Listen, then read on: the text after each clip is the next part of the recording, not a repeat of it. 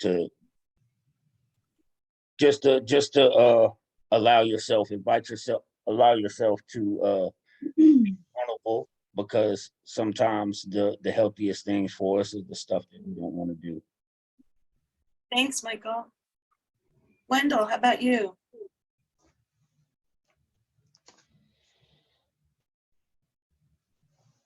Y'all hear me okay? Yes. With this, it just told me to be real. Stop pulling on the mask and everything, and it's okay to be real. It's okay to be genuine. It's okay to be vulnerable and honest.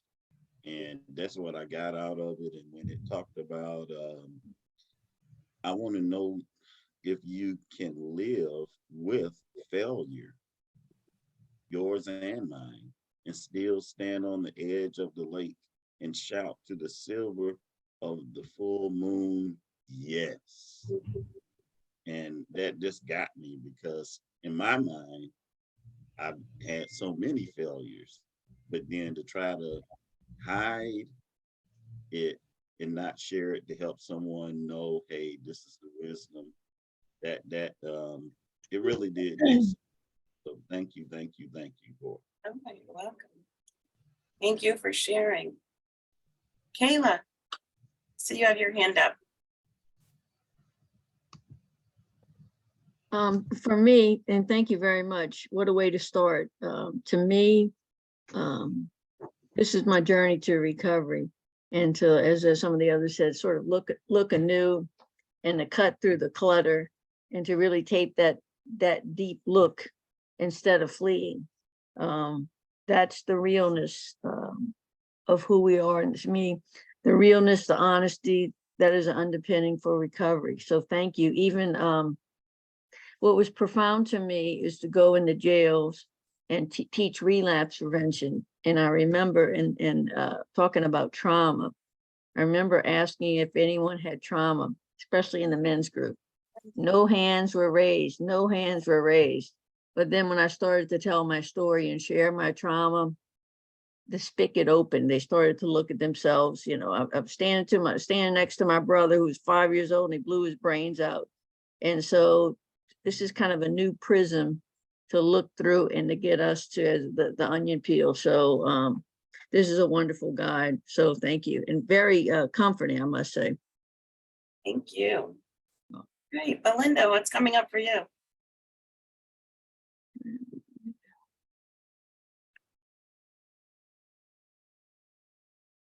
This poem was awesome for me, and it took me straight to, I want to know if you can sit with pain, mine or your own, without moving to hide it or fade it or fix it.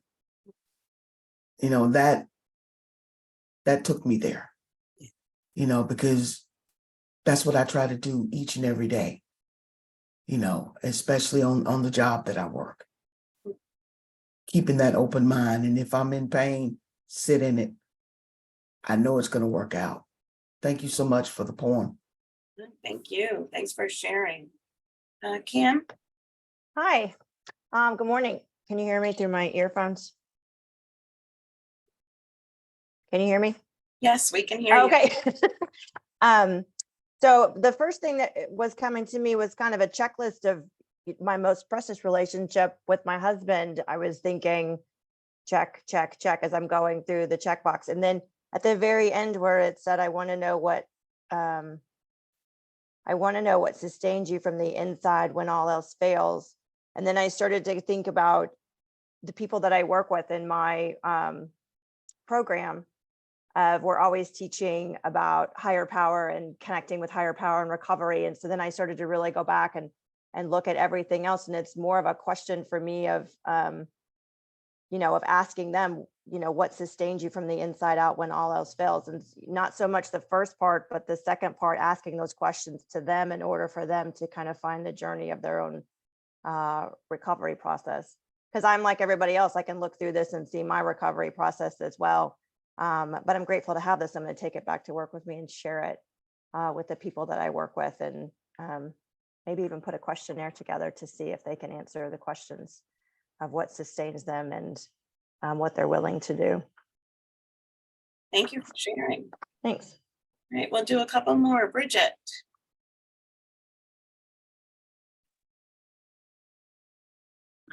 Yeah, so when I printed this out yesterday, what immediately caught my attention was the very end where it says, I want to know if you can be alone with yourself and you truly like the company you keep in the empty moment. And for me, it took me a really long time to be comfortable with myself. So I tend to gravitate towards people that I can share that deeper with. As a society, we're kind of shallow with the small talk and the how you doing and not even sticking around to hear the answer. Like, I want to know the answer to that. How are you doing? I want to hear what you have to say. I want you to be able to share that deeper that you found while you were trying to love yourself. Because that's what I tend to gravitate toward, is people that I can share that deeper that I found when I was learning to love myself. And learning to be comfortable with sitting alone with my own thoughts. Because like I said, it took me a really long time to get to that point where I could be alone. The whole poem's beautiful, but that's what really stood out to me was the ending. Yeah, thank you so much. Very, very cool. All right, I think what we'll do, there's a couple in the chat that I wanted to just notice. It's a beautiful invitation to recover. Don't compromise your soul. I can relate to. Yes, everyone was sent a copy of all the handouts. And so the poem is available to you. And if you didn't get it or can't open the handouts, just let staff know and we'll make sure that you get it. And let's see.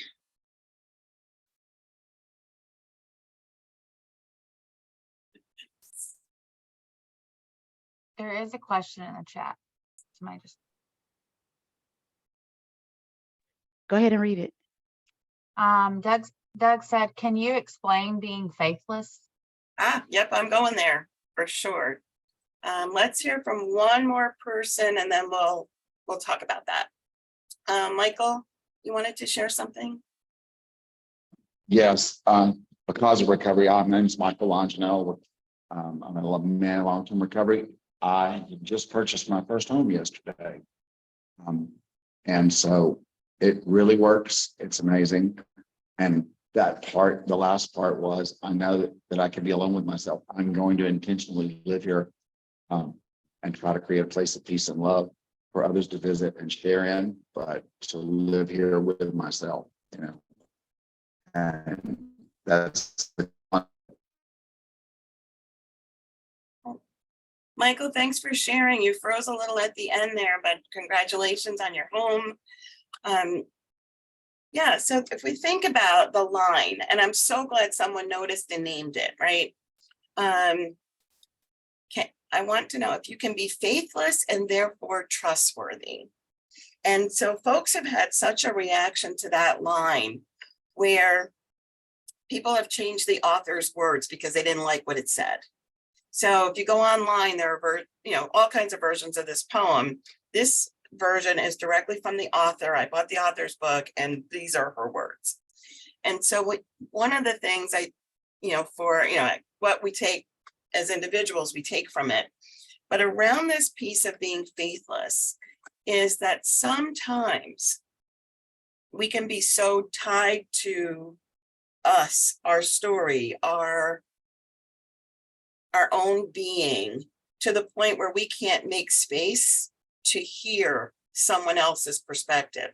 So we are so tied to ourselves that we cannot see, name, notice what is happening for someone that we may be trying to support. We can become untrustworthy because we're not showing up in a way that we committed to. And so being faithless does not necessarily mean that you have no faith. It is, for me, again, with my personal interpretation, is really around the challenge to not be so tied to a doctrine or ourselves or our own story, that we can't make space for someone else. And so being faithful with all kinds of things and to all kinds of things, whether it's relationship, whether it's our practice, whatever it might be, to the point where we don't make space for what's in front of us and can't acknowledge, can't notice, can't see.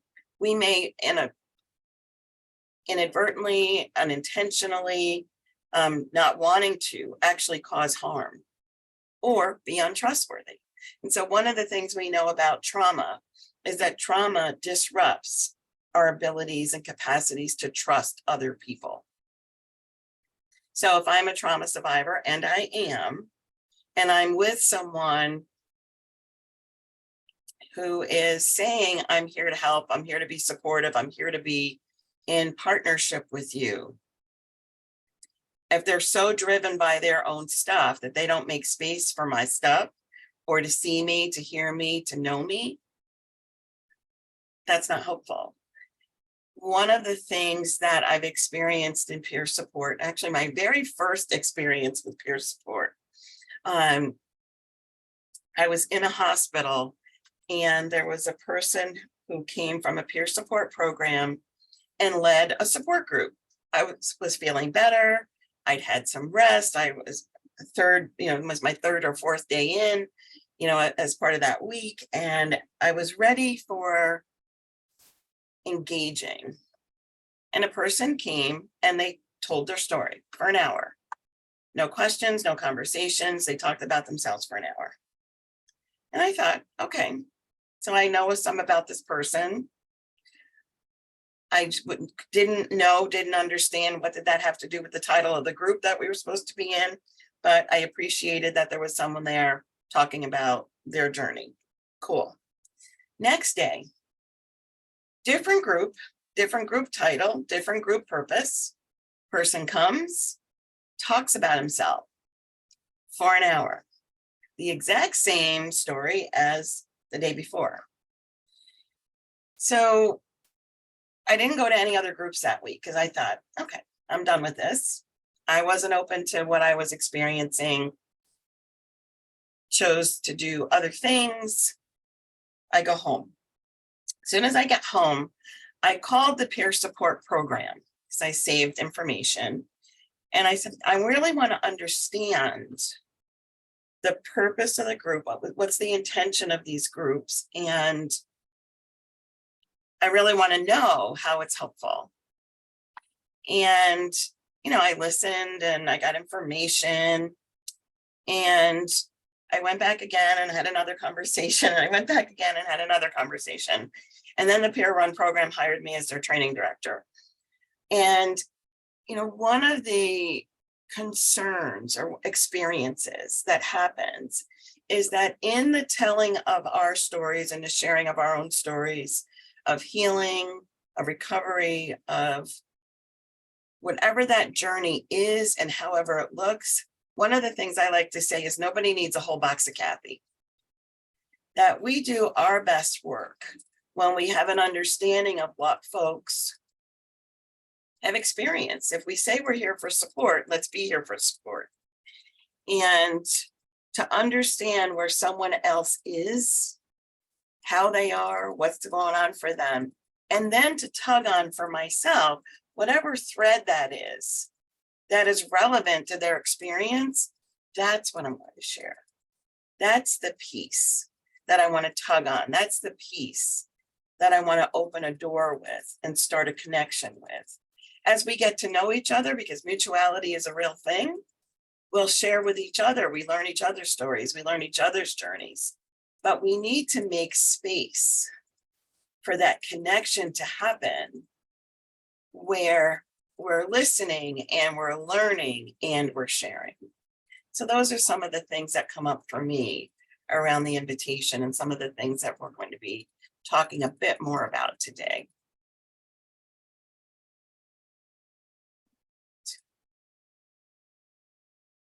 I am going to screen share. Bear with me 1 minute.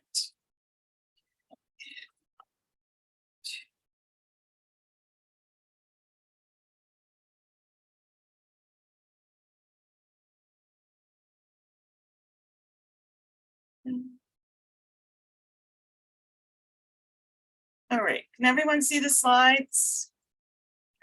Is that what everybody's looking at? Great. Yes. Thank you so much. Thank you, thank you.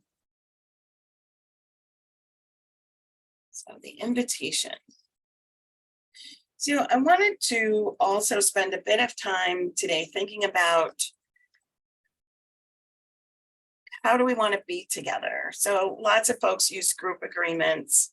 My favorite group agreements are the ones where we can start with something. These are the ideas that come up for me that have been shared in other groups, that things that have worked and been helpful. But I also want to, I'll read through this in just a moment, but I also want you all to consider, is there anything you would change? So if there's something to add, something you would want to modify in any way. So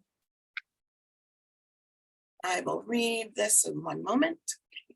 So to be open, there may be things we hear today that don't sit right initially, that we need to sit with, that we might have to mull over, and can we take it in? Can we be open to offer each other respect, to listen to each other, to respect confidentiality, that we use a one diva, one mic so that we're not talking over each other.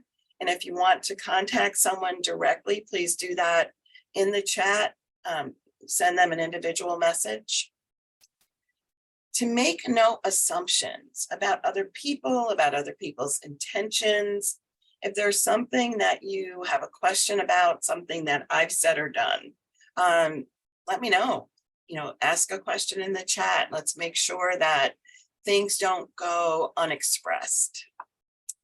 Commit to learning. So to be in this space together means learning from one another, learning from the information. I am not the only expert in this room. If we have 161 people, we are each experts on our own experience. However, we're not expert on anyone else's. So we need to commit to learning, to create space for our differences. We have 161 opinions, beliefs, values, sets of values. We will have differences. To navigate the discomfort. So navigating discomfort looks like recognizing what you might need to do to take care of yourself. The best experience I ever had was about, my goodness, about 38 years ago, I would say, when I was struggling with my own trauma. I had experiences that I was remembering that up until that point, I had not remembered. I was in my 20s. I had 2 kids. And when I had my second child, I was having flashbacks. Had no idea what was happening. Didn't know anything about trauma, didn't know what it meant, didn't know what this was. And I went to the leadership in the organization I was working in. I was running a housing program for people who have mental health challenges. And I went to administration and I said, look, something is happening for me, but I'm also noticing that this is happening for lots of people. Oprah was on television talking about trauma and surviving trauma. People in the house were talking about it amongst themselves. People were talking about trauma in the social club that we were operating. People were talking about it at work. I mean, it was just an amazing time for information, but there was not a lot of information about the experience. We were just starting to name it. People were just beginning to tell stories. And I begged to go to training and have training brought in for the residents and for the staff. And administration said, no, we don't want to open up that can of worms. And it's like the worms are already out. So what we need is some opportunity to learn, and what we have are some tools to navigate this discomforts for ourselves. And they refused. And I ended up taking a 2-month leave of absence from work. And as part of my conditions that I went to a leadership with to come back to work, I said, I need trauma training. The only trauma training that I could find anywhere in the country was a psychiatrist. Her name is Christine Courtois, and she was doing a training on looking at children's art to understand trauma histories. And it was a 2-day training. It was in Vermont. And I was able to get the administration to pay for me to go. And the one thing that I heard in that 2 days that changed my life is she said, my job is to give you some information and your job is to take care of yourself. That statement was the first thing she said on day one. I don't even remember anything else from that training that happened. Now, it was a long time ago, but that stuck with me because what is true for me is that when we step towards this work of peer support and these relationships of peer support, one of the things that we have to really think about is how are we navigating in a space when we're offering to be supportive of others? And so I do see hands and I will come back to y'all in just a minute. So yep, 1 minute. Okay. So one of the things for us to think about is that in navigating the discomfort, we need to notice and we need to name. So we're going to talk in a bit about self-awareness. And that is also part of our work and part of our responsibility, part of our life experience. So the other items on the list are to remember that we are survivors in this room and for each of us to use our power for good. So yes, is there a question, thought, or comments? Yeah, Kathy, there was an ouch made by Doug in the chat, and I was just wanting to give Doug Phillips a chance to speak before we went any further, so that we could address the ouch that was made, or if you would like to. Sure. Doug?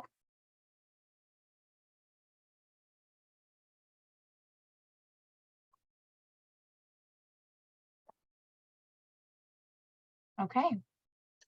I think he might have been suggesting that was one of the rules we wanted to talk about. Doug, is that the case? Were you wanting to suggest that as a rule, or was there an ouch that had been made?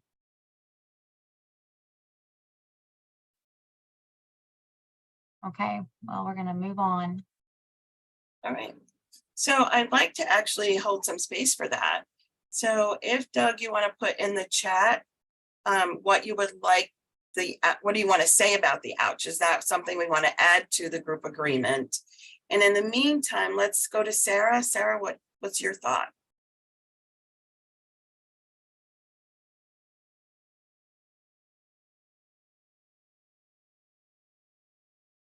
Oh, Doug. They need to be unmuted. Who is this? Who are you looking for? So one, Doug just put it in the chat that he would need to be unmuted. Doug Phillips. Did he, do he has his hand raised? Because I don't see it. Yeah.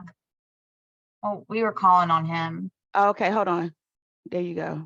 There you go. The red tape to speak. Wow. But my ouch is one diva, one mic.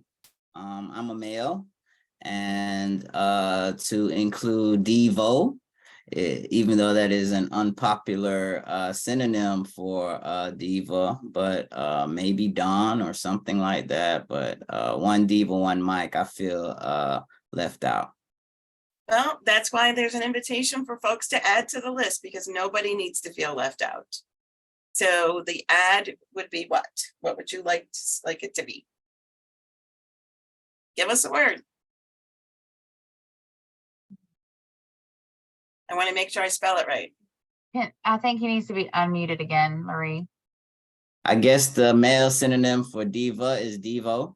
Okay, then that's what we'll So do. one diva / Devo, one mic.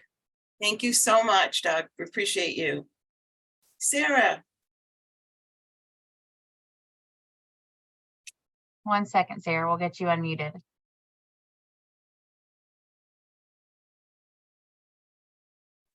Yeah, so just one thing I wanted to point out, earlier when we started talking, before we began the training, Loree mentioned that there is somebody who has read aloud on their chat.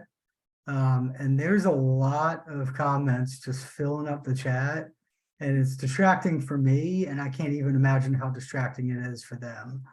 So if you could please limit the chat, you know.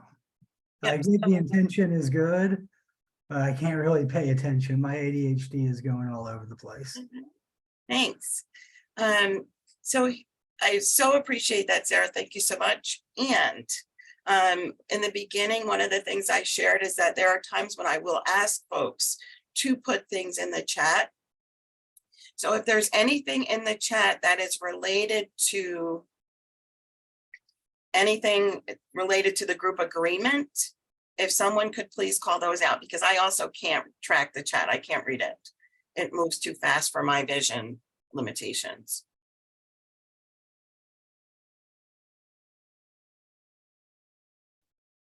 One person put in oops and ouch, which is one of the things that we pay attention to in CARES. We talk about that. Okay. Someone else mentioned Las Vegas rules. And what does that mean? Means what's said in Vegas stays in Vegas. Making sure that we're confidential among the group. So respecting confidentiality. Thank you so much. Anything else, Al, coming up related to the group agreement? I don't think so. And then just a reminder that we did have a request for limiting stuff in the chat. So again, if you want to communicate directly with somebody, you can do that anytime. Just, select the person and send that. If there's anything for the training team, definitely put questions in the chat. And again, we have 160 folks, so there's no way to read aloud everything that happens in the chat, or we won't be able to have any training today. So just want to also say that. So here's the thing that's always the challenge in having training that's virtual and talking about trauma. The things that we need to do to effectively do this work together is that we talk about what's coming up. And so in a virtual space with 160 people, it's really hard to do that. So we will try to, again, we'll have opportunities for sharing in small group. We're committed to doing that so that folks can be engaged in conversation with each other, and that's an important part of what we're going to be doing today.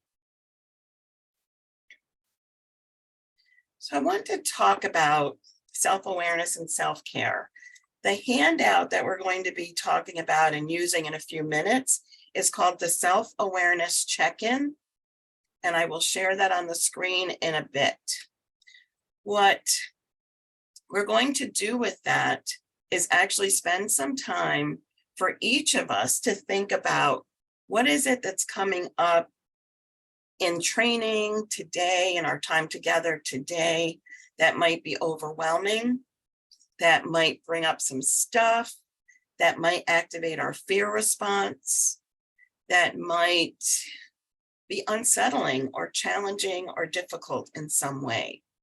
So because we work in peer support, it's stepping towards that difficulty and naming it, not backing away from it. So when we talk about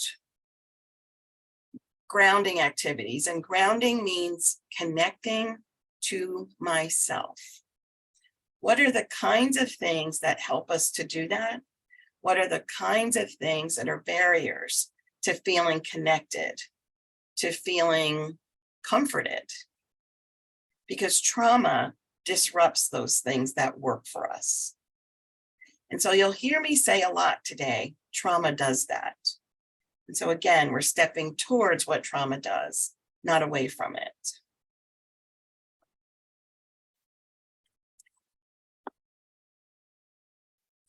On the screen is a quote from my friend Sherry Mead. And what she says when we talk about self-awareness and an invitation to practice self-care is that in the thick of this work, we often forget about our own needs until they are so big, we can no longer meet them in simple ways. So what are the things that we do as regular practice? The things that we do where we can reflect, think about, notice. How am I doing? When I'm upset, when I'm overwhelmed, when I'm struggling, what is my body doing? What is my brain screaming? What is happening for me? And what are the things that are helpful?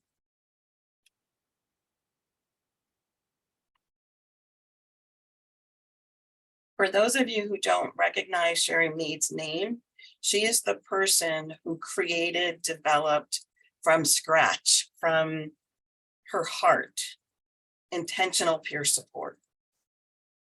And so she's internationally known for what she does and who she is. So we are going to actually do a self-awareness check-in. So I'm going to stop screen sharing the slides so that I can screen share the check-in for those who don't have it or didn't print it out. So while I'm doing that, I want to offer that if you can right now, as I'm pulling up the self-awareness check-in, just sit in your chair as far back as you can and notice where the back of your chair is actually touching your back. Just notice. Notice where your feet touch the floor. Just notice. You don't have to do anything else. Just notice.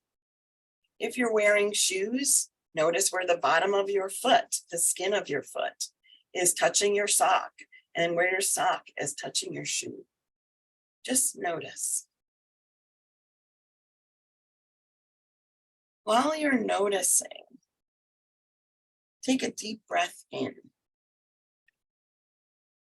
Just breathe in and let it out.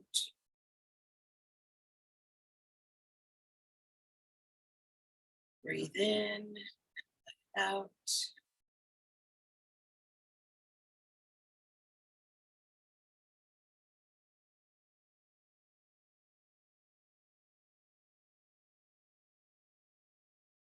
So on the screen, I have the self-awareness check-in. I'm going to read what it says and then give you all a few minutes to actually think about the responses. And then we are going to get into small groups. So it should be about 5 or so people in your group. And in your small group, you can share with each other the things that you've talked about.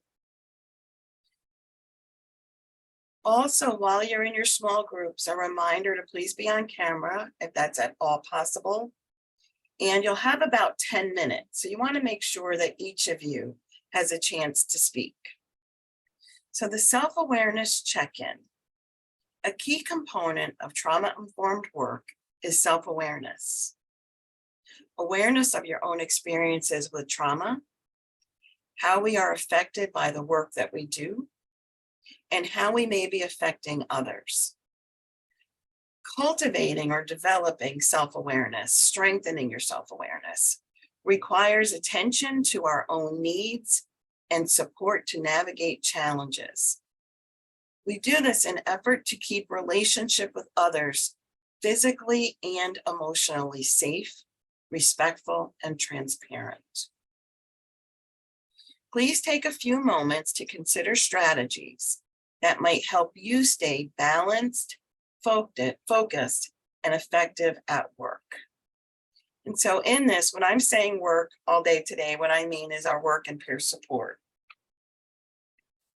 And so one of our things, so this is not in the document, but this is me talking.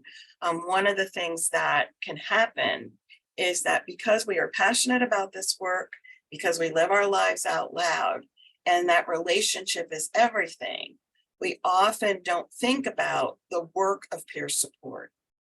So I want us to be clear that while it takes heart, it takes soul, it takes spirit, it takes so much to be good at this living out loud and supporting other people. that it is also work. So back to the form. The first one, number 1. And so there's a few things to consider or do to stay balanced and to be your best self. So question number 1 is my resources and supports are. So go ahead and think about that. My resources and supports are. Take a minute or two, write down what your resources and supports are.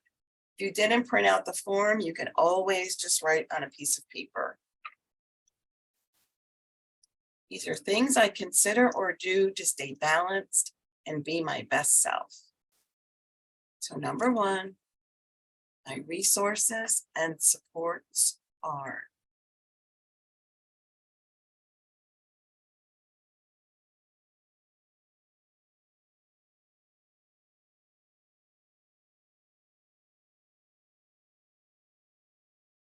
Number 2, things that may impact my relationships with others are.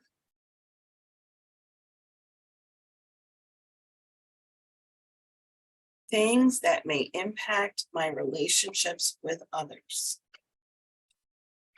And there's some spaces to write in what those things might be.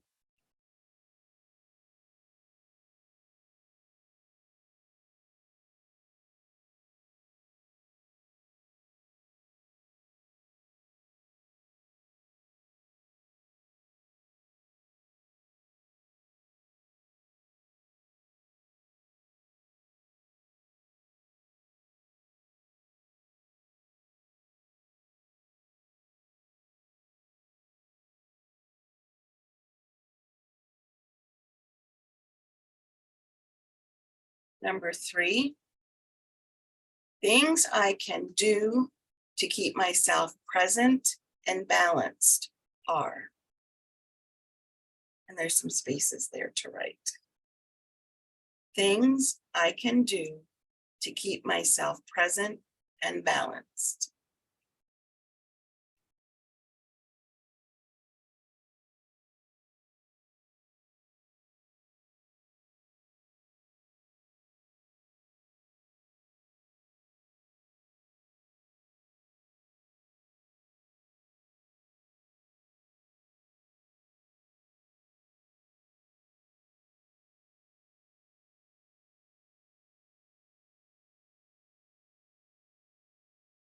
So that's page 1.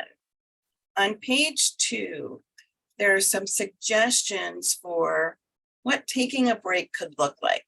So I'm going to actually read all of them. And then when you all are in your small groups, and I just want to make sure we're ready for small group. We are ready. Okay, cool. I'll read them. And then in your small groups, you can share, you'll have 10 minutes in your group and you can share what comes up. So I'll read them and then we'll go to a small group. Taking a break. I can tune out. I can use deep breathing. I can talk to blank about my feelings. And who might that be? I can watch or do something funny. I can think about my blank and fill it in. I can stretch, leave the room, or go for a walk. I can eat a nutritious or not so nutritious snack. No judgment here. I can do things to intentionally focus on the present.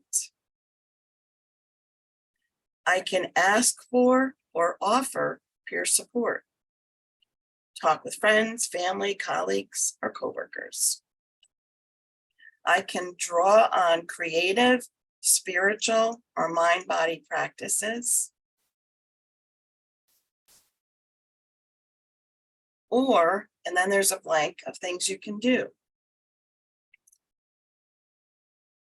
The next item says, these are things that tend to add to my stress.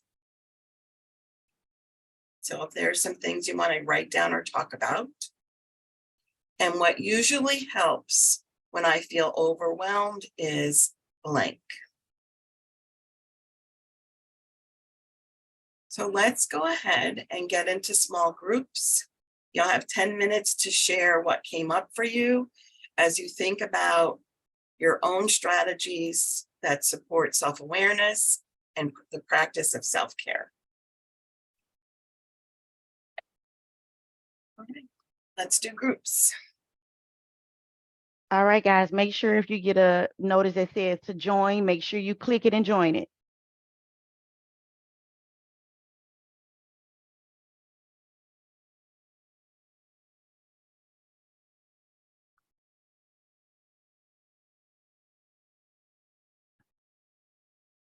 A lot. And so one of the things that I realized is that I am super sensitive to some sense. And at that point, I didn't know why. It took me, a long time in my journey. It took months to figure out what happened that day. And so as I was going to her door, and again, I didn't remember any of this at the time, I went to knock on the door and I smelled this combination of cigarette smoke, musty basement, and body odor, like sweat. And that combination of smells activated my fear response. I dropped everything. I ran down the hall. I ran outside. I ran down a flight of steps. I unlocked my car. I got in the car, locked the car, and had no memory of doing any of those things. And that's how trauma works. Trauma does that. So we get flashbacks, or there's a trauma reminder, there's something that brought around that original trauma of something that happened to me somewhere between the ages of 2 and 4 that I had no memory of it happening. And so how that all came to be is I first started to have those early memories when my daughter was 2. Now I had a son. I didn't have any of those memories with my son. But when my daughter was 2, that's when I started to remember. And then, she's 19 is when I have this flashback, or I have this event from this set of smells. Once I learned that scents can impact me that way, I set on this mission to find scents that were helpful to me to counter the impact of trauma. And so coconut grapefruit does that, lavender does that, but also the perfume that I've been wearing every single day for most of my life is Cinnabar. And that perfume is like a superpower. I mean, I've done outreach, I've done crisis counseling, I've done all kinds of things where I'm with people where those scents are present. And when I have my own superhero cape of perfume, of scents, of things that I know are calming and grounding, I can do all that work. So I want y'all to consider the things that are helpful to you and bring them forward in your work with you.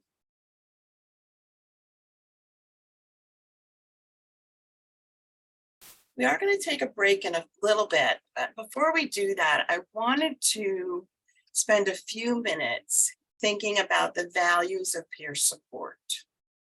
So in this slide, there's a picture of the outside of a cafe. There's some tables and chairs, and the colors are reds and blues and greens and yellows, and it's very subtle, and I love it. The slide actually reads, values of peer support, what would you add? So I'm going to share what comes up for me, and then I'm going to ask folks to put suggestions in the chat that are not here so that we limit the chat. If there's things that you can think of that are not here but are really important values for you for peer support, I'm going to invite you to put it in the chat, but do not push send yet until I ask. So we have care, kindness, nurturing, respect, dignity, empathy, mutuality, which means we are equals, reciprocity, which means sometimes it's about me, sometimes it's about you, choice, transparency. Transparency means there's no hidden agendas. that what you see is what you get. This is our process, wanting to be predictable and consistent. Going back to the values, non-coercion. I'm not telling anybody what to do. I'm not trying to make anyone bend to my will. I'm not trying to make anybody do anything that they don't want to do. Peer support also involves listening to hard truths, understanding, consistency, trustworthiness, and the last is addressing life's realities. So what's really going on for folks? What's coming up for folks? So if there are any values of peer support that you would like to add to this list, please put them in the chat, but don't press send till I ask. Give folks time to do that. Okay, press send. So we've got a cascade of things coming. Thank you so much for that. All right. Right. Would you like me to read a few, Kathy? Yes, if you could please read a few, that would be great. All right, I'm just going to randomly go through here and pick them. I see pattern interruption, non-judgmental, dependable, consistent, and confident, no fixing, affirmations and authenticity, voice, acceptance and letting peers be who they are, active listening, accountability to self and others, don't monopolize the interaction with your story, doing all the talking. Consideration, humor, grace, non-traditional creative support, love, laughter, setting boundaries, Mhm. safe, and validation. Love it. Thank you all so much. Thank you for all of that. So good, so good. And so it's holding on to the things that guide us in our peer support relationships. And sometimes we need reminders. And sometimes we're unclear when we talk about what support, peer support actually is. So I wanted to make sure that we were all on the same page in terms of the language I use to talk about peer support. That peer support is not a helping relationship like the hierarchical roles of other kinds of professional relationships. It is a dynamic, flexible approach to connection and mutual understanding among equals based on a core set of values and principles. So peer support looks like something. And it's more than, as the example I was sharing with you earlier of, it's more than me showing up and sharing my story. That is certainly a piece of it, but that is not all of it. And nobody, again, needs a whole box of Cathy. It's what are the things that are relevant that folks are experiencing that we tug on and to share because we are equals, because there's mutual understanding, because of all the values that you all were just naming and talking about, and the principles we have for doing this work. And there are sometimes things that get in the way. So the slide reads, what gets in the way of bringing our best selves to this work? And one of the things that gets in the way of bringing our best selves to this work is trauma. And so we are going to talk about trauma for the rest of our time together in some very real ways. On the screen is a graphic that I'm going to read and take us through. So my friend Darby Penny, so if any of you who are, if you're involved in peer support and you have not heard the name Darby Penny, I would say Google Darby Penny. Darby is one of the early leaders nationally around peer support. She died 2 years ago. She and I were dear friends, And the very first conversation we had was at a trauma conference, and we were having an argument about what trauma-informed peer support would actually looks like. And that lively debate led to a lifelong friendship. And I want to share with you an artist's drawing of a conversation Darby was giving on peer support. So we're at a conference. I was talking about cultural and inclusion, and an artist did a drawing of as I was speaking. And when Darby talked about trauma-informed peer support, this is the artist's rendition of that. So some themes: all peer support should be trauma-informed. There's shared adversity, and we can do consciousness raising. Those are the things that contribute to having equality in our helping relationships. And so it isn't just, I'm going to help you, it's I'm going to support you, and we and our connections are going to lift each other up. That having trauma as part of the peer support conversation 10 years ago was still a new conversation. And while there's a lot of language about trauma and it's in the mix, there wasn't necessarily a direct connection of how do we think about this trauma lens, because healing is a natural process, and we need to make sure that we are helping to facilitate that in ways that what we're doing in our interactions with other folks is not harmful or re-traumatizing. So this top-down way of trying to direct someone else's healing can be harmful and hurts.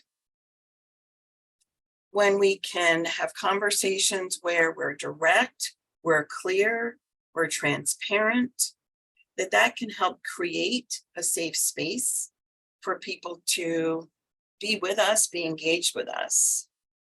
That often in our interactions with systems, there's a lot of use of top-down helping and power over. And what we are committed to doing, and when peer support is trauma-informed, is to support folks to reclaim their power, their agency, their autonomy. And that sometimes it's social action is the way to do that. Sometimes folks engage in treatment and think treatment is helpful, find treatment helpful. Sometimes folks are saying, I was mistreated in the treatment process. I was harmed by the treatment process. And peer support was what was helpful. So peer support in and of itself can be social action. Helps us to reconnect and reclaim our agency and autonomy, because it's a space where our voice and our choices matter.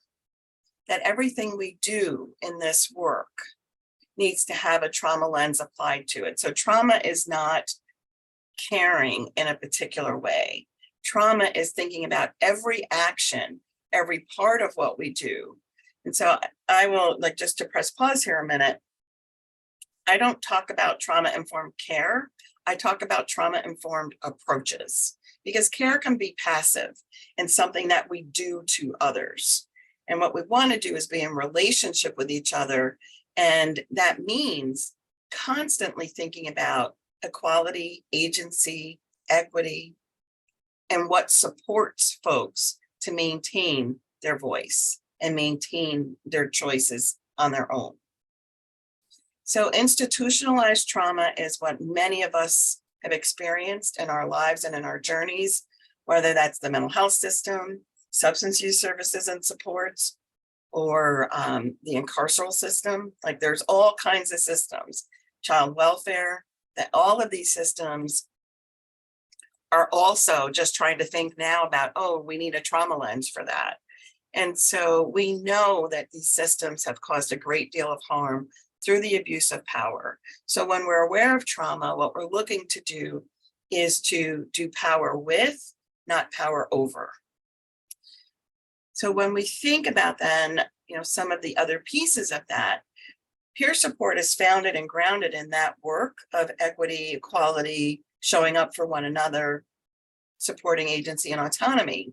At the same time, sometimes even within our peer support, there's pressure that co-ops peer support values. So what do I mean by that? Co-opting peer support values is when we are asked or in positions of working. Let's say I'm a peer specialist and I work with a sort of community treatment team or a mental health clinic, that sometimes the rules of those spaces are counter to peer support. And so sometimes peer specialists are asked to, oh, you go talk to the client and then you come back and tell us, whether or not they're taking their meds. So we end up reporting on each other rather than being with each other. So as one small example, sometimes we work in spaces as peers where the system we work in doesn't understand our role. So when we're using our stories and sharing our stories and living our lives out loud, there might be rules that are, oh, you can't socialize with people that you work with. Well, if I'm in a small community and my recovery community is also in my small community, I may be in contact with people that I'm supporting in peer support. And so we have to recognize that culture matters in those ways, that who we are and how we show up, we need boundaries, we need all the values that we've talked about. And at the same time, we need to hold true to what peer support actually is and not have those values co-opted. Let's see what else is here.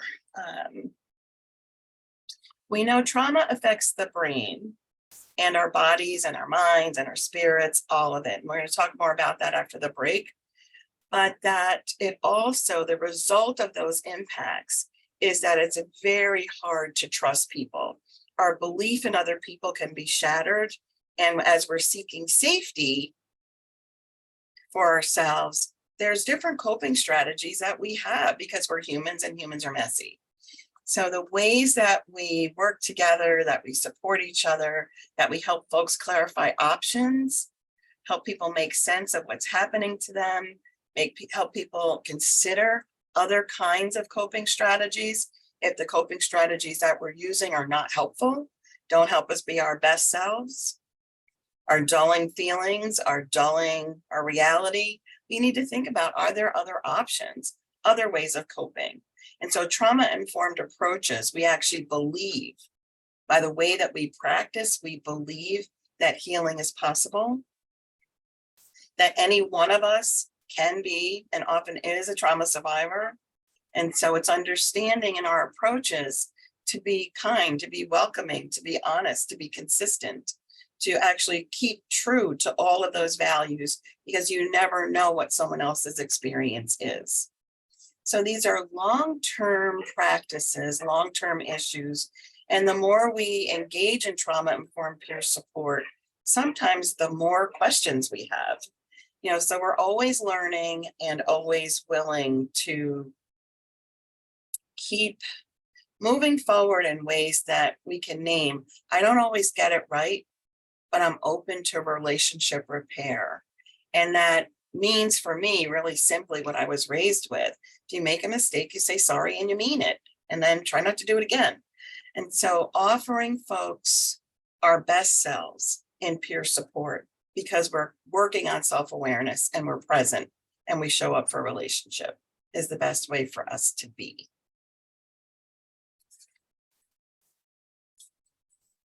Right. So we are at the end of section 1. I think it's a great time for a 15-minute break. And so please take your 15-minute break. Take care of yourself. Do things that will nurture your soul. When we come back, we're going to be defining trauma and talking about trauma and taking a deeper dive. Before we exit from any of the training team, is there anything that you all want to add before we take our break? No, not for me. Doreen wanted to say something about what people can do to help with the chat, so I did unmute her. But Okay. No.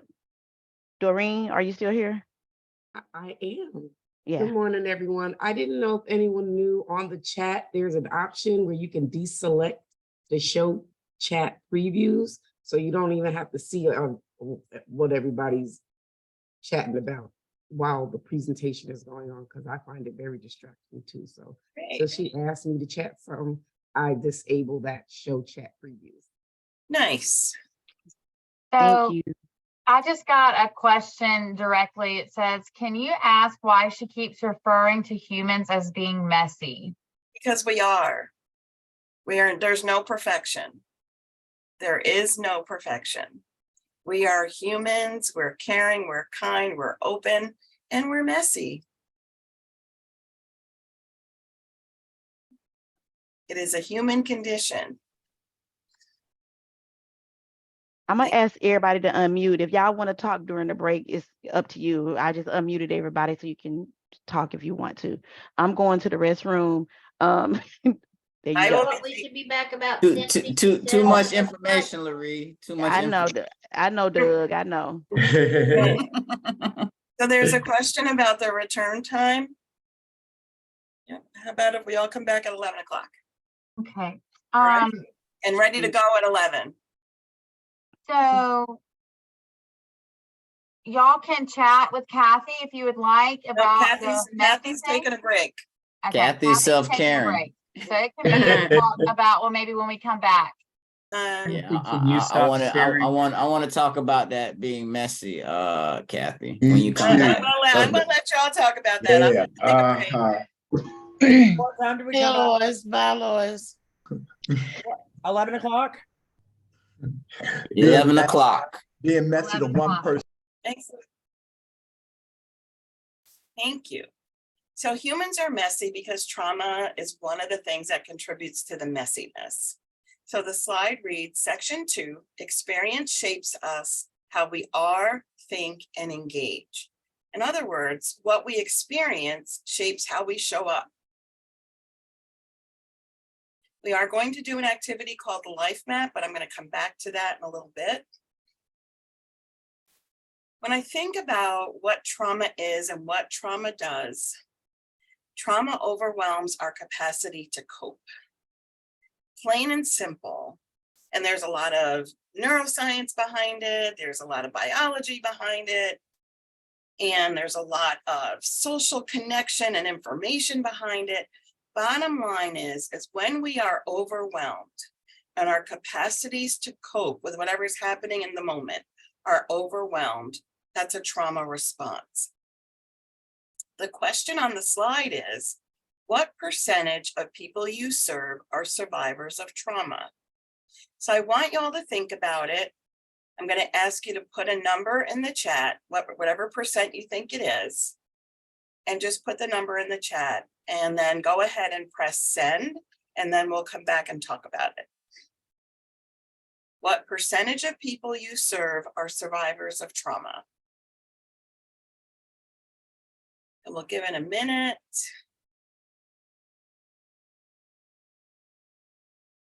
Got a bunch of responses.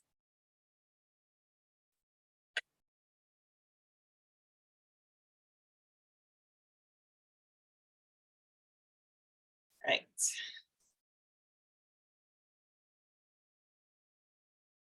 Hey, so if somebody can help me out with the chat, what are the numbers we're seeing? All right, so we're seeing a lot of 100%, 99.9, 75, 80, 97, 90, 95, 15%, another 50, a lot of 98%, and 99.9s, 100%. I see one person said 1%. Yeah, I was about to get there. Yeah, somebody said 1%. Okay, thank you for that. So here's the thing, is that when we talk about trauma, who trauma survivors are, what those experiences are, and how widespread trauma is, some of you may be surprised and some of you may say, you know what, I thought so. So let's go ahead forward. We're going to talk a little bit more about trauma. And so I'm going to read this definition from the slide, defining trauma. Individual trauma is the unique personal experience of an event or an enduring condition. So it could be something that happens once or something that is pervasive, happens over time, all the time. So an example might be poverty, right? There are all kinds of sources of trauma.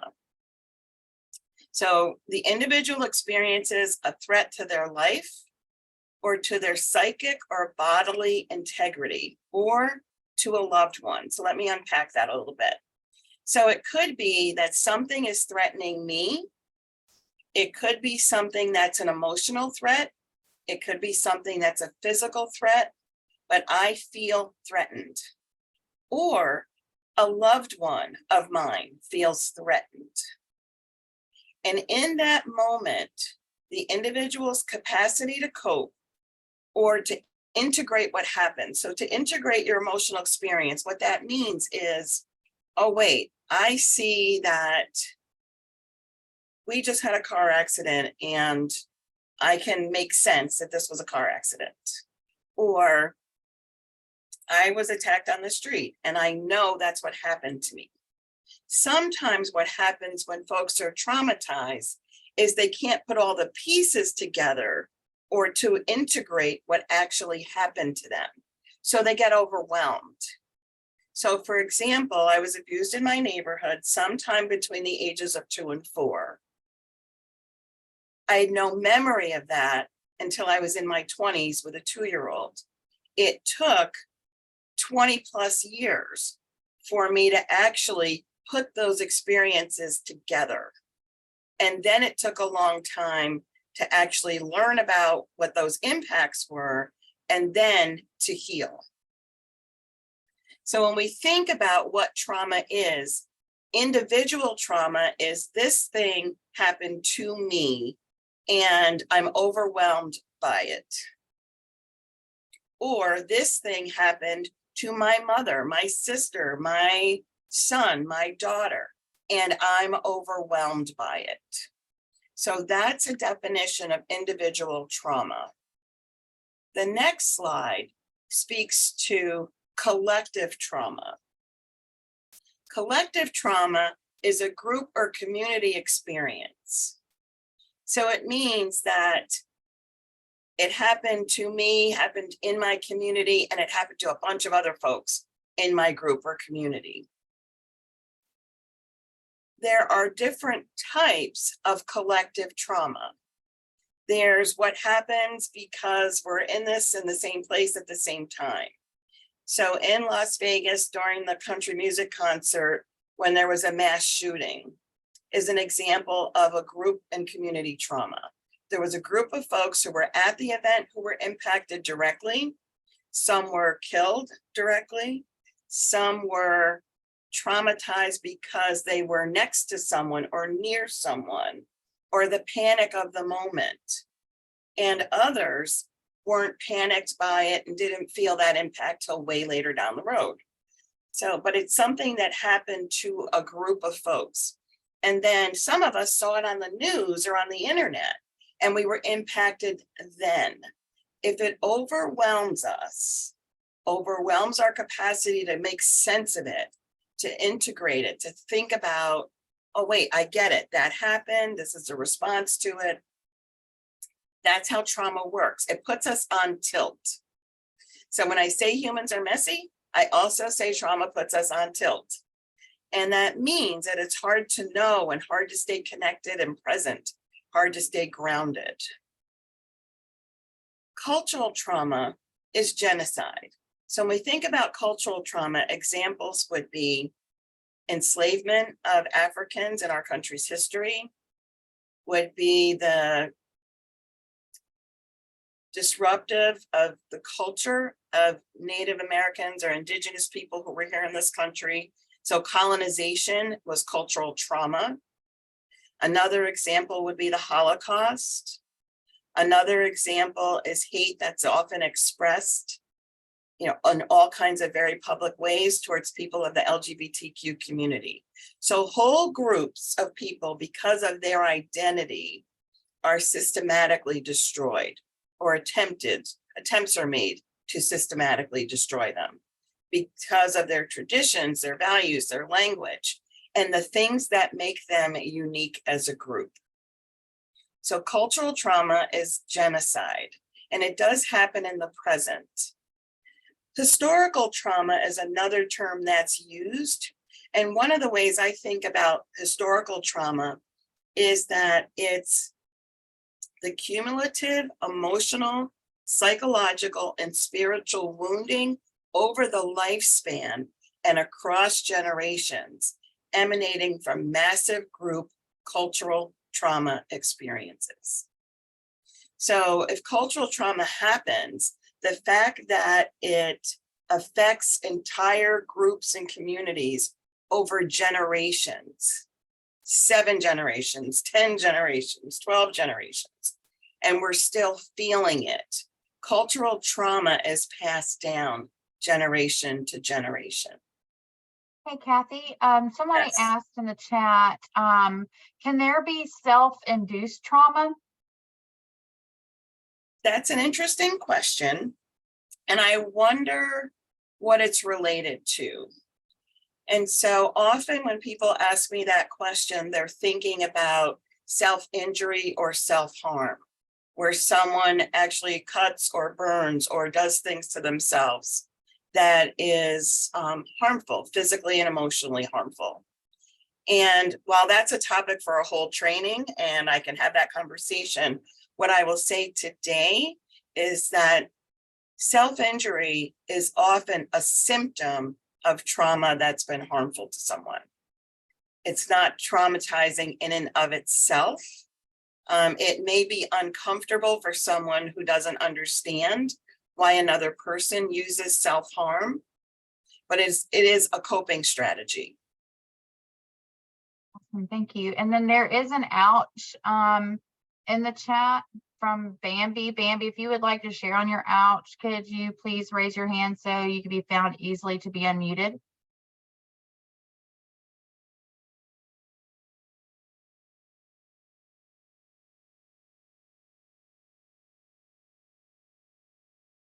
Hey, sorry, I was trying to raise my hand.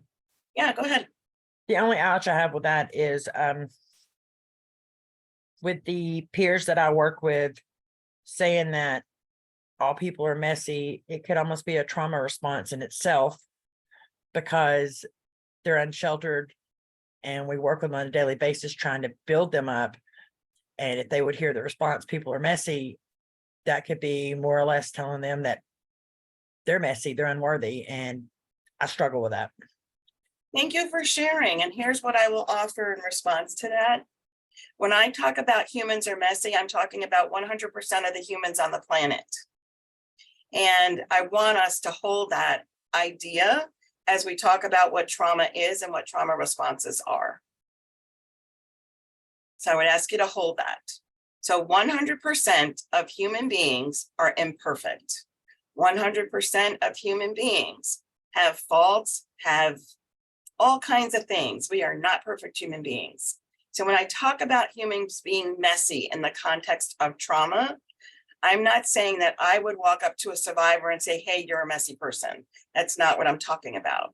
What I'm talking about is imperfection and how trauma looks, how it shows up, and how we often respond to people who are having trauma responses in very negative ways because we are uncomfortable. So happy to keep talking about that and come back to that. But I do want to continue talking about trauma responses and what they are for just this very reason. So thanks again for the comment. These are all on this list in the slide in front of you, potential sources of trauma. So we think about trauma as coming from very particular places. And so I want to read this list. It will take me a few minutes to get through it. And I would ask folks to just hold your thoughts. And then if you have some questions, absolutely, please ask them. And remember the way to if you want to ask a question, to raise your hand so that we can find you and unmute you. So, or a comment. No, either way, it doesn't have to be a question. So potential sources of trauma. There are things that happened in childhood. So sexual abuse, physical abuse, emotional abuse, neglect, abandonment, those are all sources of trauma. It also occurs to me that as the more we talk about trauma and trauma responses, that you may have a trauma response even in this conversation. So a reminder to check in with your list of the things that you're going to do to take care of yourselves, and that if you need support, reach out and ask for support. Other sources of trauma: rape, sexual assault, sexual trafficking. These are things that happen to human beings all the time and often go under the radar and underreported. Domestic violence in all the forms that it happens. So domestic violence can be physical coercion, emotional coercion, spiritual coercion. Someone could be targeted by an abusive partner because they have mental health challenges and their partner is undermining them, keeping them from going to support groups or treatment or taking meds, if that's what they want. But controlling another human being's actions and responses. Ways that coercion related to substance use shows up in domestic violence. Person controls recovery, keeps people from getting supports, intentionally causes someone to overdose, intentionally undermines sobriety by making sure that whatever the substances are in the home and easy to access. So all kinds of ways that in domestic violence, people are undermined related to substance use. All kinds of violent crimes: injury, illness, death, loss, grief. Institutional abuse. So I want to talk about that for a moment, that people are often in institutions to seek help or are required to go into treatment or required to be hospitalized or are incarcerated. That they're in these environments, you have vulnerable folks. You also have folks who are working there, involved in whatever that system is, who are predatory. And then there are the practices of the institution itself. So my clearest example of an abusive practice in an institution is 4-point restraint in a psychiatric hospital. It's a regular practice. There's been years of work to decrease the use of physical and chemical restraint in psychiatric settings, but it's still widely practiced. And so never once have I ever heard anyone say, thank you so much for that 4-point restraint, which is tying my feet and my hands. And that some of those regular practices bring about the same response as the original trauma that people have experienced. Homelessness in and of itself can be traumatizing. It can also not be traumatizing. So these are potential sources because some folks may experience these terrible, terrible things and not be traumatized by them. And we can't predict for somebody else what is traumatizing and what is not. Dislocation, having to move, having to leave a place where you're comfortable, leave a place that you call home, leave a country, leave your home, leave whatever. That movement can be traumatizing. War, terrorism, and combat can be traumatizing. Community and school bullying and hate crimes where someone is targeted based on their identity. Abuse through religion.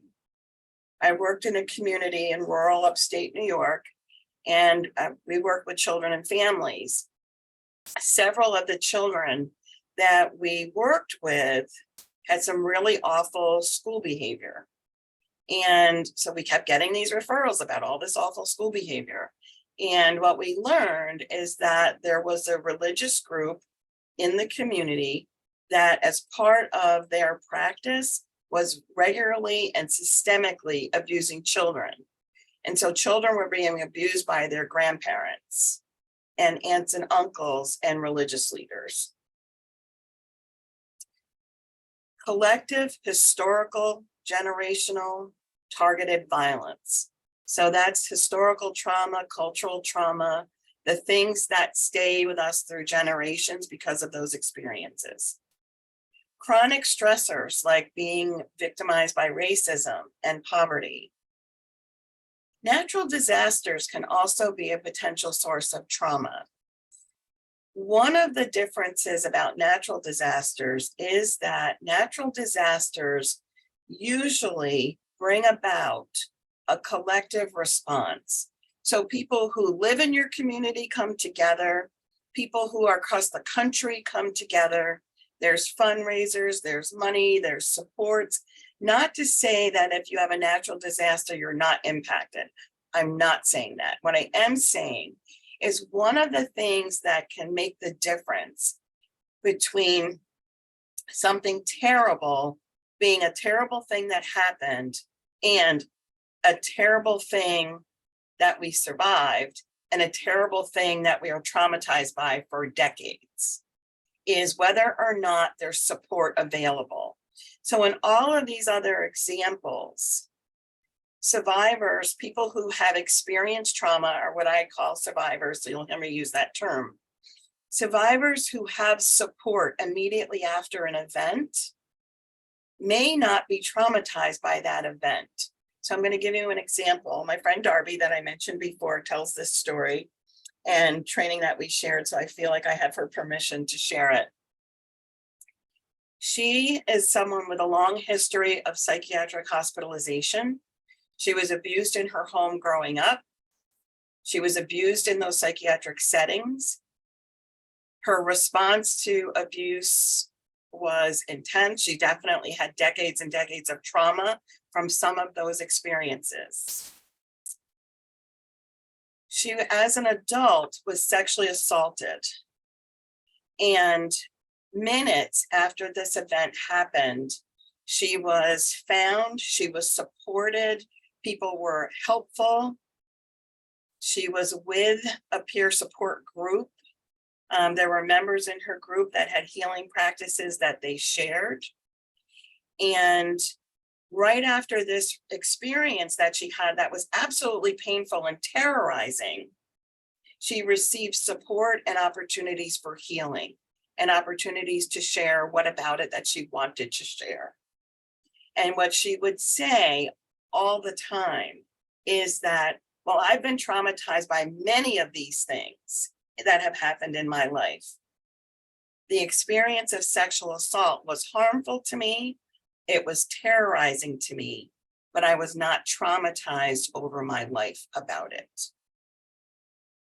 So in natural disasters, when communities come together, folks sometimes can get support they need, and they also learn that they're not alone.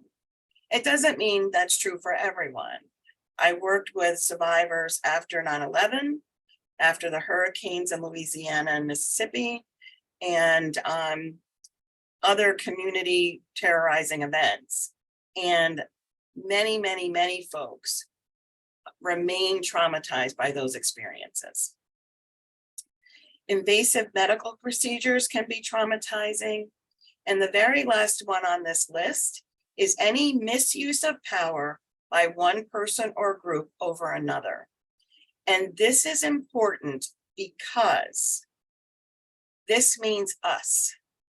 Any of us is capable of causing harm that traumatizes another human being. We need to think about ways we use power over. We need to think about and acknowledge and pay attention to when we are not acting with mutuality, when we are not being respectful, when we are using power in a way that is abusive. We need to notice. So I want to pause there. Anthony, I see you have your hand up. One of the things that I noticed that is, I work at the cab prices. So one of the things that I've been noticing a lot lately, and especially in the past year, a lot of trauma that's been coming up has been from not just relationship, but divorce trauma. A lot of people have, especially some of the men that have been coming in, have lost the rights to see their children, which causes them to self-medicate, over-medicate, or just the mental health aspect. I mean, I just don't want to do it anymore. Losing a lot of their properties, losing a lot of their stuff. Yeah. Women too, divorcing, and so I've noticed this a lot. I didn't know that that trauma was kicking as much as it was in the divorce rate, but it is actually a lot of base trauma in that too. Loss of relationship, loss of connection, grieving those things. Grief in and of itself can be traumatic. And so to keep in mind that we don't know the source of someone else's pain, right? And so when we think about it, with all these potential sources of trauma, it makes sense that near 100% of the people you work with are experiencing trauma at some point in their lifetime. And so important for us to notice and to hold. Thank you. Yeah, Sarah. So I'd say one of the something that should probably be on that list is and something that has been a great source of my the trauma, the PTSD, has been the news. You know, I remember when 9/11 happened, they turned on the news, and then I saw the second plane. And then I remember for like a week afterwards, they were just playing it over and over. And so I try to stay away from the news personally. I think that is definitely a source of trauma. Yeah, thank you so much. The experience here in New York, as you know, it was very personal. I was actually working for the State Office of Mental Health at the time. And not only was it on the news that day, but when it happened in the morning, children in school were shown the video all day, over and over and over. Every school child in the state saw that the day it happened on the news. And so those are the kinds of things, right? And again, it's not just what happens directly to me, but what happens to my community, what happens and to people I love, people I care about. And when we think about how we identify what's my community, with everything being so accessible virtually, my individual community has expanded a great deal. And so there are lots of things that activate our fear response. A little bit later, I'm going to talk about trauma reminders as well. And so the news is a very high source of trauma reminders for sure.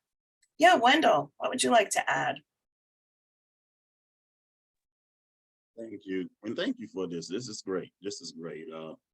As the gentleman was talking about divorce, and as you were talking about abuse through religion, that's what I experienced a lot of for about 13 years.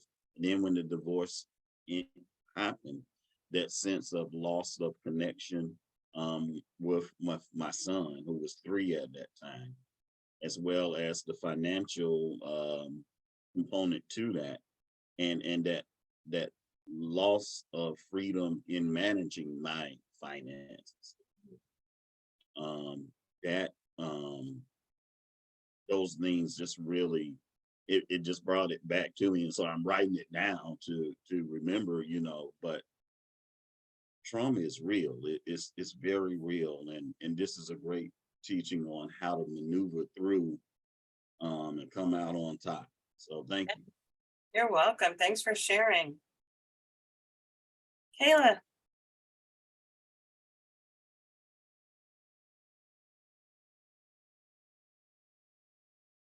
Okay, I'm trying to do, okay, can you hear me?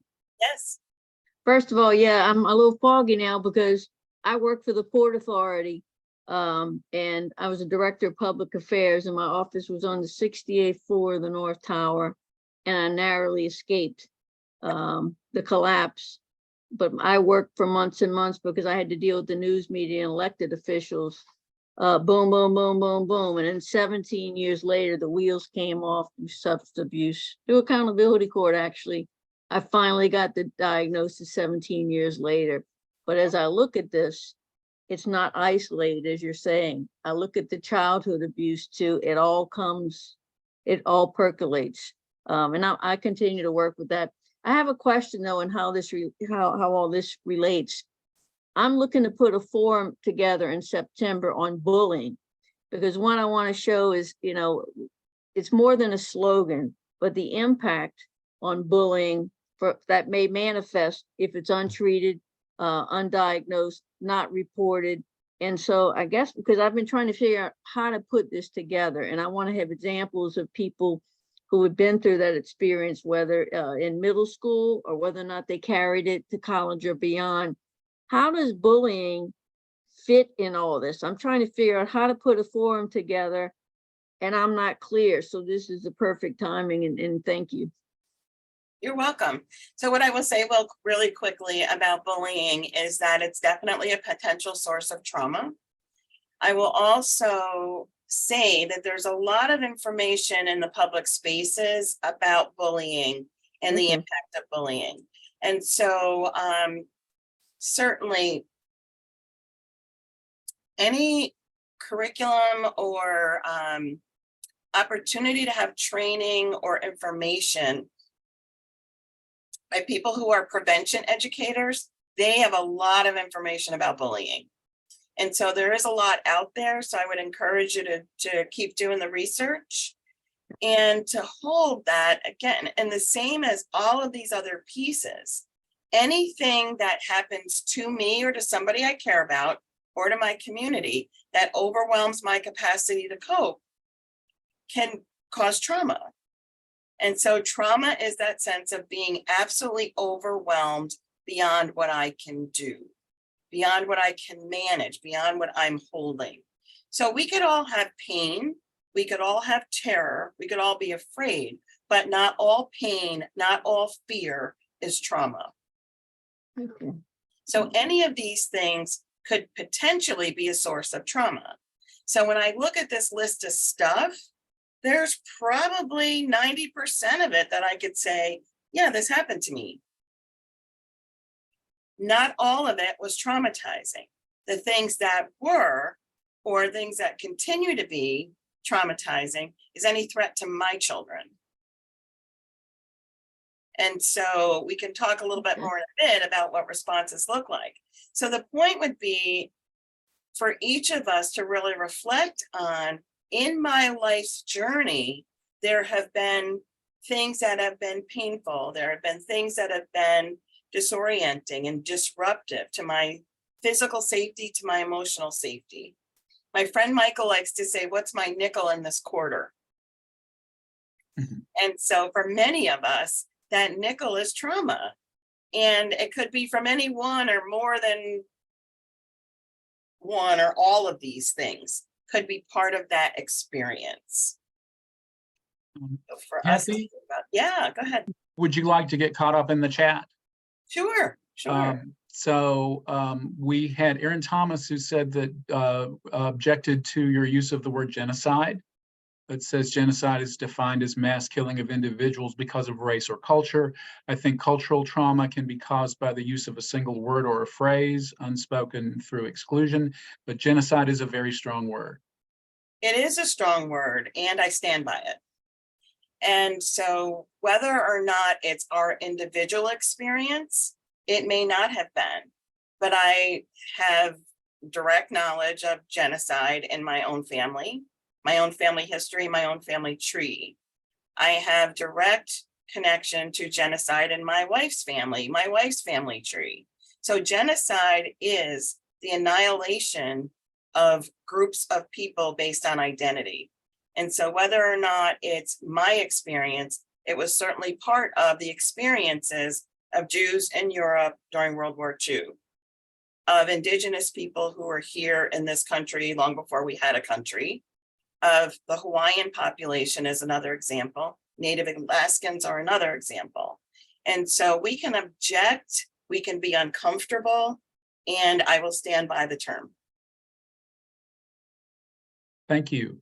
Yeah, So you're there was a discussion of spiritual coercion. Yeah, And, let's, uh, One person responded, said using God as a form of manipulation to have their needs met or in order to use the other person.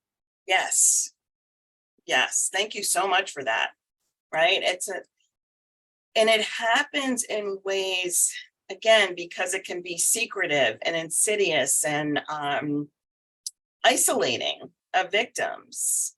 I think a really good example of that, if anybody has seen the movie Spotlight, I happened to watch it again recently, and it is such a really clear example of how that happens and the ways that systems also cover it up.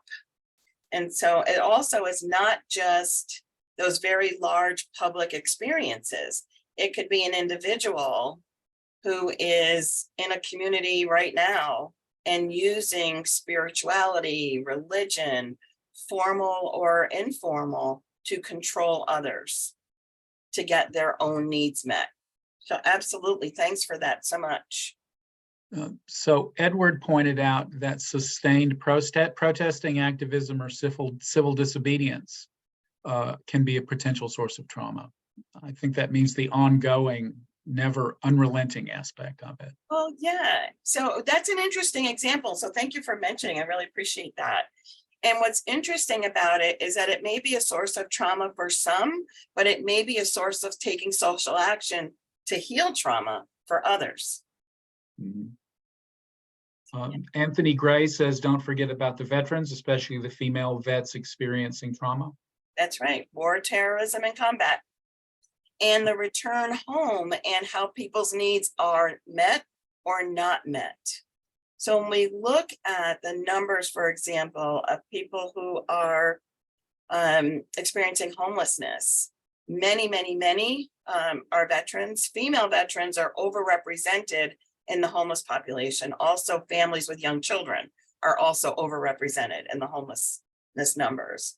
And so it's, what are those experiences? And then you add those who have mental health challenges. We add folks who are using substances in whatever ways and whatever that is. It's how do we really look at the underlying condition for so much of what people experience is trauma and related to trauma. And I saw, Doug, that you had your hand up and then you went away. So I just wanted to check in to see if there was something you wanted to say. Al, can you unmute Doug or? Yes, I did. Nope, he doesn't want to share anymore. He's saying, Okay. shaking his head no. I just saw in the chat to raise your hand, so I just was following instruction. Oh, okay.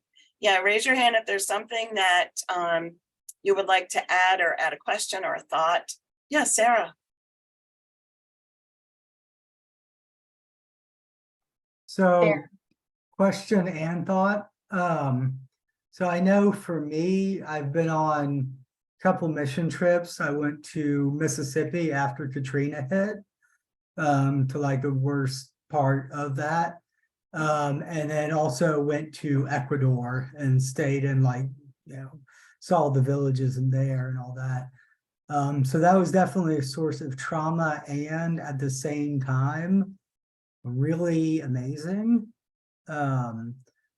So, and the question is, I know, like I put in the chat, when I was diagnosed with muscular dystrophy, that was probably more terrifying than even being diagnosed with my psychological diagnoses.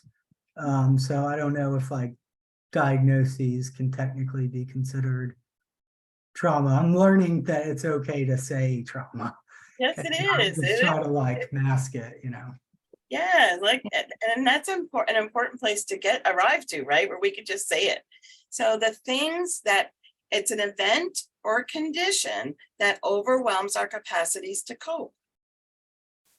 So the things that do that, the reason I've included invasive medical procedures is I have a colleague that does a lot of trauma training, and the source of her trauma was medical procedures before she had language. So she was a very young child, didn't have any language for what was happening to her, and had repetitive surgeries. And didn't know the impact of those experiences or what the source of the trauma was until she was well into adulthood. And so those are the kinds of things we want to think about, where we don't know the source of someone else's pain. Deborah, yeah. So I think there've been a lot of good points. I do want to share that what you just said, that there are so many sources of trauma. I'm honored to get to work on the Trauma Informed Care Committee as well. I head up the recovery. They go hand in hand. So I too have a very serious diagnosis, and it's unfortunate, but I could check a lot of these sources. I urge people not to be judgmental, sort of like my trauma is worse than your trauma, or to be really aware as we interact. When we see somebody who's obviously having a very difficult time waiting, perhaps in a waiting room at one of the clinics, to be open. So September, although, and I'm going to make a play, September is National Recovery Month. I think we all know that. It is a time to celebrate so much of our recovery. We're doing trainings on trauma at the same time, but I urge people to remember what we're celebrating in September and why, at least I'll speak for myself, those tools and skills have been instrumental in me facing my trauma. There's the theme we know. At Highland Rivers Behavioral Health, we have a theme coming out of an individual's drawing for it, which is soaring on the wings of recovery. And it can be anything with wings, but we have that ability to soar and change and use those positive tools, our strengths, everything, our passions, to help us. But again, in closing, please don't be judgmental, as though somebody's what we were calling little t and big T. They may have a little t that is stopping them in their tracks, and we need to be respectful and use the same approaches to help. That's it. Thanks, Deborah. I'm gonna, there are two more folks I think that have hands up, and I want to make sure that we hear from you. And so I want to come back to this notion. So two things. We are going to talk about this afternoon, what supports healing. And absolutely exactly what Deborah just said about not being judgmental. That is a given, it's necessary. And at the same time, as human beings, our brains are geared for judgment. So we have to work to be non-judgmental. It doesn't happen by itself. And it doesn't just happen because we wish it to. It's something that we have to be intentional about. And then I want to come back in a bit to big T and little t trauma. Because I have a different view of that. So Simone, go ahead. Oh, gotta unmute you. There we go. Thank you. Thank you so much, Cathy. I just wanted to make a statement. Just by sitting on this screen this long has my adrenaline flowing overwhelmingly, because I got over 8 of these sources that have happened to me. And I've just never looked at it on paper like this. So it's very overwhelming for me. And I just needed to share that. So Simone, a question for you and for the group is, what is it that you're going to do to help with that sense of overwhelm right now? Not to put you on the spot, but I want you to think about it. Yes. I want to get up and walk away to get my thoughts back. Get centered. That's what I need to do. So from the beginning of this training today, what we've been talking about is the responsibility for self-care. So it's not something you do when you get to it. It's something you do when you need it. And so thank you for being so open and you're sharing right now. So if you need to stand up, walk around, go do that. You have an invitation to have comfort tools and supplies by you.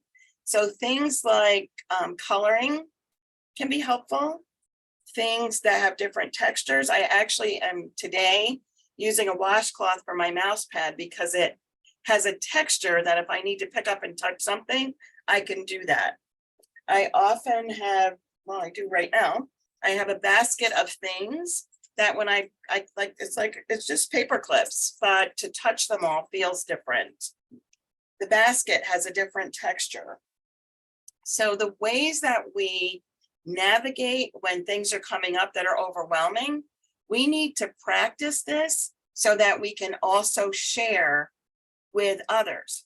When you experience that sense of overwhelm, it's called dysregulation. And I'm going to come back to that this afternoon. But I want you to think about that when you're feeling that sense of dysregulation and just jumbled up, because this is a lot. Again, we are intentionally walking towards trauma. We're not shying away from it. So when you intentionally walk towards trauma, you have to also walk intentionally towards your self-care and what you're going to do to keep grounded, centered, and connected. So there's the stuff you have that's yours. There's also reaching out for help, but it's up to you to step towards that support. So no one's going to be able to read your mind and know that you need it. If you need it, ask for it. And we have folks here to be supportive and helpful. Crystal, go ahead.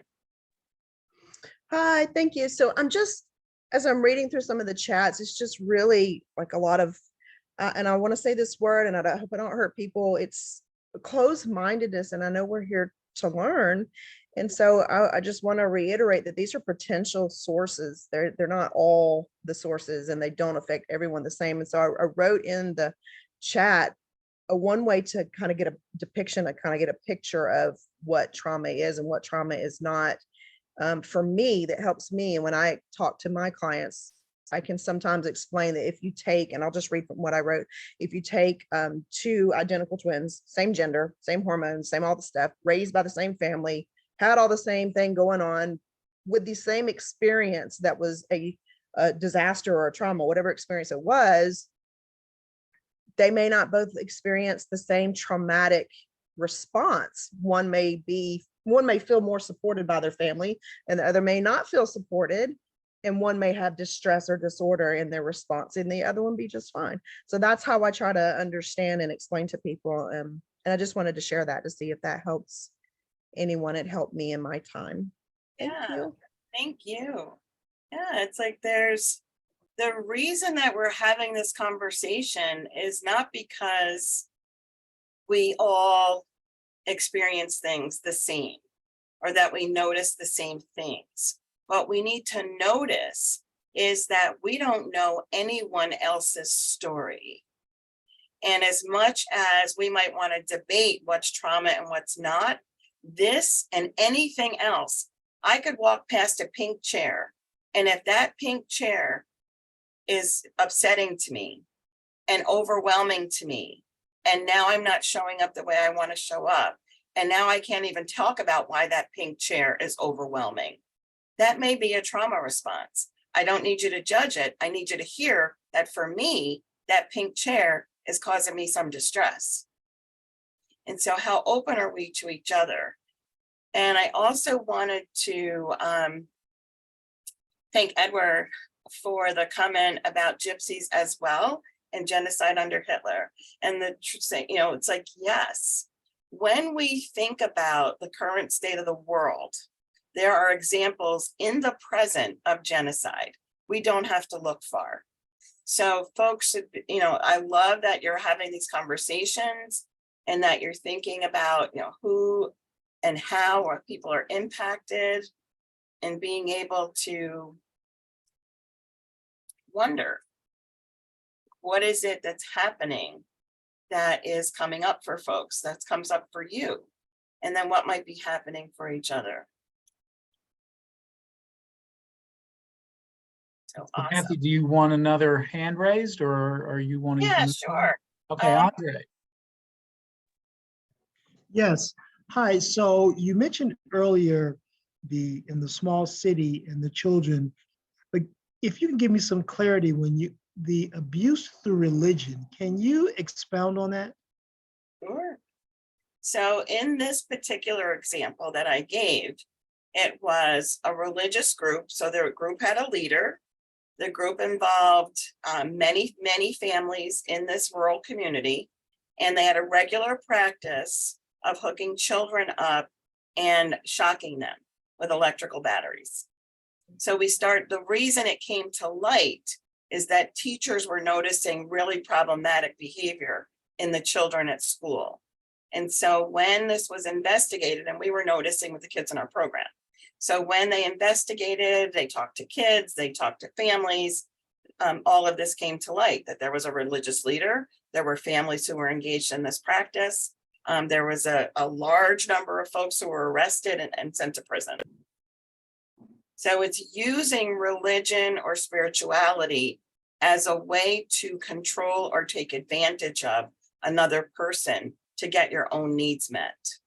So in the Catholic Church, there was the reason I mentioned the movie Spotlight. The movie Spotlight was the uncovering of how the church itself sanctioned abuse by just moving priests who they found guilty to other parishes. So there were, over 100 priests that were moved around just in this one story, which was based on a true story. So I use that example because it's a pretty public example. Thank you. You're welcome. And the last hand is John. All right, John, go ahead. So some trauma that I've dealt with recently in my wife and my children, and I guess this goes along with like violent crime on there and war, terrorism, combat, is the extremely high level of violent crimes going on in Columbus, Georgia, and the gang violence. Yes. My wife got robbed at her work, and they put a gun to her head and robbed him. And they caught him a week later, and he had killed someone 2 days prior to that, robbing them. So that really traumatized her. We've had a lot of young people drive by and point guns at us when we're standing in our front yard. It's happened to me and my children and my wife on separate occasions. Somebody got robbed at our mailbox at gunpoint that was walking down the road. The gas station right next to us, 11 people got shot at the gas station. 9 were children. The next day on the other side of us, 4 people were shot and 2 of them were children. So 11 innocent children got shot all around my house in our area. The mall that we go to, there's been 3 or 4 shootings there. So when we're shopping, going to the mall, when my wife is checking the mailbox, we have trauma from all that's going on. It's really like urban terrorism that's going on with the war that's going on in Columbus, Georgia right now, and the amount of mass shootings that are going on around my house. So I haven't had trauma issue with this before, but it's definitely an issue now. And it's something we're regularly afraid for our lives. Lake Bottom Park, the park we go walking in 4 or 5 times a night, there's been multiple shootings there lately where we're even afraid to go walking at the park. We're afraid to go to the mall. We're afraid to check our mailbox. Yes. And so that's a lot of trauma that didn't used to be like this.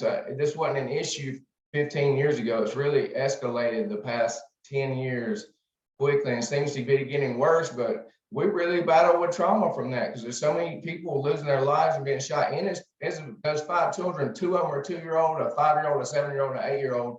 And a lot of them didn't have anything to do with a mother and her children, and they shot all of them at the gas station right by my house. So that's always in the back of my mind. And I don't want to be out late after 10 o'clock on weekends, especially because I just don't trust the atmosphere. So it's really stressful with my family where we want to move. We love our house that we're in, but because of everything that's went on, we as much as we love our home, we're not sure how much longer we want to stay there. It might force us to move out of a house that we love. Yep. Thank you for sharing that. And what's interesting, and John, I'm going to use speak to your example for a little bit here. It's like there are things that you all are doing to cope. So when you talk about, we don't go out at night, like the decisions that you make for your safety, you all are coping with what's happening and coping with the realities of the neighborhood you're in. And at the same time, an example of a trauma reminder is that every day when it's time for the mail carrier to come and you're thinking, do I go to my mailbox? That's a trauma reminder. The things that are overwhelming is the impact of the constant threat. So it's this pervasive and constant threat. So you're constantly on high alert. And so these are responses to trauma, and they make absolute sense. Trauma happens, it is happening, it's continuing to happen. Your response makes sense. So Cathy, a few people are talking about their responses in the chat as well. Sarah talks about tapping the desk to bring herself back to the present. Love that. Cherie is flute music in one ear and beautiful scenery on her computer. Lauren has taken this time away from work today so that she can be under her cozy blanket. Nice. Thank you all so much. So let's press pause because that's a lot. I want to take a moment and let's do a grounding activity. It's called 5 Things. And so for this activity, the last thing you need is something that you can taste. So if you can go ahead and find something that you can taste and have it near you. And then I will start in a minute. I just need to open up my drink. All right. So if you could sit back in your chair, get as comfortable as you can. Notice your feet on the floor, like have them solidly on the floor. If you put your shoulders back, it actually opens up your chest so you can breathe a little bit better and you can get more air to actually come into your lungs.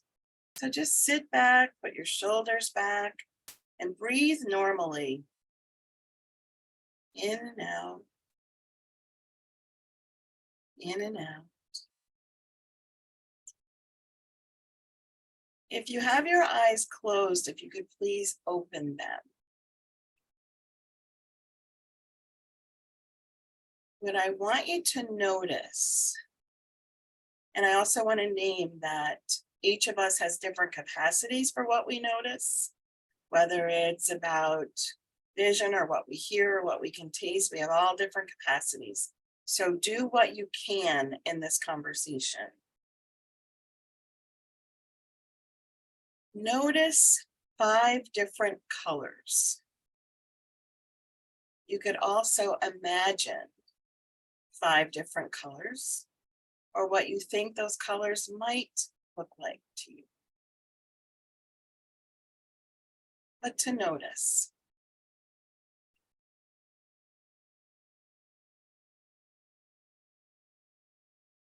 Just breathe naturally and normally. Reach out and touch 4 different textures. Anywhere in your space, 4 different textures.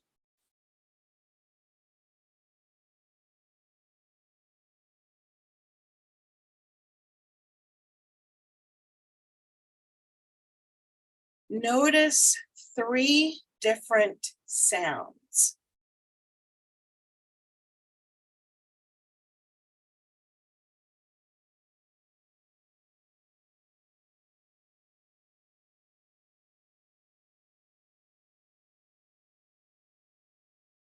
Notice 2 different smells.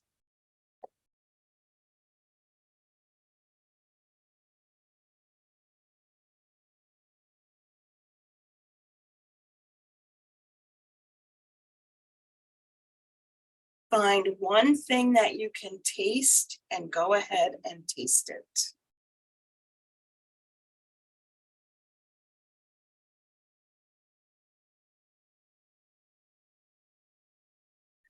Go ahead and take a nice deep breath. Let it out.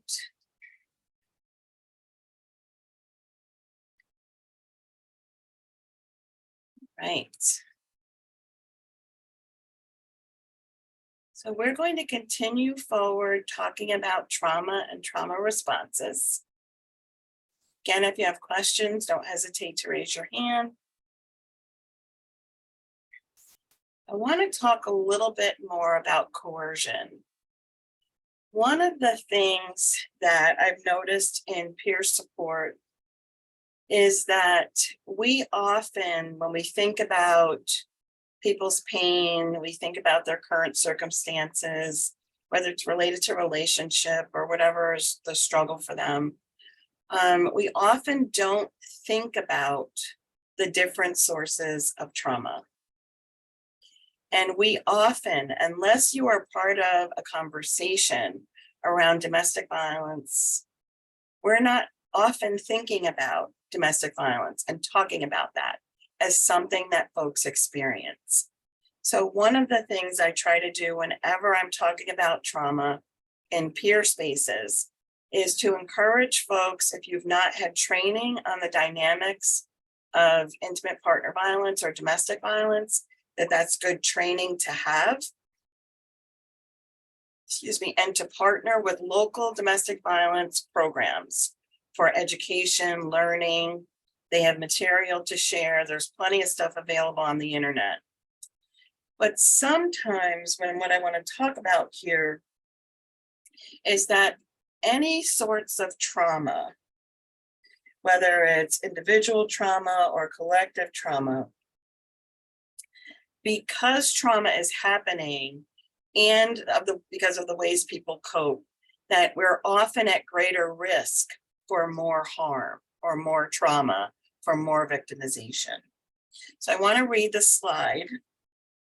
Legacies of trauma can increase risk for victimization.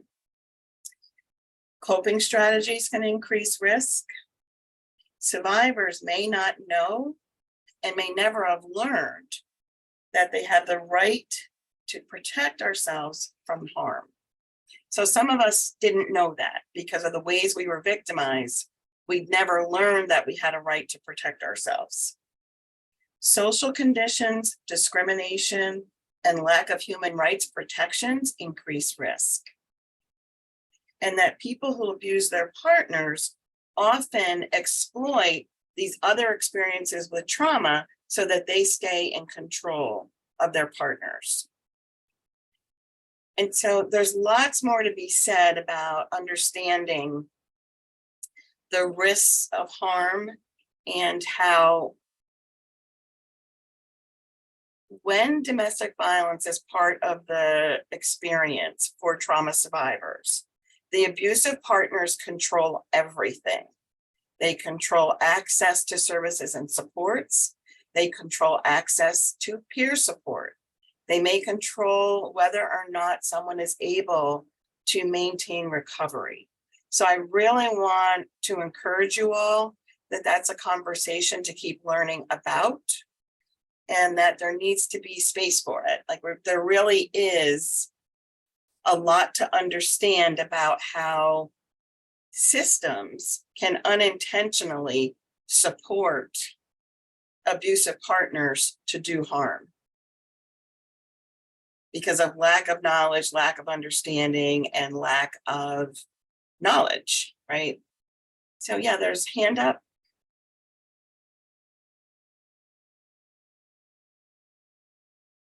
Corey, can you unmute?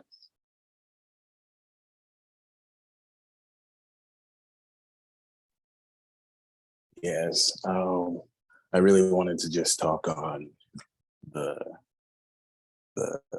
fact that you mentioned about trauma and abuse and domestic violence. I noticed in a lot of times in my own trauma and my own recovery that it is very difficult to experience someone who hasn't experienced that type of, in some way, shape, or form, mentally, physically, or emotionally.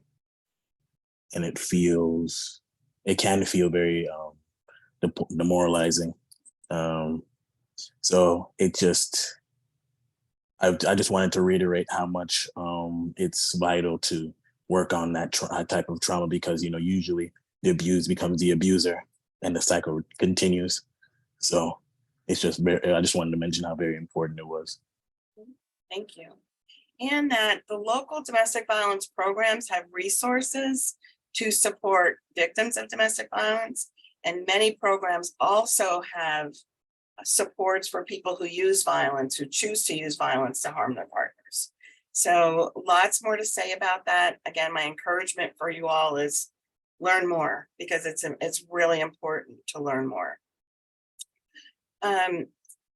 So when we can make the connection, so let me just advance this slide. Making the connection that experience a mental health and or substance use condition or challenge puts survivors at greater risk from an abusive person and from the systems they turn to for help. Because if we don't understand it, it's hard to be supportive. And so lots to learn. Every survivor's experience is unique, and being present means, really understanding like what those dynamics are, and that systems, again, often undermine unintentionally. So as promised, I wanted to come back to this slide about trauma is widespread. 90% of people with psychiatric diagnoses are trauma survivors. So this is statistics from between 1996 and 2011. We have more data now, and the numbers are not getting less. The pandemic was actually traumatizing for many of us. And so folks, have stories and experiences from that. There are similar rates of trauma histories from people who use substances, people in foster care, people experiencing homelessness, and people experiencing incarceration. So near 100% of the people, nearly 100% of incarcerated women are trauma survivors. And there was a comment made earlier, and I forgot who made it, talking with incarcerated men, and when you started to share your story, how they started to share. The reason we don't have statistics for men is because men don't often disclose. So a lot of work has been done on peer support in women's prisons. There's examples from Massachusetts, Hawaii, Rhode Island. I'm trying to think of the places where I've been, where there's a lot of information. There's been more work on trauma and talking about bringing peer support in on the women's side of things in terms of the incarceral system. When we think about men, there's, again, less information, less disclosure, but when there's opportunities for that individual sharing, people have absolutely shared. And that in any organization in human services, both staff and the people engaged in services may be trauma survivors. And so these are not maybes. This is the landscape of trauma.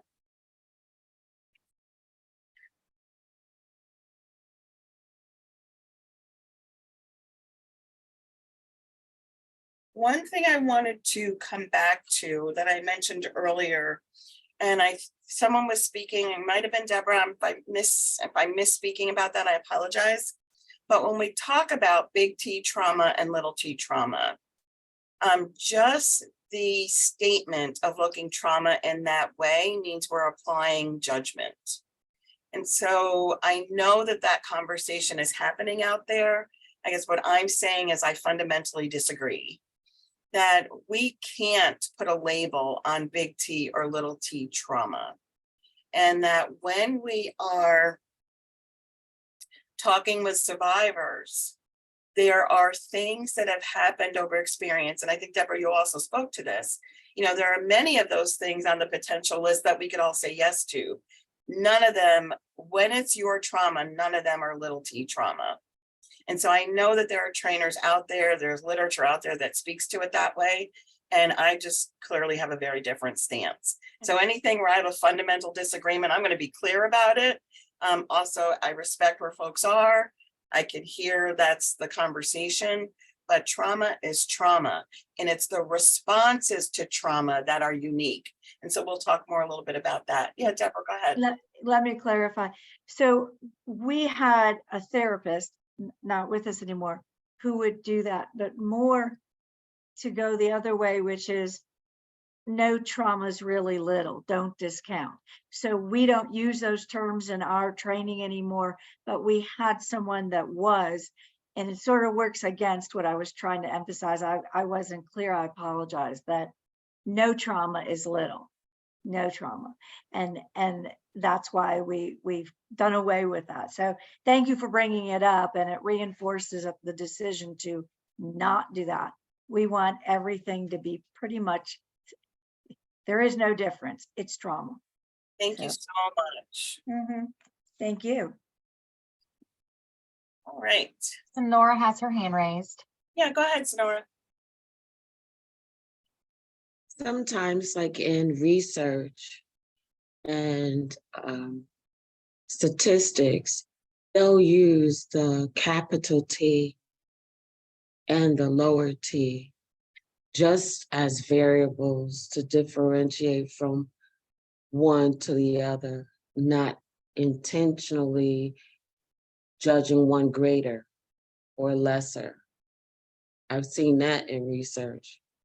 But then there's the other schools of thought that are not statisticians and are not doing the research. They do judgment with greater or lesser. So it's like a salad, a mixed bunch. Yeah, and again, thank you for sharing and bringing us that. What I would say is that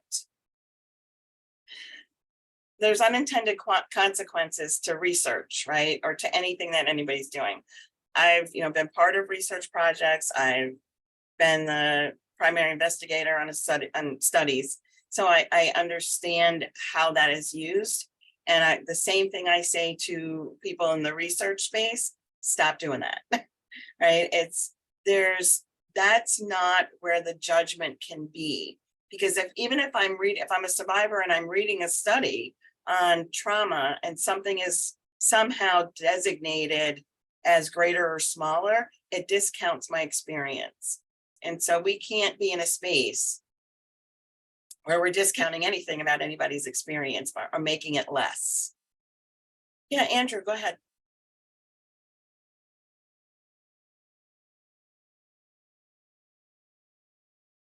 Can somebody help Andrew unmute? Hey, there You you should be go. able to unmute.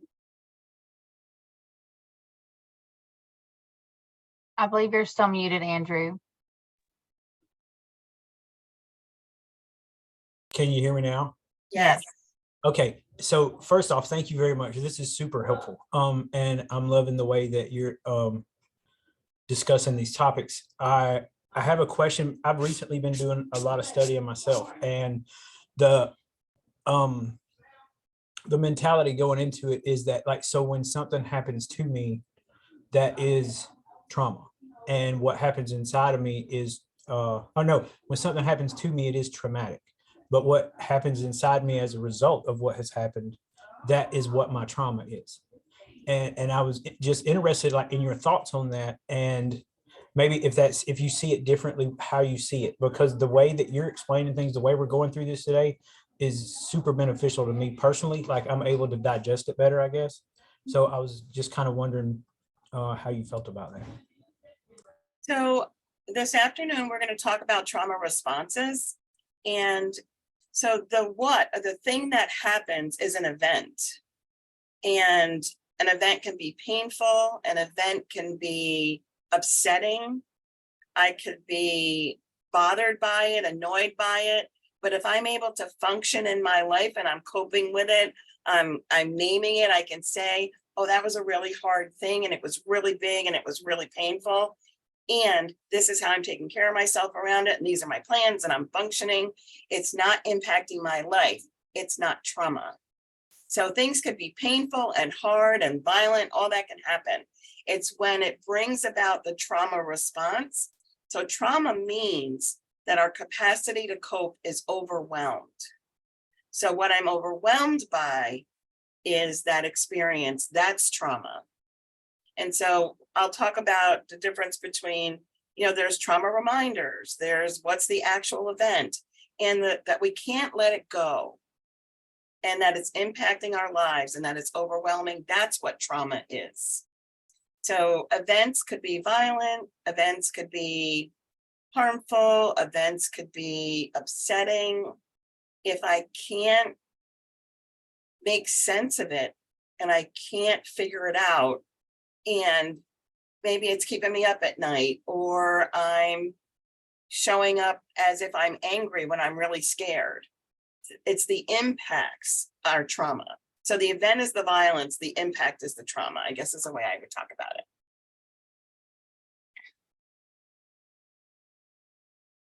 I want to talk a little bit about the ACE study for about a minute. And here's what I want to say about it. And so lots of us have heard about the ACE study. So it was a research study in 1998. So it's been around a long, long time. And there were 1,700 people who were asked about their experience of childhood trauma.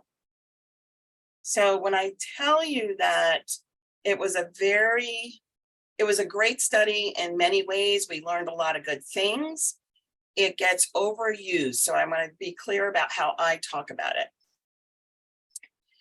So the researchers are wonderful human beings. I've co-presented in spaces where they're presenting. I've spent a lot of years with them, around them, listening to them. In this questionnaire, they only asked people who had insurance. So it was a Kaiser Permanente insurance company that was the study site. They had this questionnaire that had 10 possible things that could be sources of trauma. So things like, was there domestic violence in your home when you were under the age of 18? Did you experience abuse, neglect, physical abuse, sexual abuse, or neglect before the age of 18?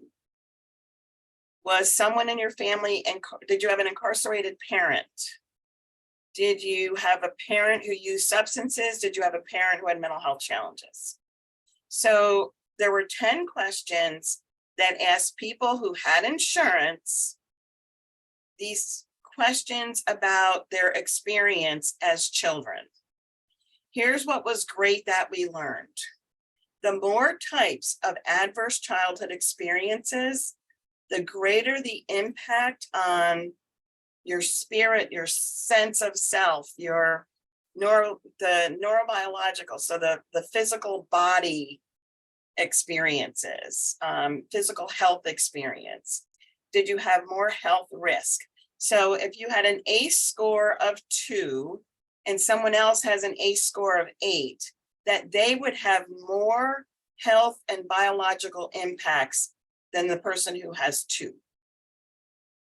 And then this led to a discussion around when there are all of these neurobiological impacts and health risks, there are long-term health problems and long-term social problems. That was helpful from the study. The limitations of the study are that they didn't ask adults. There was not any of the questions about most of that list of potential sources of trauma. That wasn't the conversation. So when the ACE study showed that people who were working, who had health insurance, who were, they made it a leap that, if you're having health insurance, then you're not living in poverty, right? You have access to some resources.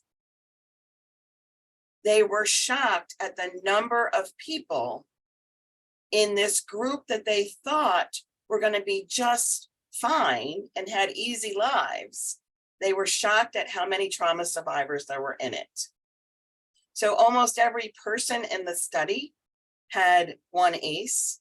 I don't think there was any or many that had 0 ACEs. Almost everybody had experienced something, even with their just 10 questions. And that what surprised them was about these long-lasting impacts from these events. And so down the road, what they did understand, it's been, a number of years since the study was done. There's been a lot of work after the study was done. They missed a lot, and so also went back and retested in some different communities and learned more. There was a study in my community of elderly people and the kinds of ACEs that they'd experienced. For example, there have been studies, repeated studies with different tribal groups. And one of the things that we heard from those studies was when your whole community has an ACE score of 10, it's not just a community, it's not an individual problem, it's a community problem. It's historical trauma. And so there is science to back up this conversation. The other thing I would share is that adverse childhood experiences was only part of the story. And now when we talk about adverse experiences, there's what happens in our homes. So not just for children under the age of 18, but what happens for all of us in our homes. These are all adverse experiences and have the potential to lead to trauma. Bullying, homelessness, parental mental health challenges. I don't use the term mental illness personally. Domestic violence, divorce, physical and emotional neglect. So things that happen, maternal depression, alcoholism and drug abuse. So those are some examples of household experience. There's community experiences, violence, discrimination, food scarcity. When people are hungry, it's hard not to be traumatized by that. Poor housing and access to poor housing, lack of access to any housing, and lack of social capital and mobility. So lack of community connectedness, like what helps us work together as communities? Where do I belong, and that sense of belonging?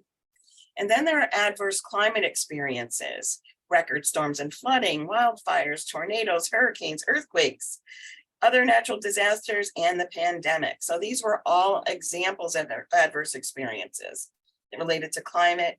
And then culture, some of the things that we've been talking about in terms of, again, what's happening to people based on identity. So all of these are examples of adverse experiences that we are now beyond just the ACE study and the original ACE study, but really understanding that there's a link between challenges in life and ongoing trauma. So to be really thinking about, again, who are we serving and what's their exposure to trauma? Let's see. I'm going to go ahead and do this. So when you are noticing, thinking about, considering the people that you encounter in peer support and the things that they have survived, what strengths did you notice? And so what I'm going to ask folks to do is go ahead and put a strength in the chat, at least one. Don't push send until I ask for it, but go ahead and put them in.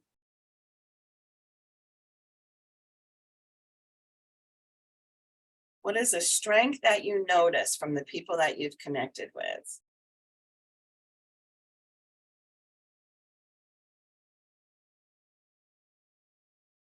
All right, go ahead and push send. Let's send them.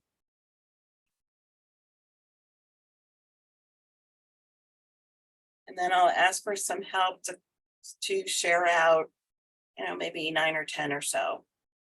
All right. I'm seeing a lot of resilience, courage, overcomers, independence, perseverance, faith, pride, kindness, community, positive attitudes. There's a lot of resilience in here. Love it. Love Yes. it. Excuse me. Thank you so much. All right. So what I'm going to ask folks to do, we've got a few minutes before we break for lunch. So I think this is the best way to go about this. I'm just going to back the slides up to talk about, don't look at the screen if it makes you dizzy. I apologize. Okay, I want to talk about making a life map. So a life map is this. You take a blank piece of paper and you can use words, you can draw pictures, you can also just record yourself if you have a phone and you want to just record what you would put in your life map. That's another option. You don't have to write it. Whatever technology works best for you is what I encourage you to use. Sometimes folks like to use crayons. Sometimes folks will just write down with a pen or a pencil a year that something happened. So the idea with a life map is to consider and reflect on your life. You start with the day you were born and you end with today. And what are the significant events that help to shape who you are? Everybody got it? So what are the significant events from the day you were born to today that shapes who you are? So again, you can draw pictures, you can just write a year, you can record it on your phone, you can use whatever resources and technology you want, and go ahead and make your life map. We're going to spend the next 5 minutes working on life maps, and we'll stay connected and together. And then after we just come back together, after everybody has done what you decided to do, we are going to break for lunch, and you will have an hour for lunch. So let's just take 5 minutes or so right now. Try to think about and reflect on your life, day you were born to today, and what would your life map look like? And Cathy, I think Ty was asking, is this both good and bad events that throughout our life? Good question. I would say any event that has shaped your life. And do you have anything else, Ty? You still have your hand raised. You're good? Okay, cool. There's no right or wrong, and any way that you do it is up to you.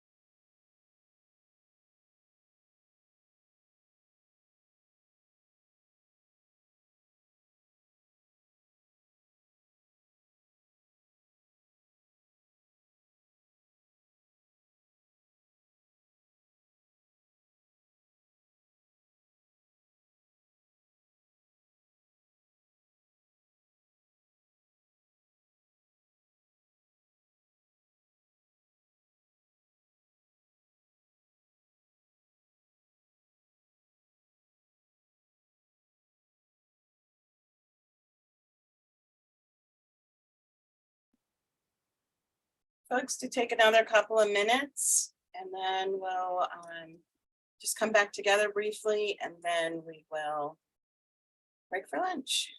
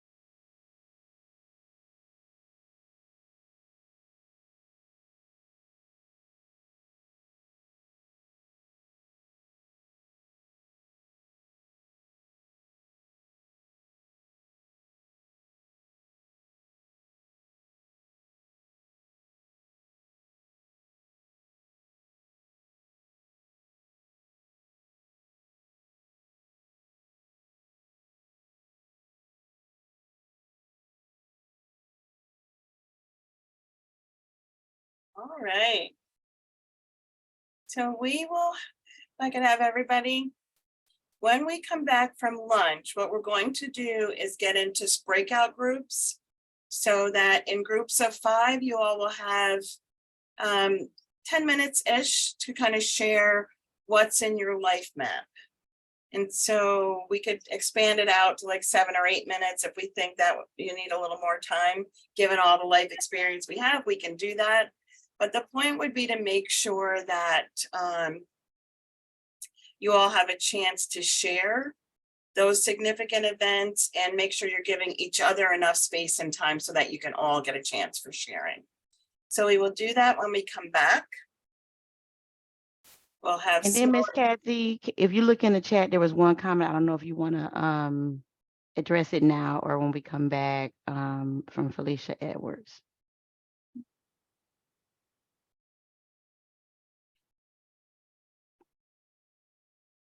So Felicia, no, the idea of, so I see your comment and thank you. The reason that in peer support, we actually need to take on and look at our life experience is because when we can do it in training space, where we have relative safety, we have connection with others, we have other people that are in this conversation with us, we can take on and face some of those experiences. What you don't want to have happen, what often does happen, is we're one-on-one with somebody, we're providing peer support, there's something in the interaction that brings up a trauma response, and we are shocked and surprised and could do something harmful to that other person in terms of what we say and how we show up. So in this conversation, it is absolutely important. What I will also name is that each person in this space had an absolute choice in what to put in your life map. There was no right or wrong, as I said. It's the experiences that have shaped you. Someone asked a question about, is it the good or the bad? And what I said is whatever shapes you and that you want to share. So while these conversations are uncomfortable in training, they're much more damaging when they happen without awareness, without information, or without training. So talking about trauma is hard. And the reason we're having this training is so that we can talk about trauma in a way that both offers support and connection, but also is going to be telling the truth about what trauma is, what it does, and how we're impacted.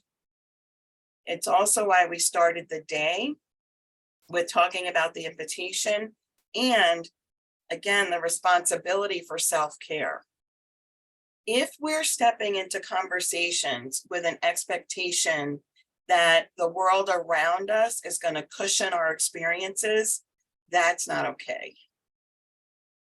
I don't know what everybody else's experience is. I'm only the expert on my own. You're the only expert on your own. You get to choose what to share. You get to choose what to hold back for yourself. You get to choose whether or not you want to ask for support if you're having an overwhelming response to any of this conversation. So the invitation to self-care is open, as is the invitation for community care, which is something we've not talked about yet. So what I would say there is that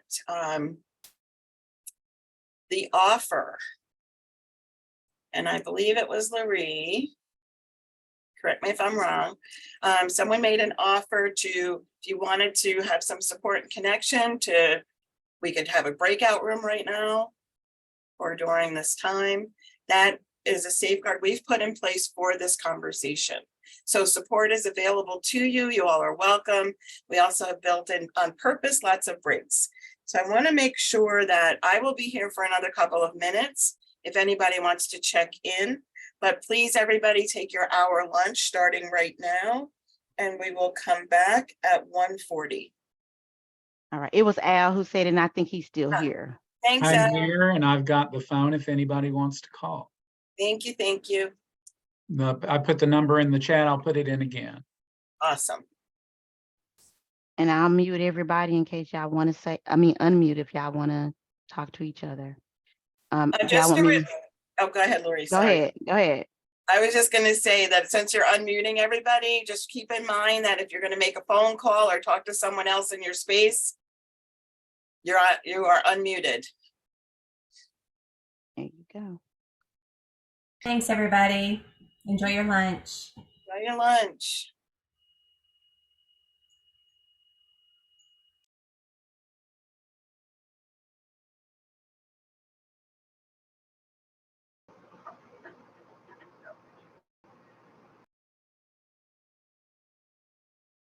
For now, you going on lunch or you need us or?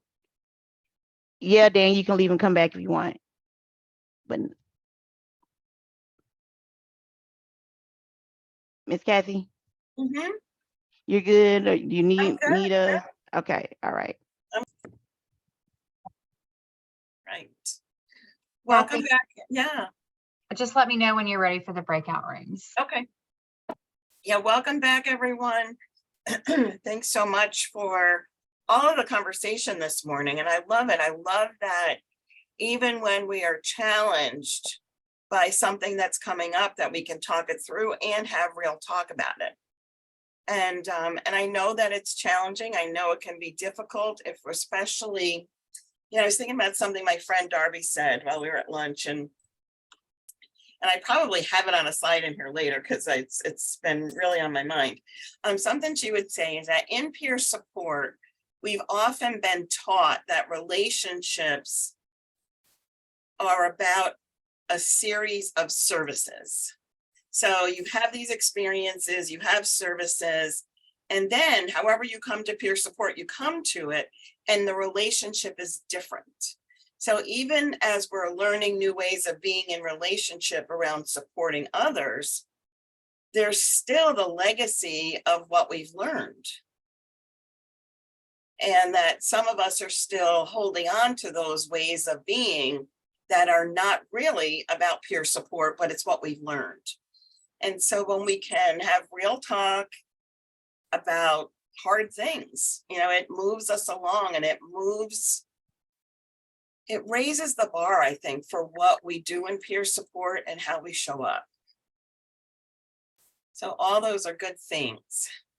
So we're going to talk about our life maps. And so we could get our breakout groups ready. That would be great. I do see a couple of comments in the chart. I do want to comment. So the ACE study on Google, the test itself, I just want to be very, very clear. that is not, those are not questions we need to be asking people. And so I'll talk more about that a little later, but because it's here, I want to name it. What I often will say to survivors, I'll say a lot of things, but one of the things I talk about is that I'm not asking you to share anything you're not ready to share. And if there is anything you want to share, I'm here for it. So it's totally up to the person, and not asking specific questions about what happened to you, what happened to you. We don't need to know what happened to someone to work with them in a way that's trauma informed. So our approach is, let's make space for trauma conversation, but we're not chasing people for their trauma stories.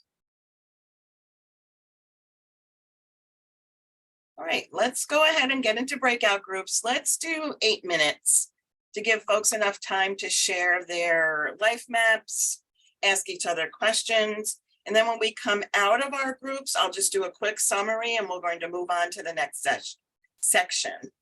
Okay. All right, so about to send y'all to your small groups. Enjoy.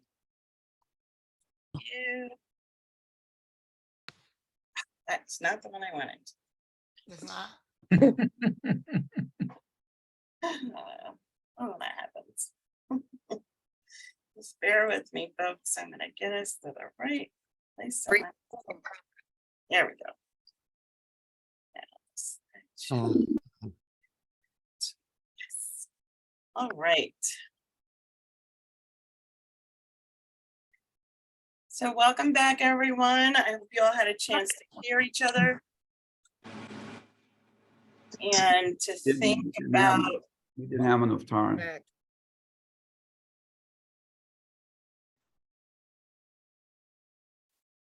So what? Yeah, go ahead. Was somebody going to say something? It shows that you're muted, Cathy, but you're not. Yeah. No, I hear her talking. I'm gonna ask her to unmute though. Somebody else was saying something though. Who was the other person saying something that they didn't have enough time? Who was that? Raise your hand. I think that was someone returning from the group. Okay, there you go. Can you hear me right now? Yes. Okay. Yeah, there was something happening where it was asking me to unmute, but wouldn't let me unmute. So I don't know what that was about, but hello. All right. Let me see what Michael meant. Did you have a question, or was that you saying that I didn't have enough time? No, I mean, I didn't say that at first, but I mean, it's kind of the sentiment of everybody in the chat to where it's like, hey, we could have, you know, even with just kind of going through and not being descriptive, we could have used a little bit more time. But I understand for the purpose of this training, it's not always actual. Well, here's the other thing that I would invite you all to do is that this is a conversation that you can have with each other anytime. So think about that. What are the ways you connect? When do you connect? And something that is actually a great activity to do with folks is to do life maps. And what are the events in your life that shaped you? We've done this a lot in peer support groups and in one-to-one meetings. It's really a great way to just kind of listen to each other and one another's experiences of, and again, the question is, what are the things in your life that, you know, from the day you were born until today that helped to shape who you are today? And to be able to talk about that and listen to one another. And it's really very much a listening activity. So when the person goes, it's their story. But I also think that, you know, you're absolutely right in that talking about our life maps is something we could talk about all day. And I don't mean that in any kind of a mean way or in any an underhanded way, but just realistically, when we're talking with one another and you feel heard, you feel like people are listening. The reason I like to do this activity in training is that for those of us who are prone to either jumping in or giving our advice or wanting to, clarify things for people or move people along in their decision-making, when someone else is presenting their life map, your only response that's respectful is to just listen. You're not expert on anybody else's experience, so you have to listen to the speaker about their experience. It's their expertise. They are truly the driver of that conversation. So Kathy, Michael Angino has his hand up as well. Yeah, Michael, go ahead. Michael, you took your hand down, so I can't find you so easily.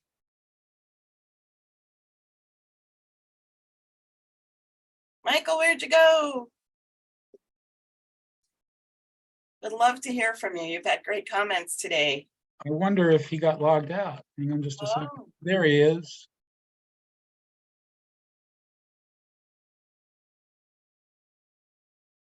And I wonder if he's got I think he has a microphone problem. Because it's not showing me an unmute button for.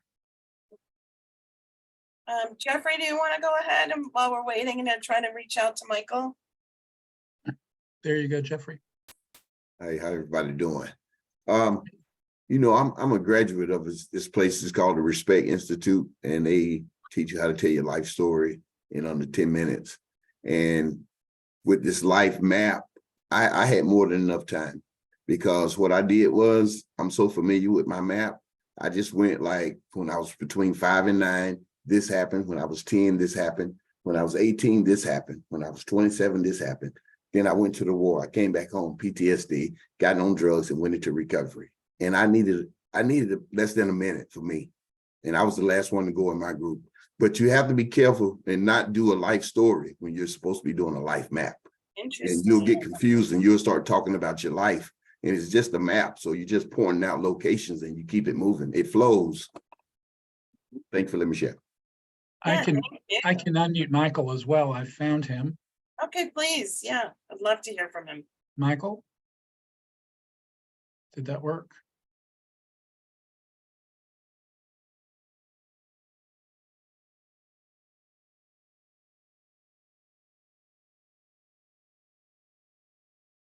Maybe not.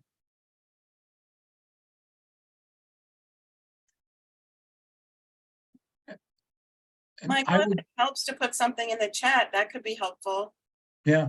If you're able to use the chat. I think he has gone back off again. He may be having some connection issues. Okay. All right, well, we'll keep trying to work on it. And at any point, if you notice Michael's back and his hand is up, like, please interrupt me and I'll just stop what I'm doing and we'll try to reach him. We can try one more time because he's back. Okay. Michael, are you there? I'll let you know before you go. Okay. Hi, no, I wanted to just say that we had stigma training, extensive 2-day stigma training at my prior job. And that is such an important part to tie into trauma, because you are carrying stigma. I had no idea at that point, having been recovered 9 years, substance free, survived incarceration, feeling like I'm at the top of the world. And it showed that stigma in all aspects, every area that I've been dealing with myself. And so I try to communicate with people through that vision first. I assume we all do have stigma, especially minority groups in the LGBT community. And so that was really an eye opener. And I've now done this training in this. It's really broadening, but it's also such a personal thing to me. It's been a hard day. I do see a therapist week, so I work with I'm good, but yeah, stigma is stigma. Yes. Thank you for bringing up stigma. I mean, the word I use for stigma is discrimination. And specifically, it's discrimination that further marginalized people, right? Like, we're already struggling, right? And then there's discrimination based on who we are and how we show up. Specifically, I mean, this whole conversation around stigma initially started in the mental health system, And so when we look at how people who have used mental health services have been treated over decades, so much of the time, it's a group of folks that people still and generally in the community will discriminate against and want to control and not want folks to have their own agency, personal agency and autonomy. Lauren, what's coming up for you? Hi. So I was really listening to what you had to say about sharing or not sharing, and also with that opening poem. Since I just got my CPS in 2019 and then my cares and did Respect Institute, and I'm working as a peer, and this is the first time I found it not necessary to share anything and say, I choose not to share, and made a connection not with someone that shared, hey, we have a lot of similarities, to keep some stuff to myself, to know when I want to go down that road and not, because even though I am at home, I'm working technically, so kind of, and I do that at work, navigate when when it's not the word appropriate, everything's coming together for my training for me, if that made sense. Yeah, thank First you. time I chose to say silent. You're welcome. Sorry. Yeah, and here's what I so appreciate about what you shared. I helped to write a little book called Engaging Women in Trauma-Informed Peer Support. And we published it through the National Center on Trauma-Informed Care years ago. And it's alive on the web somewhere, is all I can speak to right now. But one of the things that we talked about is that one of the messages in peer support is that we share pieces of our lives.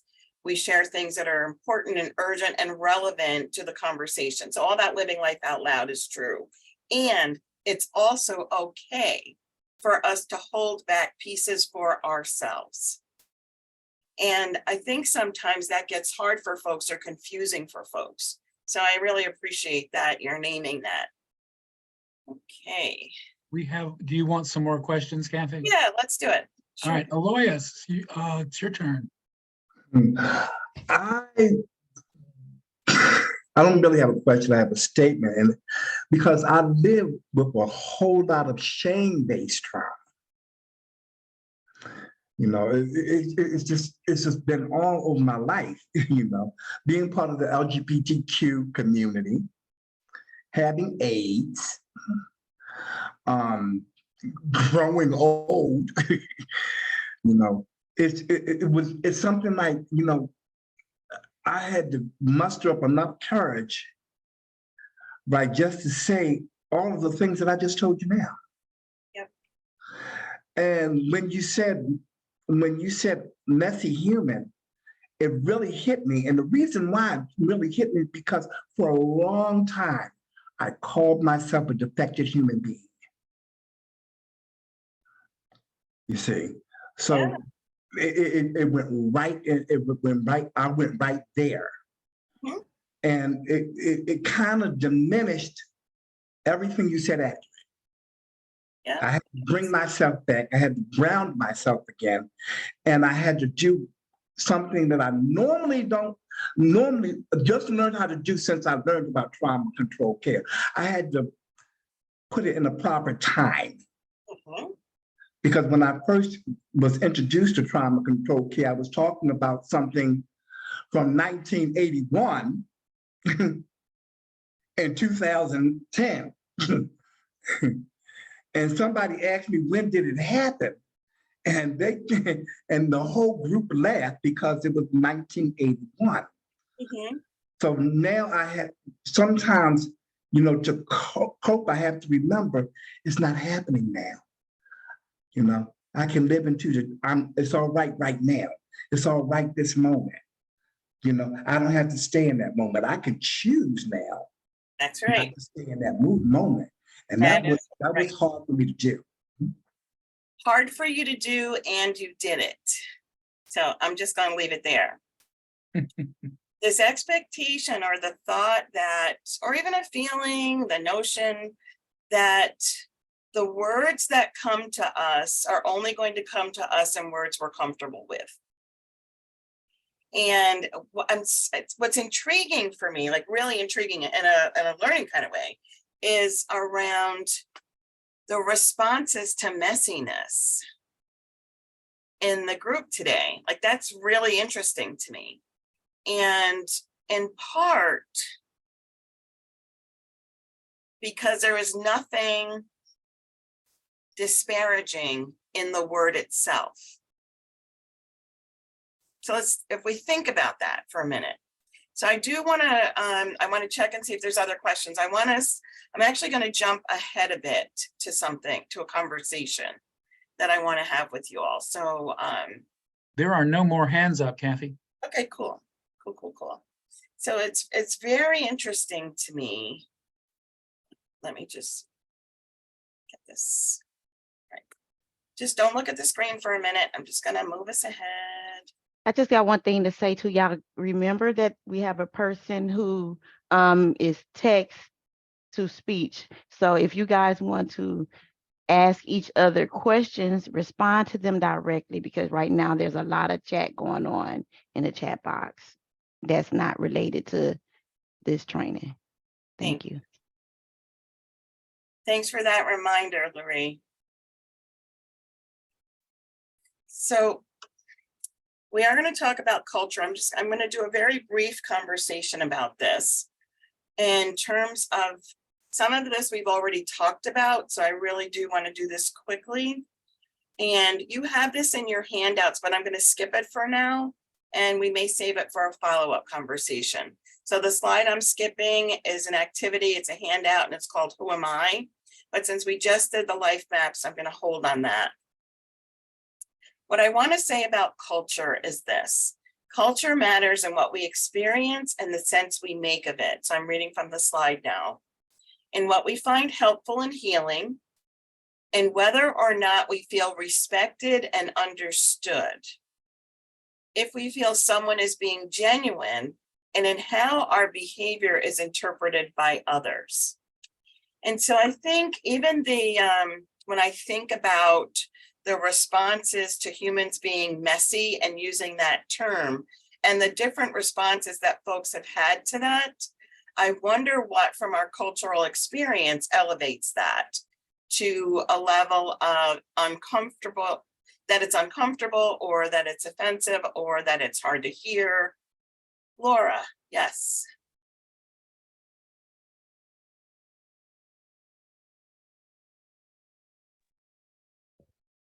Cathy, are you from up north? I can ask that. Yeah, I live in Albany, New York. Okay, I'm wondering if it's a cultural. Okay, I know several of us are from Georgia. I feel like the majority of people on this training is from the South, and I'm wondering if that's a barrier. It could certainly be, which is why I wanted to move forward to the cultural conversation in part. But I will also say I've had this conversation in Georgia last month, so I wonder about that. But quite possibly. But I also want to say a couple things about culture. There's the culture of where we're located. There's also culture related to individual identities, and there's culture related to experience. And so when I talk about the human race being messy, I have very specific thing that I'm talking about that I want to get to. And so I want to talk about what that means. And for me, what I'm talking about when I talk about the entire human race, we have these expectations and social rules about how we're supposed to show up, what we need to be ashamed about. So I want to bring this back to the conversation about shame.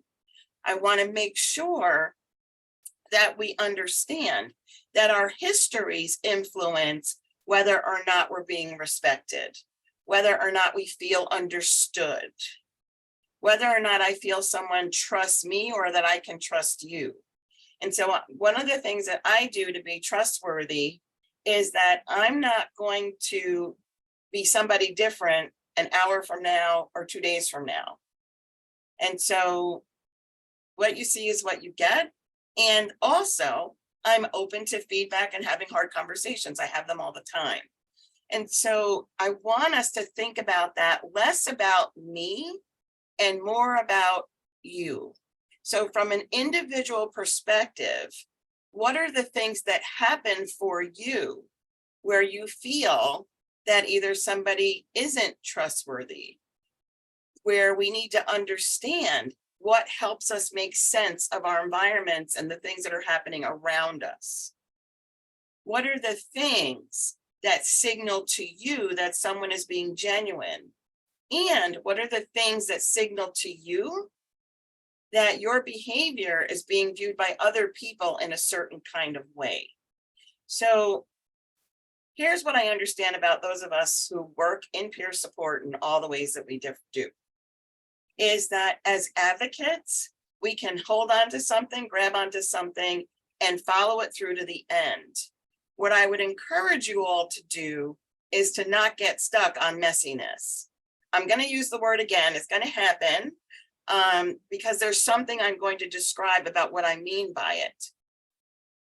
One of our challenges in this work, and especially any of you who work in systems. So if your job is working in an organization as part of the mental health system, or that's part of housing, or that's part of some other system that we work in, that there are all kinds of things happening around us where we need to be able to recognize that although we are being asked to do better, be perfect, as human beings impacted by trauma, perfection is not a real thing. It's an expectation. We are all often expected to follow all the rules, and sometimes we will, and sometimes our messiness will keep us from doing it. So when I talk about messiness, it's what does it mean to be a trauma survivor who lives this world out loud, who talks about this work out loud, and sometimes you are working in an environment where other people don't understand why people behave the way they behave. So that's why we're here, and I want to make sure that we're thinking about that. Claudia, I see your hand is up, so I wanted to not move forward without hearing from you. Yeah, so I think for me, the thing that comes up when I hear about, and the messiness thing doesn't bother me because I 100% agree that we're messy humans. But coming from a recovery culture, when the language for so long was, we have to clean up our mess, it resonates inside of me that, oh, I have unfinished work. Yes. But the truth is I have unfinished work. And I'm a messy person. And so I appreciate you bringing in that trust issue, because establishing trust through the genuine asking and listening. And so that's why for me, maybe that's not such a red flag statement. I could pull back. So one of my things is I've got to check out to check in sometimes. Mm-hmm. And so I can pull back from that statement and kind of look at the whole situation, and then it's not so off-putting. So. Thanks for sharing that. That's amazing. And also lots of truths in what you were just sharing, right? If there's something in our own experience, like somebody could say to me, get your act together. If I hear get your act together, and if I'm looking in the mirror and I'm talking to myself, I get what I mean by that. But if somebody says it and that tone sounds like my grandmother, I'm going to have a different kind of response to what you just said. It's like when somebody's upset and you say to them, calm down. Not once in the history of humans have I heard anybody say, oh, sure, I'll get to that calming right now. Usually we have a reaction to it and we're off to the races. So these are the kinds of things this conversation is meant to do. Do we have other questions in the air? We do. We have Mr. Andrews and then Mr. Sims. Okay, let's do that and then we'll move forward. Okay, yes, I'm the one with the messy comment, and I told you about me struggling with shame base. Yeah. You were calling me a name when you said that. That's what I was thinking of. And I couldn't get past that thinking. No, I love that you shared that.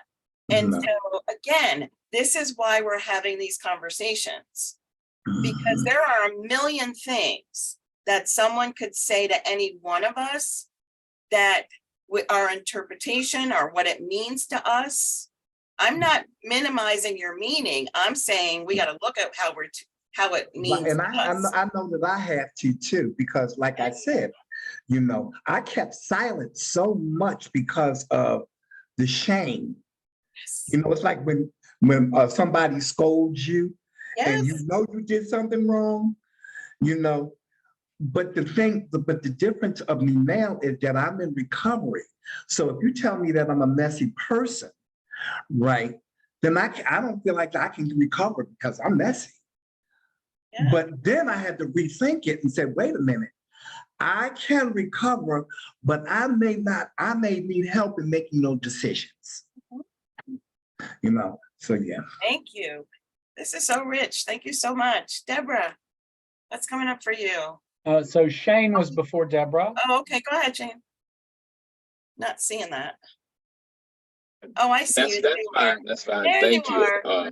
Yes, ma'am. So I can appreciate the position that you're in. I mean, you came in here and you're not speaking with peers that are receiving services per se. You're speaking to individuals that have ideally gone through training and started the process of healing. So I understand that your presentation to us will be much different than it would be to someone that is actually coming in right at the beginning of their services. So I can definitely appreciate the distinction and you giving us the benefit of doubt that we have begun the work and that we will receive everything you say in context of the training that we've already gained. And so I thank you for that. I also, as a facilitator myself, I thank you for trying to communicate to us in language that we can relate to, because messy is not a new word. I mean, if you go to any NAAA meeting, most meetings, we've heard these terms about, kind of human frailties, our imperfections. We've heard it at church. And I can appreciate you using a language that will resonate with us deeply enough to make us pay attention to what you're saying versus calling us a bunch of messy people or even calling yourself a bunch of messy people. And so I can thank you for trying to be culturally sensitive and communicating with us in language that we could connect to as facilitators, as trainers, as carers, as CPS. And definitely, I think all of us have enough intelligence not to go back and say to our peers, well, you're a messy person because she said so, but instead take the information given us, translate it in context, and use it to provide better service. So I thank you. I thank you for that. Thank you. And here's one other piece I would add to that. I did not call anyone a messy human. I said all humans are messy. And so what's interesting again to me is I'm not different. When I meet individually with survivors, I talk about being a human is hard. I talk about all the things that trauma does. And I talk about even with all the ways that we show up, sometimes people appreciate it and sometimes they don't. Sometimes we're clear in how we operate and how we're doing, and sometimes we're not. Sometimes trauma is overwhelming and people show up with all their warts and scars just hanging out. And the important takeaway from all of that is really around, we need to understand when human beings show up in spaces with other human beings, and there's social norms that we don't all follow, or maybe my arms are covered with burn scars where I've injured myself. Maybe I'm raging. I walk into a group and I'm yelling and screaming. Maybe all of those things are happening at once. And the question we need to ask is, what's trauma got to do with it? So often we judge people, we exit people, your behavior's not right to be in this space. What we need to be asking is, what's trauma got to do with it? Human beings are not perfect. And even as we grow and learn and change, learn new coping skills, learn new ways of showing up, we're still not perfect. And trauma still impacts us. And so if there's a takeaway, I would ask that it be that. And we're gonna do, I'm just one more, and then, because I wanna make sure that we get to trauma responses, because we're talking all around it. And I want us to get there. All right, the next person is Deborah. So I'm about to be unpopular. So oops to y'all. I gotta tell you, I'm so grateful I'm messy. I'm grateful I am messy.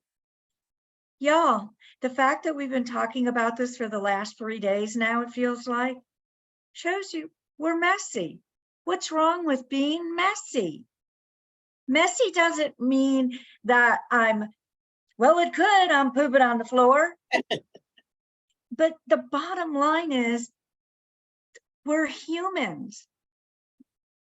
So I think the worst case scenario for this messy person would be that I think I'm so damn good that I'm not messy. So I'm sorry if I've stepped on toes, but dear Lord, I am grateful. I'm one messy person in long-term recovery. Thank you, God. Thank you. All right, so let's do a couple quick things, and then I want to talk about trauma responses. So this is just a reminder that we all have ways that we self-identify, and this actually aligns with what we were just talking about, right? There's ways we see ourselves, that we hold ourselves in a certain light, the way we understand ourselves and think about our contributions to the world, and ways that we access and connect to other people that we trust. And then things happen to us and around us and for us that disrupt that feeling of connectedness. It puts up barriers. And so those things include history, our own history, the history of people in this country, history of pain and trauma in all the ways. Also histories that are just unsettling or we don't know. Sometimes it's the lack of information that can lead us to question who we are and how we are. There's experiences of interpersonal violence.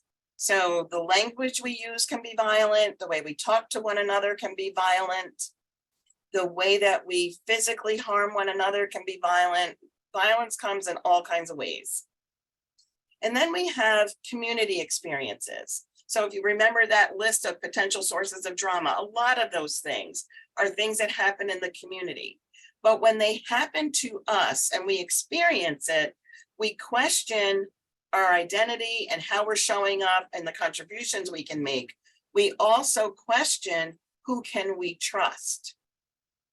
And then the very last one on this list is the way we behave in our organizations and the attitudes that we have. So if you're working in peer support, what are the attitudes that you lead with when you're meeting with somebody, when you're facilitating a group, when you're talking with someone? It really calls on us to question, how are we showing up? And if I'm not showing up in a good way, then I need to do something about that so I don't cause harm to people who have already been harmed enough. So all we can manage is ourselves. I can't control anybody. I can't make somebody do something that I think is best for them. All I can do is clarify options and be present with them on their journey. And so when we do things in our work where we're using power over, making decisions for other people, are careless with people's hearts, right? Any of those things, we can cause someone else to feel like they don't know who they are, they question their own judgment, and we block access to other people that they can trust. Our job is to show up and be trustworthy in all the ways that we can.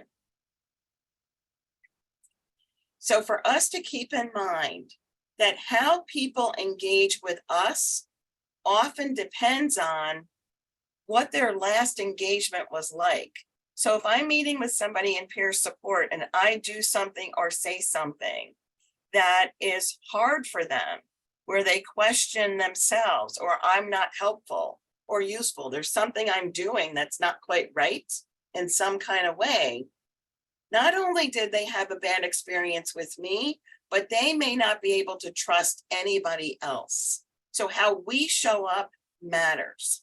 And just because we have good intentions doesn't mean that we're behaving in ways that align with what trauma survivors, which we now know is near 100% of the people you support.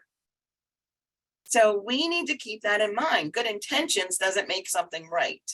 We actually need to behave in trustworthy ways. When there's a disconnection, so often it's the person who's seeking support or services that is blamed for disconnection. So we don't look at ourselves in ways that we need to. And for folks we're supporting, the stakes are very high. So we may be somebody's last attempt for now to reach out for support or to accept assistance, to accept support. So the stakes are high for us in this work. Again, to be able to notice our own stuff, to challenge ourselves to look at our own stuff, and to recognize when we're not showing up in the way we want, in the way that we hoped we would, and then to say sorry and mean it and offer repair. So I'm not always perfect. I'm hardly ever perfect. I wouldn't know perfection if I saw it. So when somebody gives me feedback that something I've done was harmful, I'm going to hear it. I'm going to take it in. Sometimes I'll sit with it for a long time. Other times it's like, I heard what you said, but we're going to have that conversation. Want to make space for it. And we want to make sure that as we move forward in our work, we also provide space for others to express what they've got going on. Again, it's how do we make space? So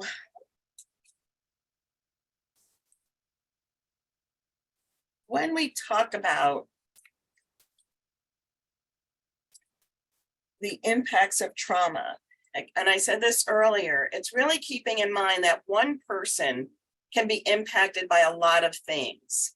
And because trauma happens in relationship, so this is important to hear and to hold, trauma often happens in relationship. It is the people that we trust the most or places that we assume we're safe where harm happens. And so it takes a lot to trust someone new and to trust someone in a new way. So when a trauma response is happening, it impacts how we each of us may feel about ourselves and feel about others and where we belong. It impacts how we view all of the things that have happened to us in the past and things that are happening today. I love the person when you shared the story about, thinking about things that happened, decades ago. And sometimes when we talk about it, it feels like it happened yesterday. And so sometimes it feels like yesterday. And sometimes even in this moment, it's what we experience and what we hold. So we have to keep open-minded about your experience it's not my job to counter what you experience. All I can speak to is what I'm here to do and how I want to do it and what I'm trying to create in the space. And can we step towards that?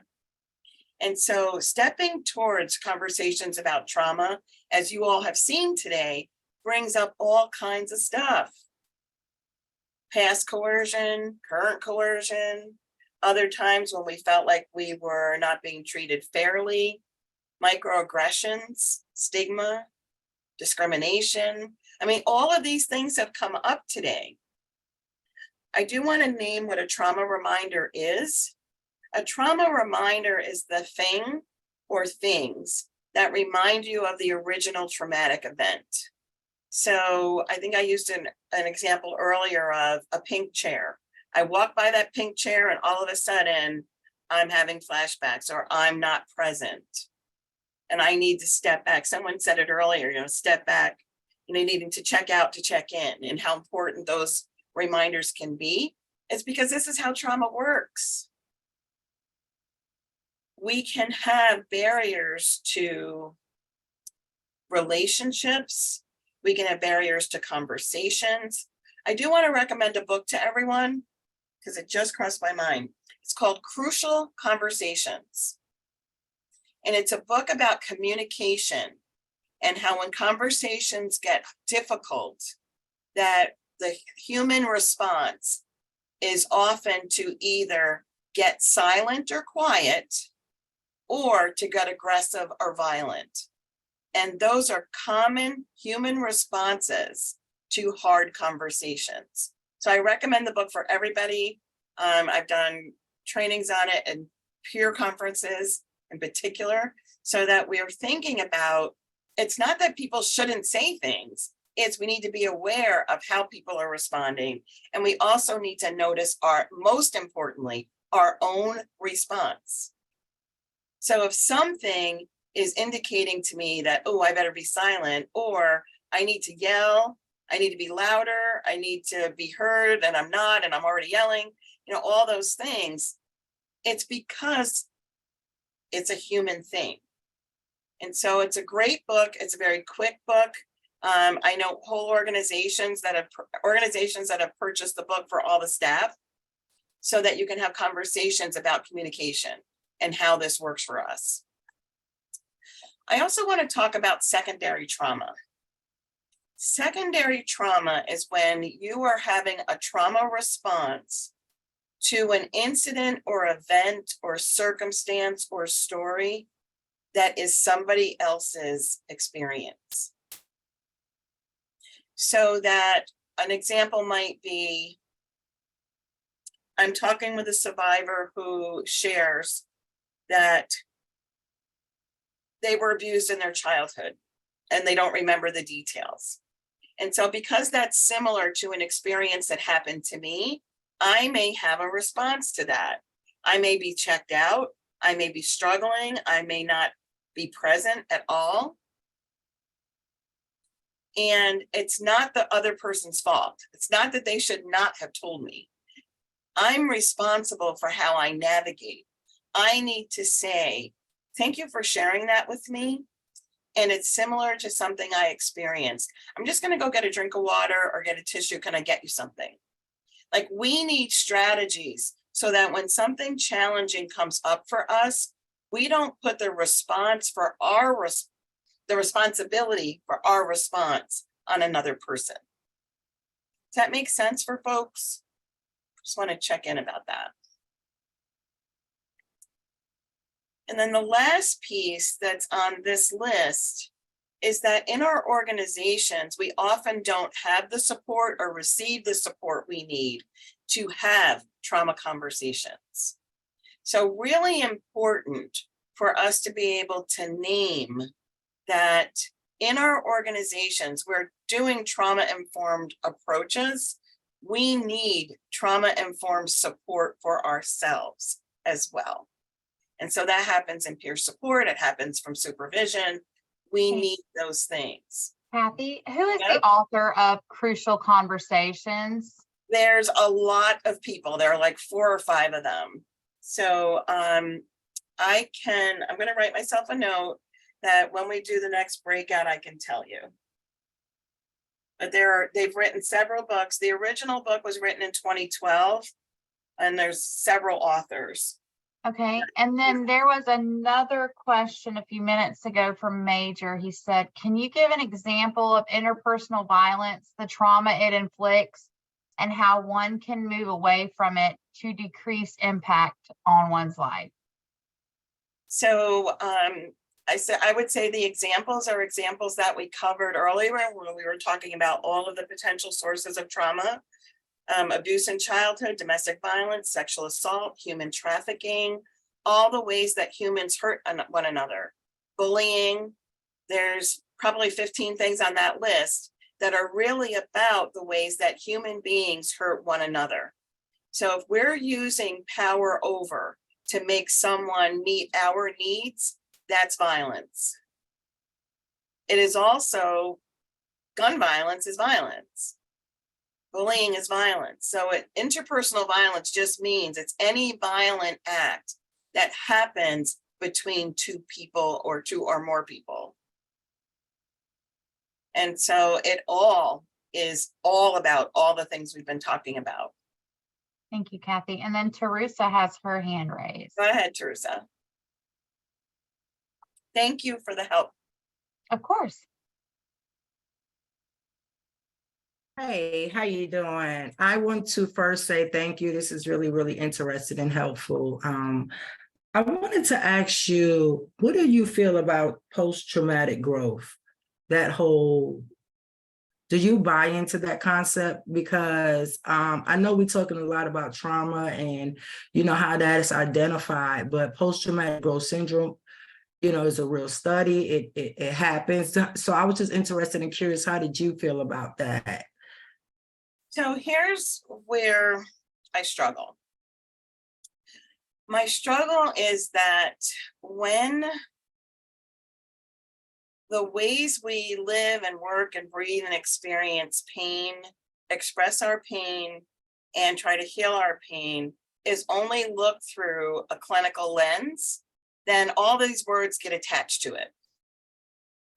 And so for me, what I can tell you as a core of my belief is that we all heal in our ways and in our own time from trauma. Healing is possible. And so for me, when I think about the term post-traumatic growth, I think it's unnecessarily clinical. That there are things that happen to us that we learn how to cope with, we learn how to heal, and we move forward. And so I am not a clinician, don't intend to be one. I train clinicians, I talk to teachers, I'm a teacher by training. I do all kinds of work with all kinds of groups. I've supervised clinical teams. And for me, especially in peer support, is we need to make this real language. We need to make all of these conversations about how we're impacted, what's our individual stories, what's our journey, how do we heal, what are the coping strategies that hurt, what are the coping strategies that help, and how are we healing and growing? So I use the term healing-centered work, healing-centered approaches, the ways that any one of us has changed and what our journey has been. That's how I talk about it. And so I'm also not someone who looks to clinicalize what happens to people. And so that said, the language of trauma started as a clinical conversation. And for generations before was trauma language, we knew how to heal. So in our communities, in our cultures, in our ways, we over decades and generations have forgot some traditional healing practices. But we've always had trauma. We've always had healing. And so it doesn't need to be clinical for us to understand it and to talk about it or to put more language around it. Because frankly, when I talk to survivors, what survivors talk about as helpful is somebody listened, somebody was there, somebody didn't judge. Sometimes folks will say, I got a diagnosis and I understand it and it was so helpful. And I got treatment and I had this medication and it was so helpful. But I definitely am not one to put all my eggs in a clinical basket. So peer support is non-clinical by design. Peer support is two people or more people connecting as equals to have real life conversations. And so I just encourage more of that. And so, yeah, there's tons of work. There's tons of work on diagnosis. There's tons of clinicians who have written books. Everything from Sandra Bloom's work on creating sanctuary, where she talks about what was helpful is when we treated everyone as they needed healing. So it depends on what's new. We were talking right after the break, a group of us were talking about Gabor Mate, who's a clinician who wrote some wonderful things. Bessel van der Kolk wrote the best work I can tell you that describes dysregulation. Hands down, the best description. But also, he's a person who has had proven accusations of being abusive to the staff that he works with. So while I appreciate— But he's just a little messy. Yeah, right? So it's like, again, it's like we have to just, for me, my perspective is, learn what interests you, learn more about anything that's out there that's interesting you, and to share it and the opportunities that you get with other folks who are involved in your work. I think it's great. I would never say don't learn. I would say something that I always ask myself when I'm reading a new clinical thing or something somebody's written or something that folks want to talk about, I always want to ask about how does this information support survivors? How does this help? What's the end result in terms of survivors? So some resources that I have found helpful that have been around for a long time.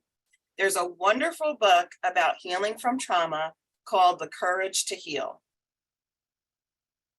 And it has a workbook. It's a beautiful book. But what it does is support the journey of self-discovery. This is what's happening for me. It's a great book that you can work on by yourself. But if you have a clinical team, you can also work on it in partnership with them. And so there's all kinds of information that's out there. And I think there was one other hand up. I just didn't want to. There's also a question in the chat as well. All right, let's do who had their hand up first. It was Sonora. I just asked her to unmute. Okay. Yeah, I see the difference now with the post-traumatic growth. You pointed out the clinicians, and as peers, we're taught it's not about what's wrong with you, your diagnosis, your medication, your treatment plan, or your compliance. Rather, it's what happened and what is happening, and we journey together for your self-determination. And clinicians don't come from that spot. Yeah, peer support is unique for a reason, and thank you for that. And what was the question in the chat? Somebody was asking if you could please explain post-traumatic growth. Actually, I don't want to spend this time here. What I would encourage folks to do, because it's not something I promote, or again, how I think about it is we have trauma. We've always had trauma. We have always had approaches to healing. For some of us, it's discovering approaches to healing that work for us. And for others, it's how do we do this together with others, and that healing is possible. So after trauma is how do we heal from it? And what are the ways that we heal from it? And what are the strategies that work? And that's unique for each and every one of us. Okay. So I hope that's helpful enough for now, but also something that if you all want to do some more learning and research about, there's definitely articles and information out there. All right. So what I want you to think about just for a moment, and I'm not going to ask folks to put it in the chat, but just to think about the ways that when someone is having a trauma response, what does that look like from the outside? You all have been supporting people who are trauma survivors the entire time you've been engaged in peer support. Many of us who are here right now are trauma survivors and have different ways of naming, noticing, and speaking to that. So just what I want you all to think about and to hold in your mind is that when you've been in the company of someone or you yourself have had a response to trauma, how do you show up? What did that look like? So I'm going to spend a few minutes right now talking about trauma responses. Part of it is I'm just wanting to be sensitive to the time. and make sure that before we end today, we can get to some strategies that are actually helpful, but I can't get there without this conversation. So what we do with folks, I'm reading from the slide now, is how we respond to people when we can respond to them in ways that they can access, that are culturally responsive, that are trauma informed, and survivor defined. So survivor defined means that survivors are the person you're supporting is in the driver's seat. You're not telling them what to do. You are creating space for them for their own discovery. So when we do that, people are more likely to feel safer talking about what happened to them and more likely to find what we offer to be helpful.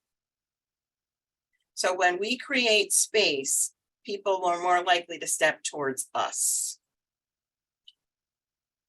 So I want to spend some time talking about what happens underneath and what is going on when someone is having a trauma response.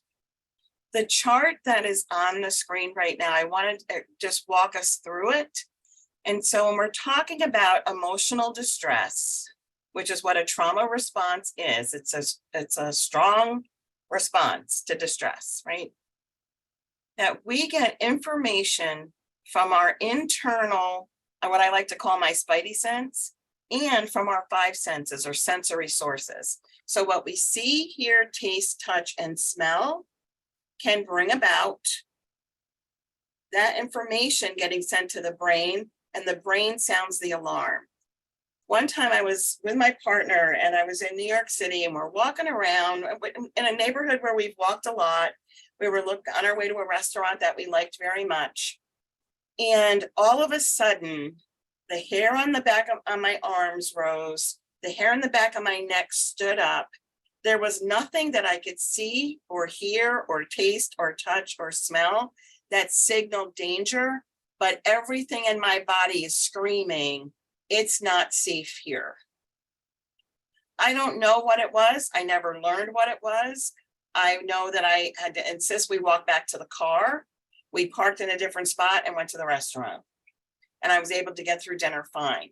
But there was no way I could have moved forward without first having that experience and naming and knowing something is happening. All the alarm bells are screaming and I need to go.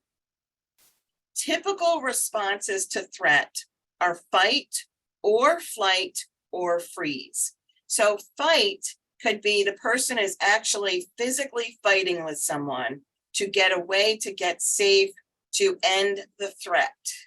And these are automatic responses. Your brain is not saying, oh, I know, well, if I feel threatened, I'm going to run. These are hardwired human responses to threat.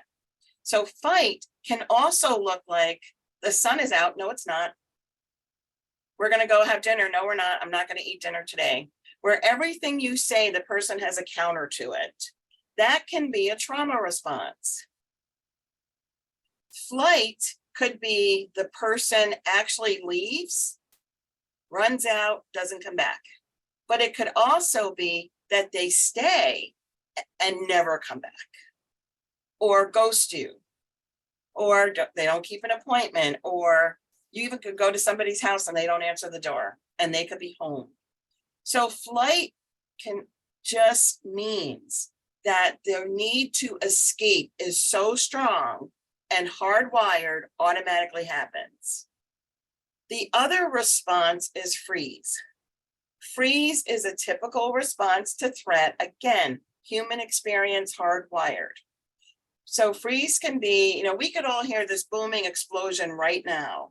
Some of us will be running out the door. Some of us will go towards the threat because we want to take it out. And others of us will just be frozen in place and not go anywhere. Another way that freeze can look is I'm sitting on the couch. I've been on this couch for 3 days straight, and I'm just watching television. I know there are things I need to do, but I can't go do them. So those are all hardwired responses. A socially learned response is something that we have learned from being abused or threatened in the past. And we learn that, oh, wait, the safest thing I can do right now is nothing. And it's a decision. So I'll give you an example. If my partner was abusive to me, and how I know that that person's mood is bad is if they jangle the keys when they come in the house. They're jangling their car keys and house keys. Every time I hear those keys, I'm going to be thinking, I better make sure dinner's all set, get the kids quiet. I'm going to stay out of my partner's face because I know this sounds and it's dangerous.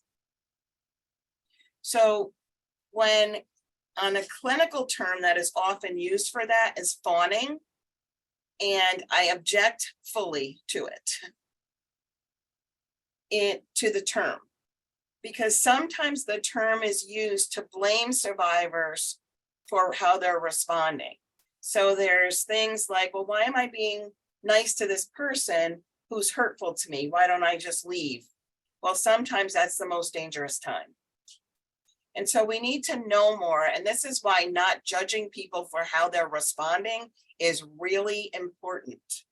And so we can judge from the outside that somebody needs to get off that couch, or they need to stop trying to please this person who's hurtful to them. Their life may depend on it. So when we don't understand, we do judge.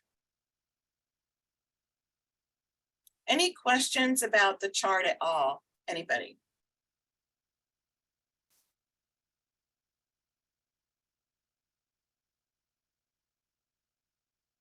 One other thing I wanted to talk about. Yes, Chantel, go ahead.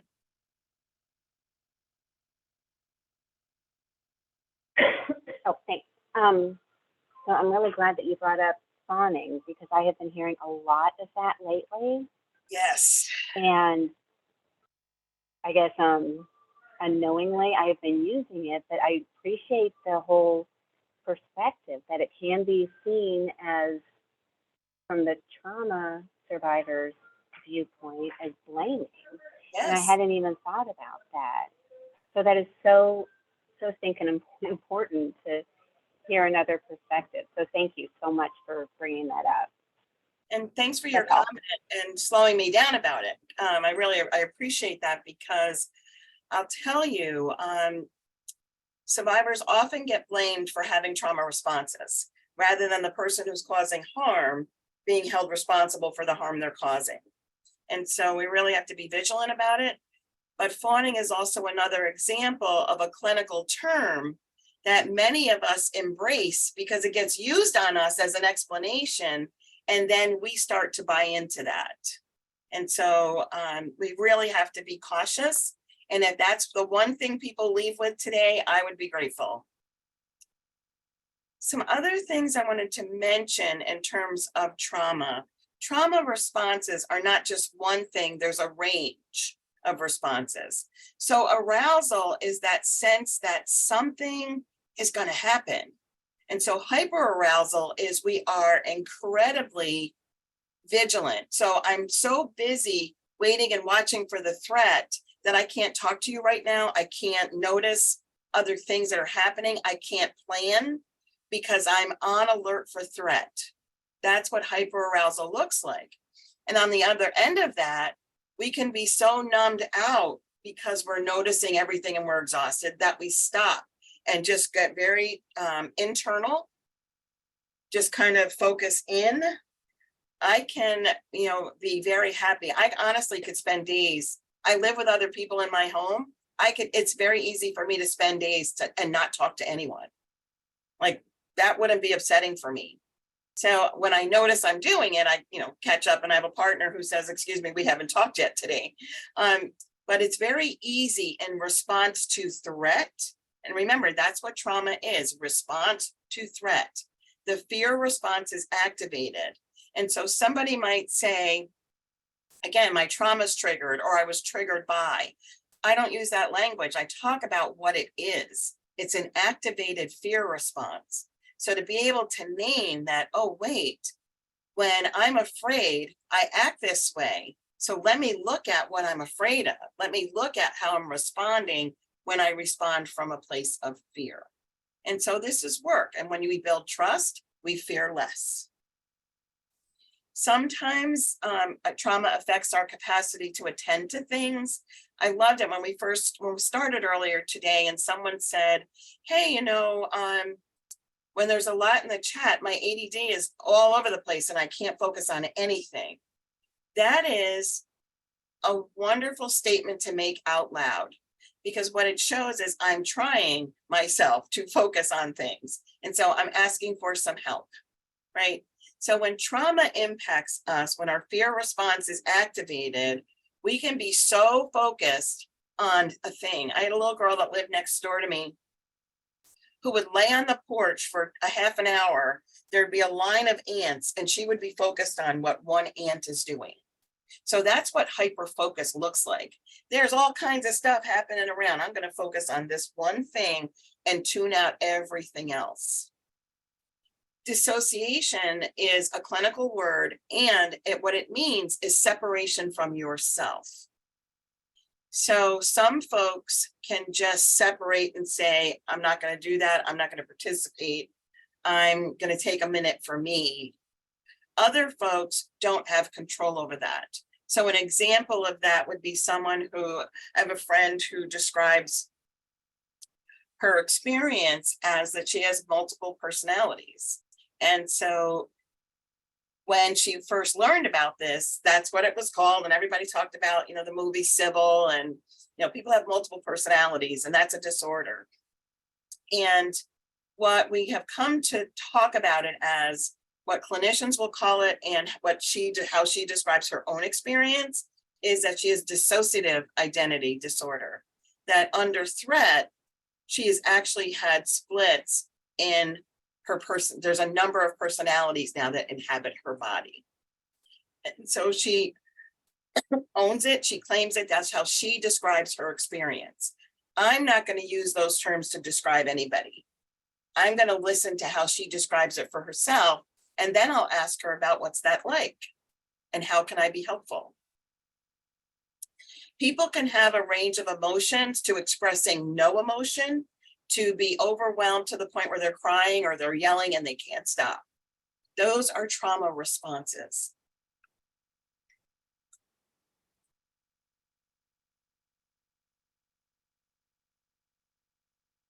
And that the alarm doesn't just go away because I say, oh, you're safe with me, or you tell me I'm safe with you, or this is a safe space.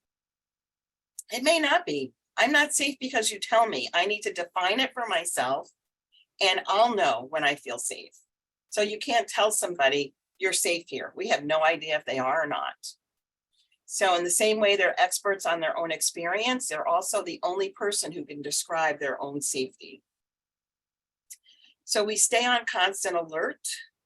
There's recent or current threat, danger, or violence. Our bodies and brains continue to stay on high alert for danger. Reassurance that we're safe doesn't turn off the alarm. So you could say it, but it might not mean anything to me. And that post-traumatic stress disorder is a clinical diagnosis that we've learned about. There's been a lot of research. Excuse me.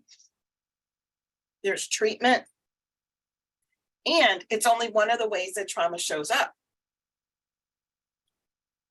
So all of these other things we've been talking about are ways that trauma shows up. Excuse me.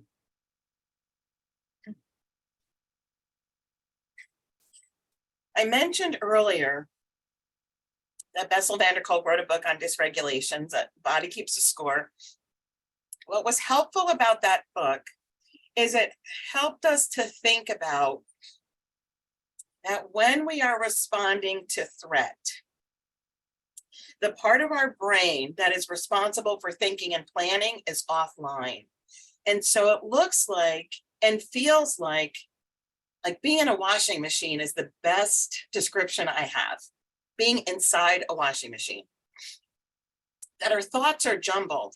And maybe I can't keep a thought, I can't express a thought, I can't tell you how I'm feeling, but I'm I'm just like crying or screaming or shut down and feeling nothing. People can have a dysregulated sense of even where their body is at a moment in time. And so what that looks like is, and just to share an example, when I was running a housing program, I had a staff person who would stand in the doorway of the office. So there's only one door in and out. She would stand with her arms out like this and her feet spread wide. So she was blocking the entire door. And if someone wanted to come in the office, they'd have to, excuse me, Deb. If anybody wanted to leave the office, they'd have to say, excuse me, Deb. And so when I noticed and I gave her feedback about it, I learned she had no idea she was doing it. It was related to events and experiences in her history where she felt it was her responsibility to be the safety and gatekeeper for every person in a space. And so we had to have a long talk about it because I'm her supervisor and she really can't block the doorway. And again, I never expect people to tell me about their trauma. I'm not asking. You want to tell me, I'm here for it.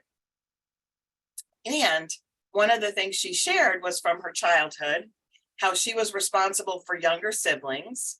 There was one of her siblings that had ran past her, went out of the house and was hit by a car. And so that experience stayed with her to the point where whenever there was a small space, she became the gatekeeper for it. And so we had to talk about, she had to find a different way to get, to deal with that. And we talked about strategies and no, she can't block the door. So it wasn't that she was magically cured of needing to stand in the doorway, but we named it as a challenge and we talked about coping strategies. And then she worked on her own to create some. People can have dysregulated energy where sometimes they're really sped up and other times they're really slowed down. And that energy could be different moment to moment, day to day. People will sometimes feel safe in a conversation, and then the next time you see them or later in the conversation, they don't feel safe and they want to exit, or they're arguing, or they're frozen. Sometimes people feel connected, sometimes they don't. Sometimes folks are present in the here and now, and sometimes they're not. So I have a sibling that has a pretty intense trauma history. And when she was in her own apartment, I went to visit. She's 8 years older than me, 8 or 9. And in her apartment, she had painted black crosses over her windows. So the rest of my family is like whispering and, oh my goodness, what's going on with her now? And so I asked her, I said, so what's the story with these black crosses over the windows? And she said, somebody is shooting rays at my stomach. My stomach hurts and they're on the roof across the street and they're shooting rays into my apartment. And I listened. And then so I asked her and I said, well, what does that feel like? And she said, I have so much pain in my stomach. And I said, well, what did the doctor say when you told the doctors about it? Well, I didn't tell the doctor.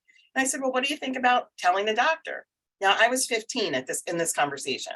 I said, so what do you think about talking with the doctor? And she's like, oh, I guess I could. So she goes to the doctor. That was about a week and a half, 2 weeks later. And she had cysts in her uterus that were the size of grapefruits. So even though she didn't have the language for what was physically happening, her interpretation of something being wrong was absolutely on point. And so when people are experiencing things, they're going to talk about it in their way and with their own understanding. And because we offer peer support, we're here for it. So how do mind-body practices help? So we've done a couple of mind-body activities.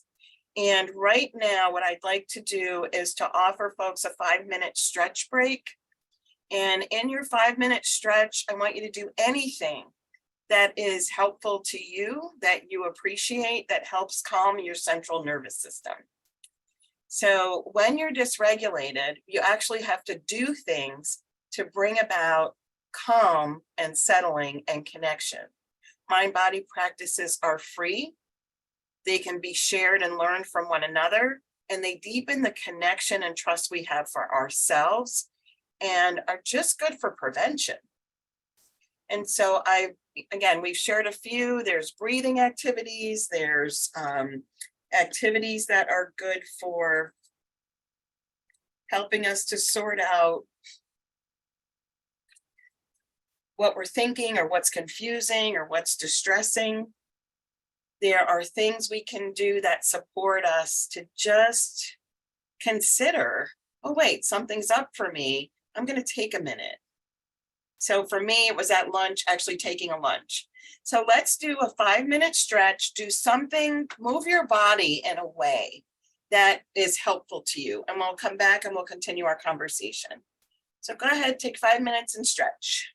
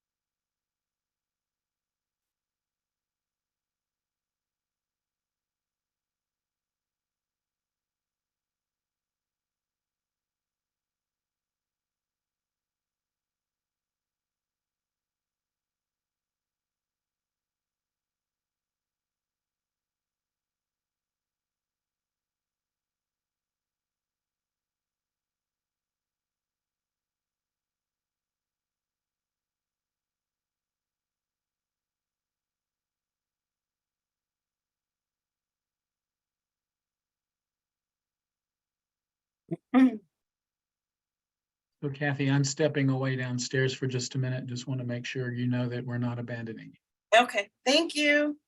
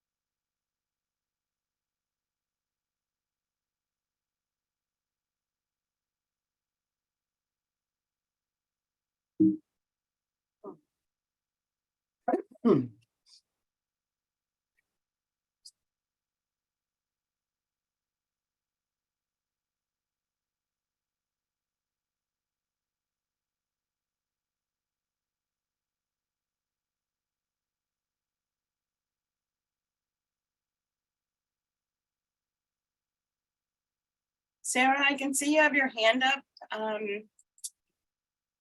Don't know that.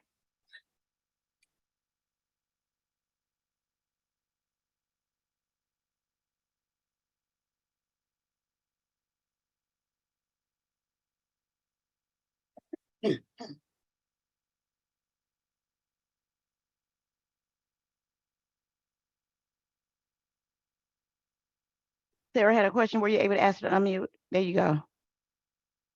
Hey, so I was just something I noticed that I don't know if this ties in, probably does, trauma is such a vast topic. I know sometimes when I'm having, like, especially if I'm having flashbacks or something, not just like the physical space I'm in, but there are times where I'm not the age that I am now. And so literally feeling like I'm the age that whatever experience happened. Would you consider that be part of dysregulation and dissociation? Absolutely. Yeah. Yeah.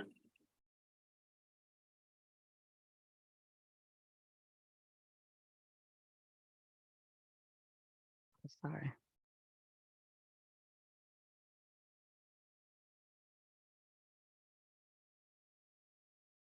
I don't know if dysphoria would be included in this or not.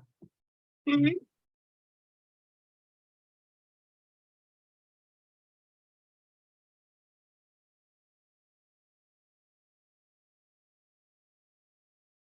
I'm trying to look up the author of Crucial Conversations, and I can't do it right now because I'm in Zoom, so that's my internet, and I'm not able to do it on my phone right now for some reason.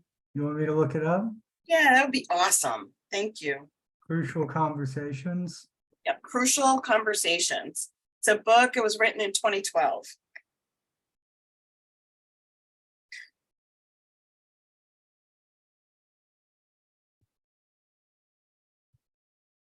Andre, I see your hands up. Yes. So when I asked that question in the chat, they put in 3 different names for that book. We have Carrie Patterson, Joseph Greene, and Ron McMillan. Those are the ones. Okay. Okay. Yep, that's them. That is them. Yep. And Laura Thank you. wrote as well. Say that last one again. There's 4 authors, the ones that they just named, and also Laura Rope. Okay. ROPPE. Okay. Okay. And they've also written some follow-up books as well. I honestly, the first one is the one I use the most and share the most. Okay. Thank you for that, everybody, for helping. I have a question. And sure. Forgive my ignorance. I keep seeing BRB in the chat. What does that mean? Be right back. Okay. It took me a long time to understand that one as well. I've been wondering all day, like, what are they talking about? Love it. Thank you. Just goes to show we learn something new every day. That's right. That is I right. should anyway, right?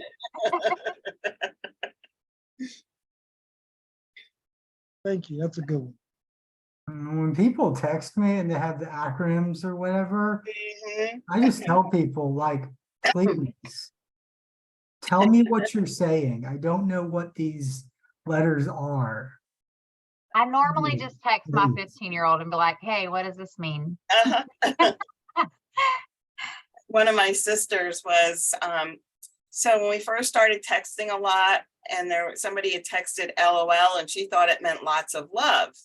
So a friend of hers had a death in the family and she texted back LOL.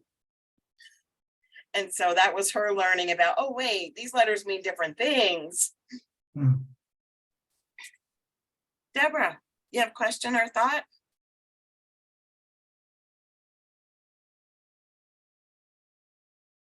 Okay, so I was stretching and hugging my little fur baby. When you said the authors on because I saw there's a lot of the Courage to Heal. Which one is it again? So there's the book and the workbook.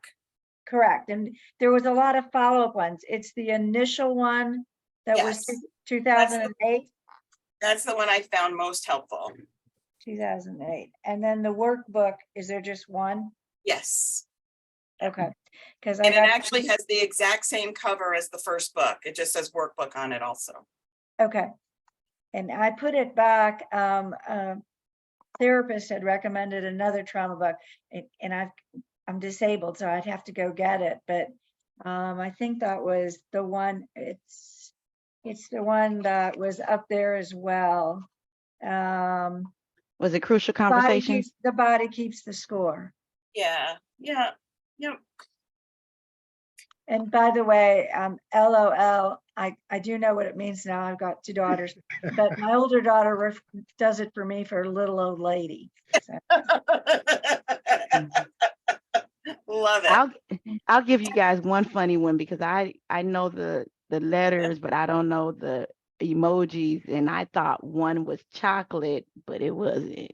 So it's not chocolate. And I was It's sending not. it. I was sending it to everybody like chocolate, you know. So you can all laugh. Yeah, but So no. yeah. So you got Allison who Yeah, has a Allison, go question. ahead. Go Yeah, ahead. thank you. Yeah, I just had a question about that book, The Courage to Heal. The other part of that says a guide for women survivors of child sexual abuse. Is this, is this a good book for if we wanted to go, because I'll be very honest, I'm not a woman who came from childhood sexual abuse. So would I benefit from it, or are you giving that to us to give to our peers? I'm suggesting that, and first of all, anything I suggest, I would want you to look at and decide, is this helpful for you? Right? It's like we all need to have that exploration of, you know, I can recommend 100 things and some will find it helpful, some will not find it helpful. What I liked about that particular book is, one, it was one of the first books where people talked about trauma in a straightforward way. And one of the conversations, I mean, clearly the author is focused on creating a conversation for survivors of sexual abuse. There are hundreds of books about trauma.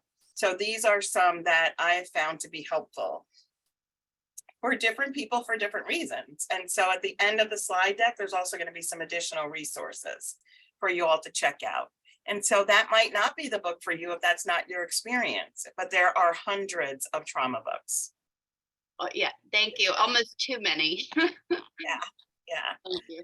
And I think what I would ask of this group is, if you find something that is helpful to you, you'll want to think about ways to share it. So what I don't do when I talk to survivors is say, here's a book on what's wrong with you, right? I might say, this was really helpful, but I'm also going to recommend a really practical 3-page resource. So things to keep in mind. Angela, yeah.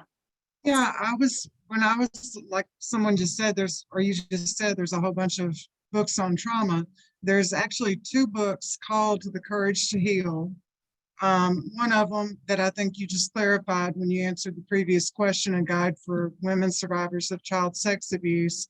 And then another one is written by Tracy Strawberry, called The Courage to Heal, Moving Beyond Your Habits, Your Past, and Your Pain. So I was just going to ask which one of those you were referring to, if it was Strawberry or Ellen Bass. Ellen Bass, and the other book is new to me, so thank you for mentioning it. Sure. Yeah, and the way we learn about what's out there is we work, we look, we listen, and then we share what we find. So thanks for sharing that. Sometimes when people are writing about trauma, and the reason that you'll want to read anything that you might recommend, you want to read it first, is because sometimes the authors can be very victim blaming. And so you want to be careful about getting caught up in that kind of conversation. And there's 2 more questions, and then I want to move us forward. Andrea, go ahead. I just wanted to comment that I found it helpful to read on different subjects that may not have applied to my personal trauma. You know, I'm not a self-harmer, but, you know, I have peers that are, you know, and so the better informed I can be, you know, the more empathetic I can be and the more information I can offer, including reading recommendations. Just because it didn't happen to me doesn't mean it's not relevant. That's right. Thank you so much for saying that. And also reminding me of a resource. So the National Center on Domestic Violence, Trauma, and Mental Health. I co-hosted a webinar with a peer from Massachusetts on self-injury. And we did the webinar and we created a tip sheet about what's helpful.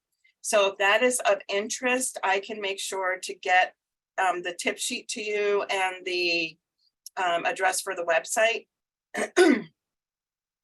But the organization, if you want to take a chance and try to find it, is N as in Nancy, so NCDVTM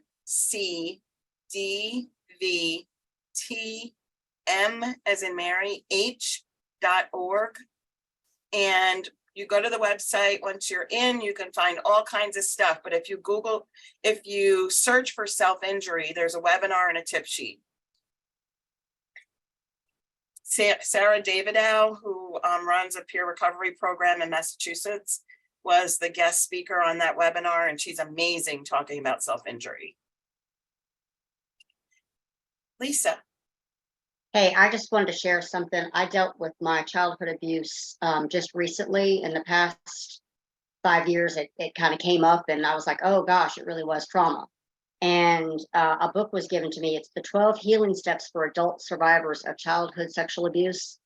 And it's a book, but it's a workbook also. It gives some steps to do. It's not like the 12 steps of AA or anything like that, but it gave some really healing information for me and exercises for me to do to really heal from it. And I've bought a couple of the books since then, and it's on Amazon if anybody's interested. Great, thank you so much for that resource. And there's one more to share is Stephanie Covington, who works with female survivors in recovery, has created a very small handbook. It's about this big, on mind-body practices. I just got it in the mail this week. And so when I send, I'll reach out and send some of the resources that have come up today, and I'll make sure I put in the information for that book as well. What's the name of the author again, Cathy? Stephanie Covington. I'll put that name in the chat. Thank you. Yeah, I just got it in the mail this week. So here's what I'd like to do for the rest of our time together. There are some slides that I'm going to skip over.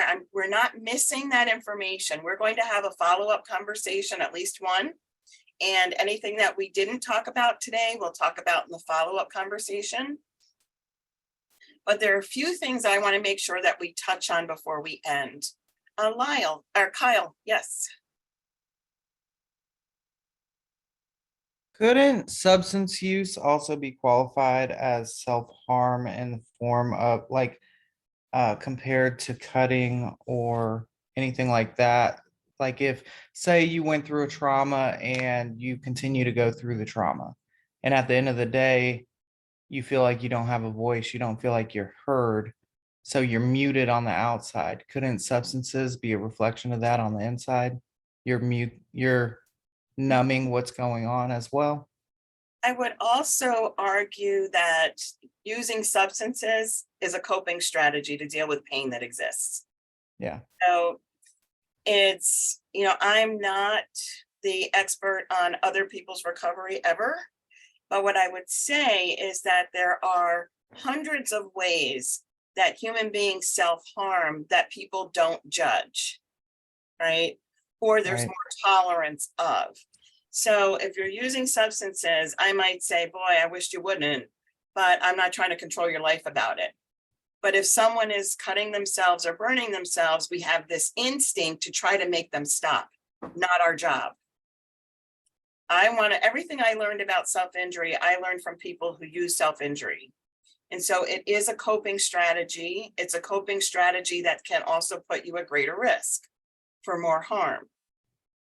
So when I talk with people about self-injury, what I talk about is there anything that you've tried that helped a little, but also didn't give you infections or have open sores on your arms, or so not from the shaming place, but for finding other kinds of solutions.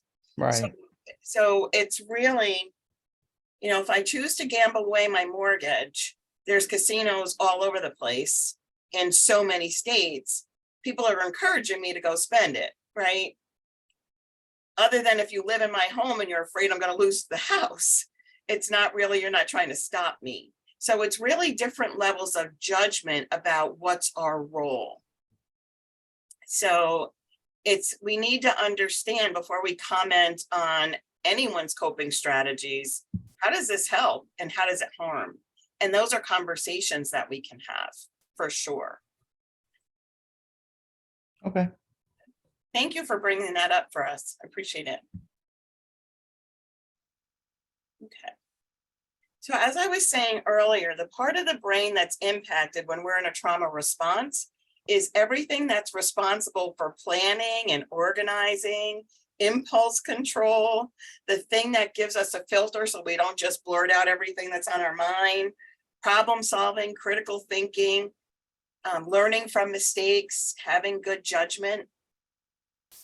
Those behaviors, a certain part of our brain, the prefrontal cortex, is responsible for. It's what gets shut down when we're in survival mode. So when I talk about that humans are messy, this is what I mean. That there are things that are impacted by trauma that we do not control. So when we want people to follow the rules, be organized, make a plan, keep commitments, we may be asking them to do something or to participate in something that they physically can't because they're in a trauma response. So when you're thinking, oh, wait, here's this thing. We said we were going to meet. We're going to have a meeting. We're going to have these conversations. It's going to be great. And the person shows up and they can't hold a conversation. They can't express a thought. They can't stop crying, or they're yelling. But you're not having the conversation that you thought you were going to have. Trauma does that. Absolutely does that. So things that trauma affects us in these ways. So trauma affects our capacities to feel internally connecting to people that care. So you could be with someone, they're in a trauma response, they're really struggling for survival. You're caring and wanting to be supportive, and they don't notice or can't tolerate it. So someone might go to hug somebody at a time when that person absolutely can't stand to be touched. So you could maybe just touch their hand and they're on the ceiling. So trauma does that.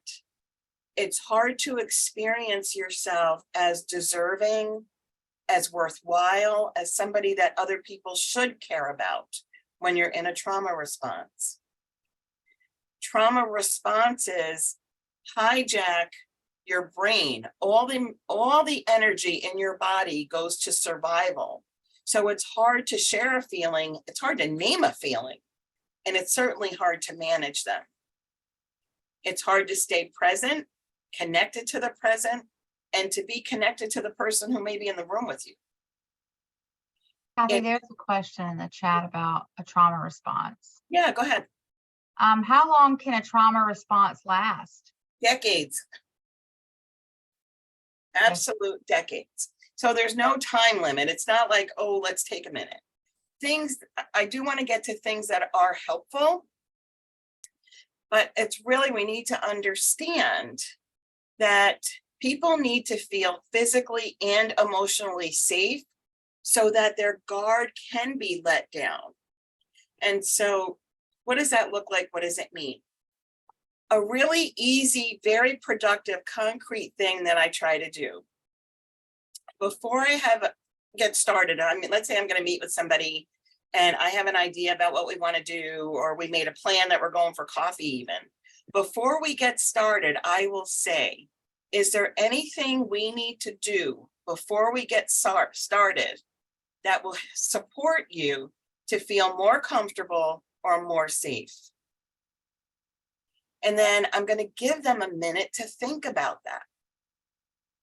Here's what people usually say. Can we walk outside? Can we open a door? Can I get a drink of water? Like, people really do think about that. They'll do that scan in the moment. And what do I need right now so that I can have this conversation? So again, if there was one thing to take away from the day, it's that question. Before we get started, is there anything we can do? And Ty has his hand raised. Yep, to support you to feel more comfortable and more safe. So as we think about emotional safety means that the person feels that they have choices that they can make that will be respected. And so then before you start anything, you go ahead and do whatever it is that they talked about. Okay, who's got a question?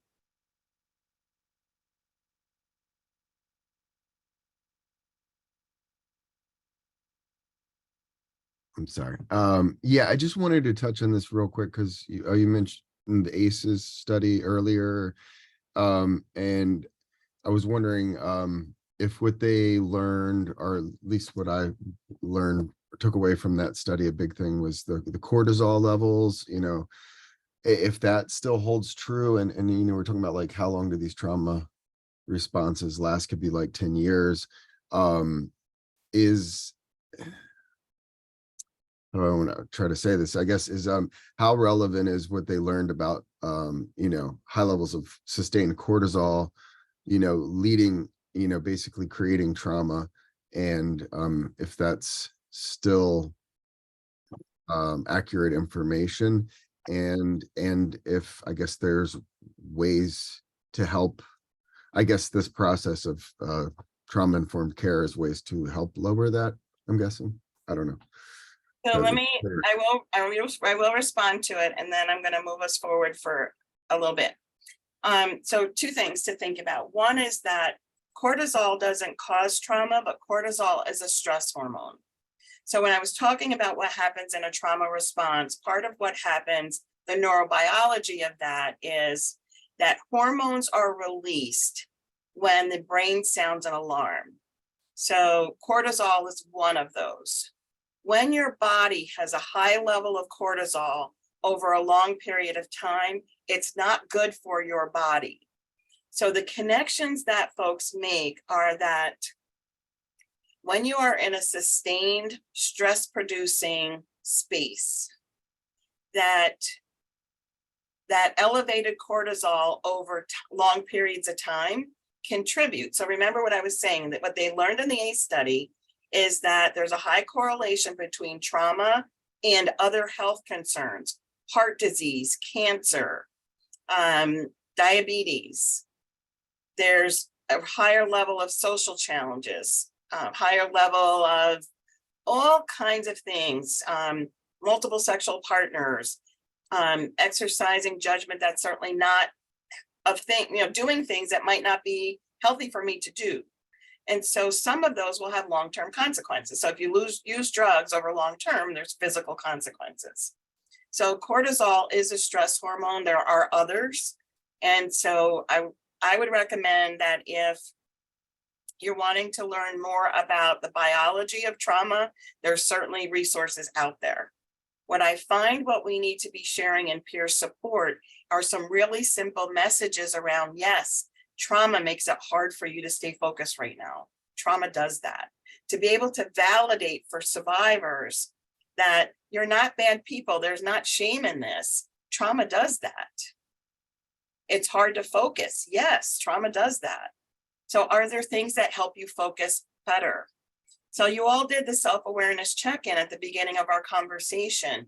What are the things that help you stay grounded, centered, and connected when you're feeling overwhelmed? Those are the kinds of conversations we need to bring to peer support. There's always room for learning, don't get me wrong. I'm not saying we don't ever need to know. What I'm saying is what's helpful in sharing and connecting with survivors in the moment. All right, Christy, you got a question?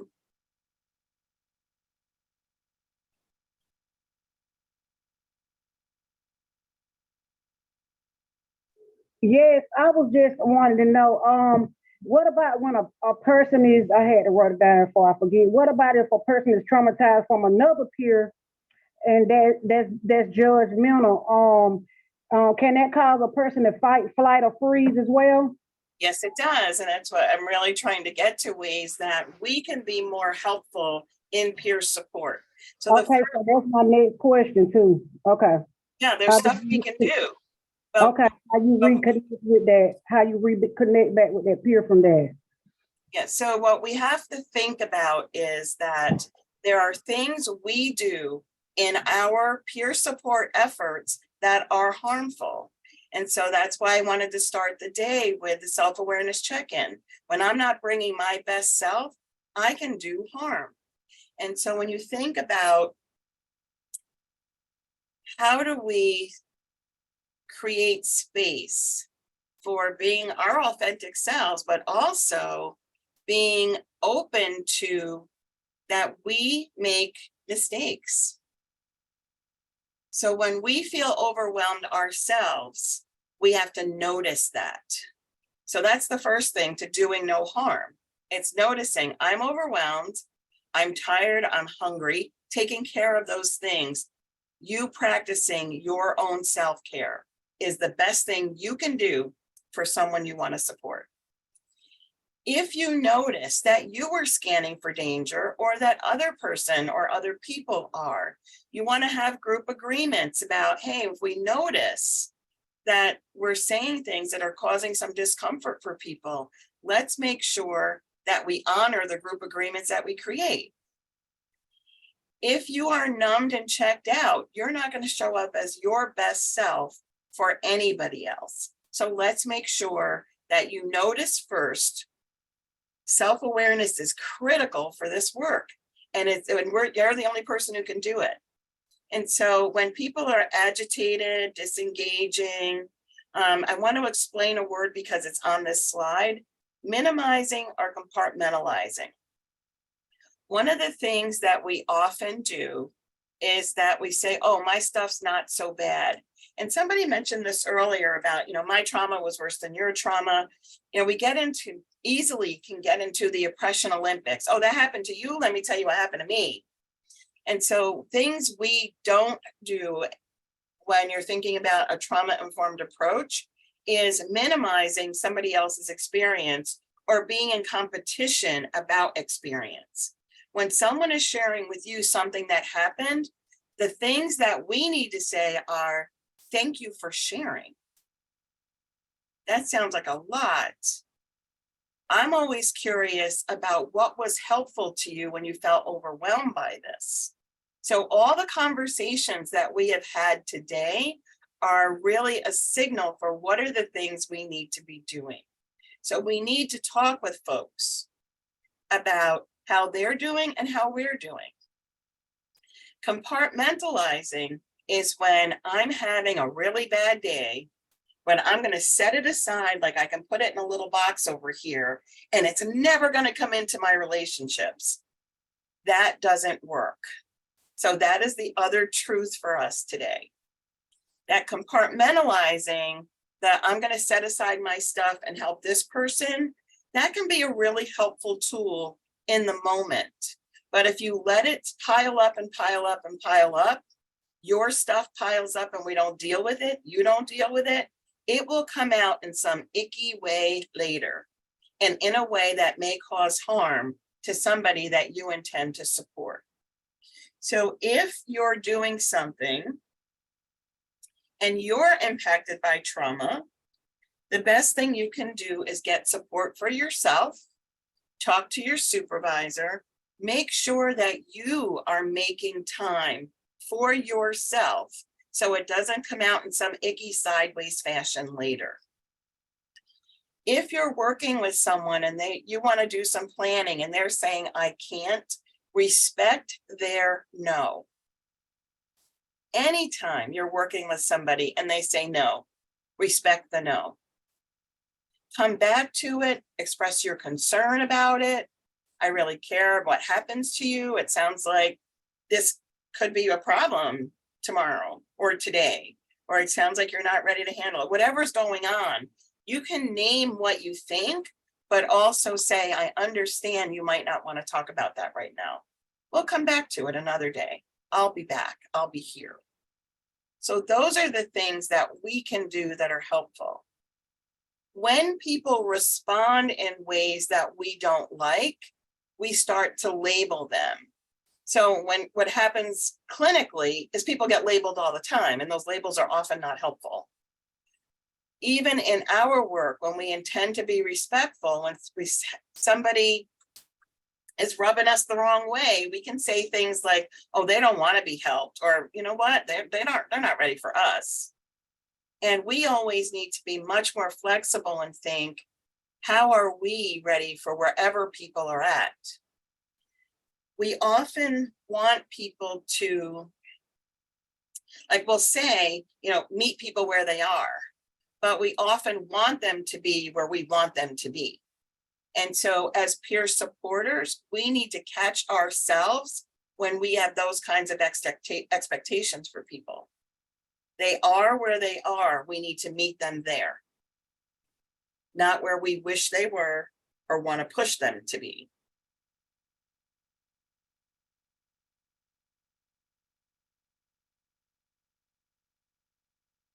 When we label people, we can undermine them.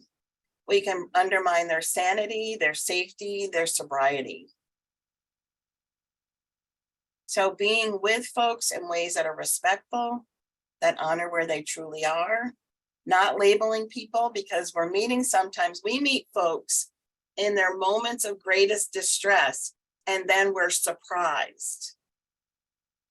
We need to meet people where they are and not try to screen them out and away of our support and into something else. It's you are where you are, and where you are is welcome. That's why we're here. So peer support is supposed to be by design, low barrier relationship. We show up for the relationship. Our expectations are that if the person wants to be in relationship with us, we'll keep showing up for the relationship. People shouldn't have to jump through hoops for us. They don't have to have a measure for us. We need to remember that trauma happens. And so when we create demands for compliance, or you should do this, or you should be doing that, we are othering people. We're telling them you are not as important as my view of you.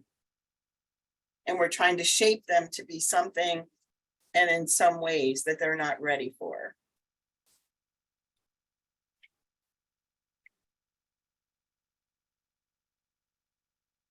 This next slide talks about trauma reminders, and then I'm going to skip some slides and talk about one more thing before we wrap up today. Anything that's in your environment can be a trauma reminder, as I've said, but it could be something that you do. It could be a way that you move, a shirt that you're wearing, anything that is a specific action or feeling, or it could be a sensory stimuli of something that happened in the past. So if I heard a sound while something bad was happening to me, and then I come and I'm meeting with you in a space and I hear that same sound, that's a trauma reminder. And it could be a lack of power and control. So if you're making decisions for somebody, you could be a trauma reminder. If there's conflict in relationship, that's a trauma reminder. Separation or loss, big transitions. And some of those transitions could on the surface look like wonderful things, but they're also scary and big. When someone's routines are disrupted, if they're feeling vulnerable or rejected, if they feel threatened or attacked or overwhelmed. And these are examples of things that to you or me or anybody else could be just neutral. I mean, it's just a shirt, but oh no, you're wearing a pink shirt and that's the color I was wearing when this happened to me. Or the person who hurt me, their voice sounded like this. So when I hear that voice, I can't stay present. So we have to know that in our work, there are things that may have nothing to do with us that might be a trauma reminder for someone else. And so if we are having conversations and we're talking and we're asking, then we've got a really good shot at it. We've got a better chance at it. I want to share with you a document that is in the handouts. Stop sharing my screen because it's now. Have you all used RAP plans? Is that familiar to you? Wellness Recovery Action Planning. Is that familiar to anybody? Okay, I'm going to show you a very short version of that that I like to use with survivors. One, because it's short and it's sweet and it's practical. So let me find that.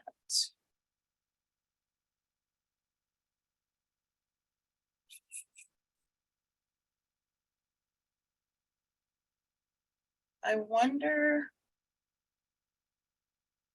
Loree or Al, do you have access to the file with the handouts and it was a plan for emotional support? Let me look and Pull it see. up. I have it pulled up right here. Excellent. Can you screen share that? I can. That would be awesome. Thanks. This is what's the emotional support plan. Yes. Yes, yes, yes. Okay. So I want to share that. And then we'll wrap up for today. All right. So this was designed for a project with survivors of domestic violence. And I recently adapted it so that we could use it in all kinds of spaces. And yes, it is. It should be in the handouts that were emailed for those who are asking. And basically, it's a really quick conversation that you could have with any survivor when you first meet. And if you didn't have it, you could pull it out and do it next time and you haven't missed any opportunity. And so very much like the self-awareness check-in that we use, this is meant to use directly with the people you support. You want to identify feelings, actions, and support. So I'm going to read this. So tools, resources, and supports I use or things I do that help me feel good, calm, relaxed, focused, grounded, clear-headed, or safe. So we don't all use the word trauma to describe what's going on. The word trauma started as a mental health clinical thing. Some people will talk about when I get scared, my stomach hurts. So what are the things that we can do and ask folks about that helps them feel good, calm, relaxed, focused, and grounded? The next question is things I would like to help with to manage. Maybe they're exhausted or worried or just feeling ill or having headaches, stomach aches, just feeling distressed, feeling overwhelmed. So you actually have a conversation about, would you like some assistance with any of this? What are the things that I can be helpful to you, supportive to you on your journey? So we first ask people, what do they already do? And then we say, what would you like help with? And then below are strategies for feeling better. What I might be feeling like on the inside. So if I'm feeling sad or lonely or depressed or anxious or worried, it's whatever language they use. So you're not telling people the language they should use to describe their experience.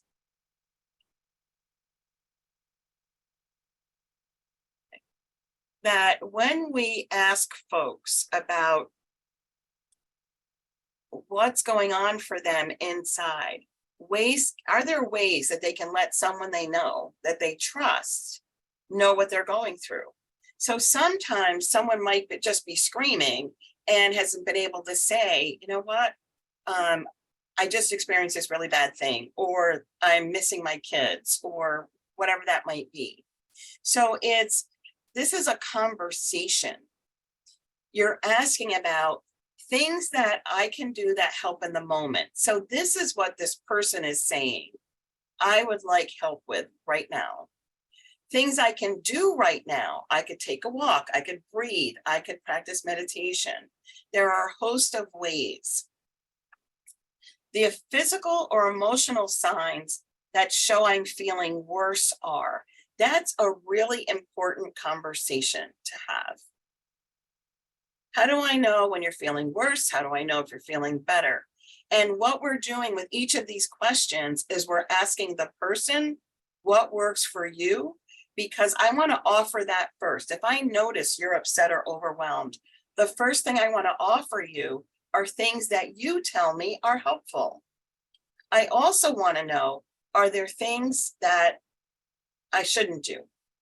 And so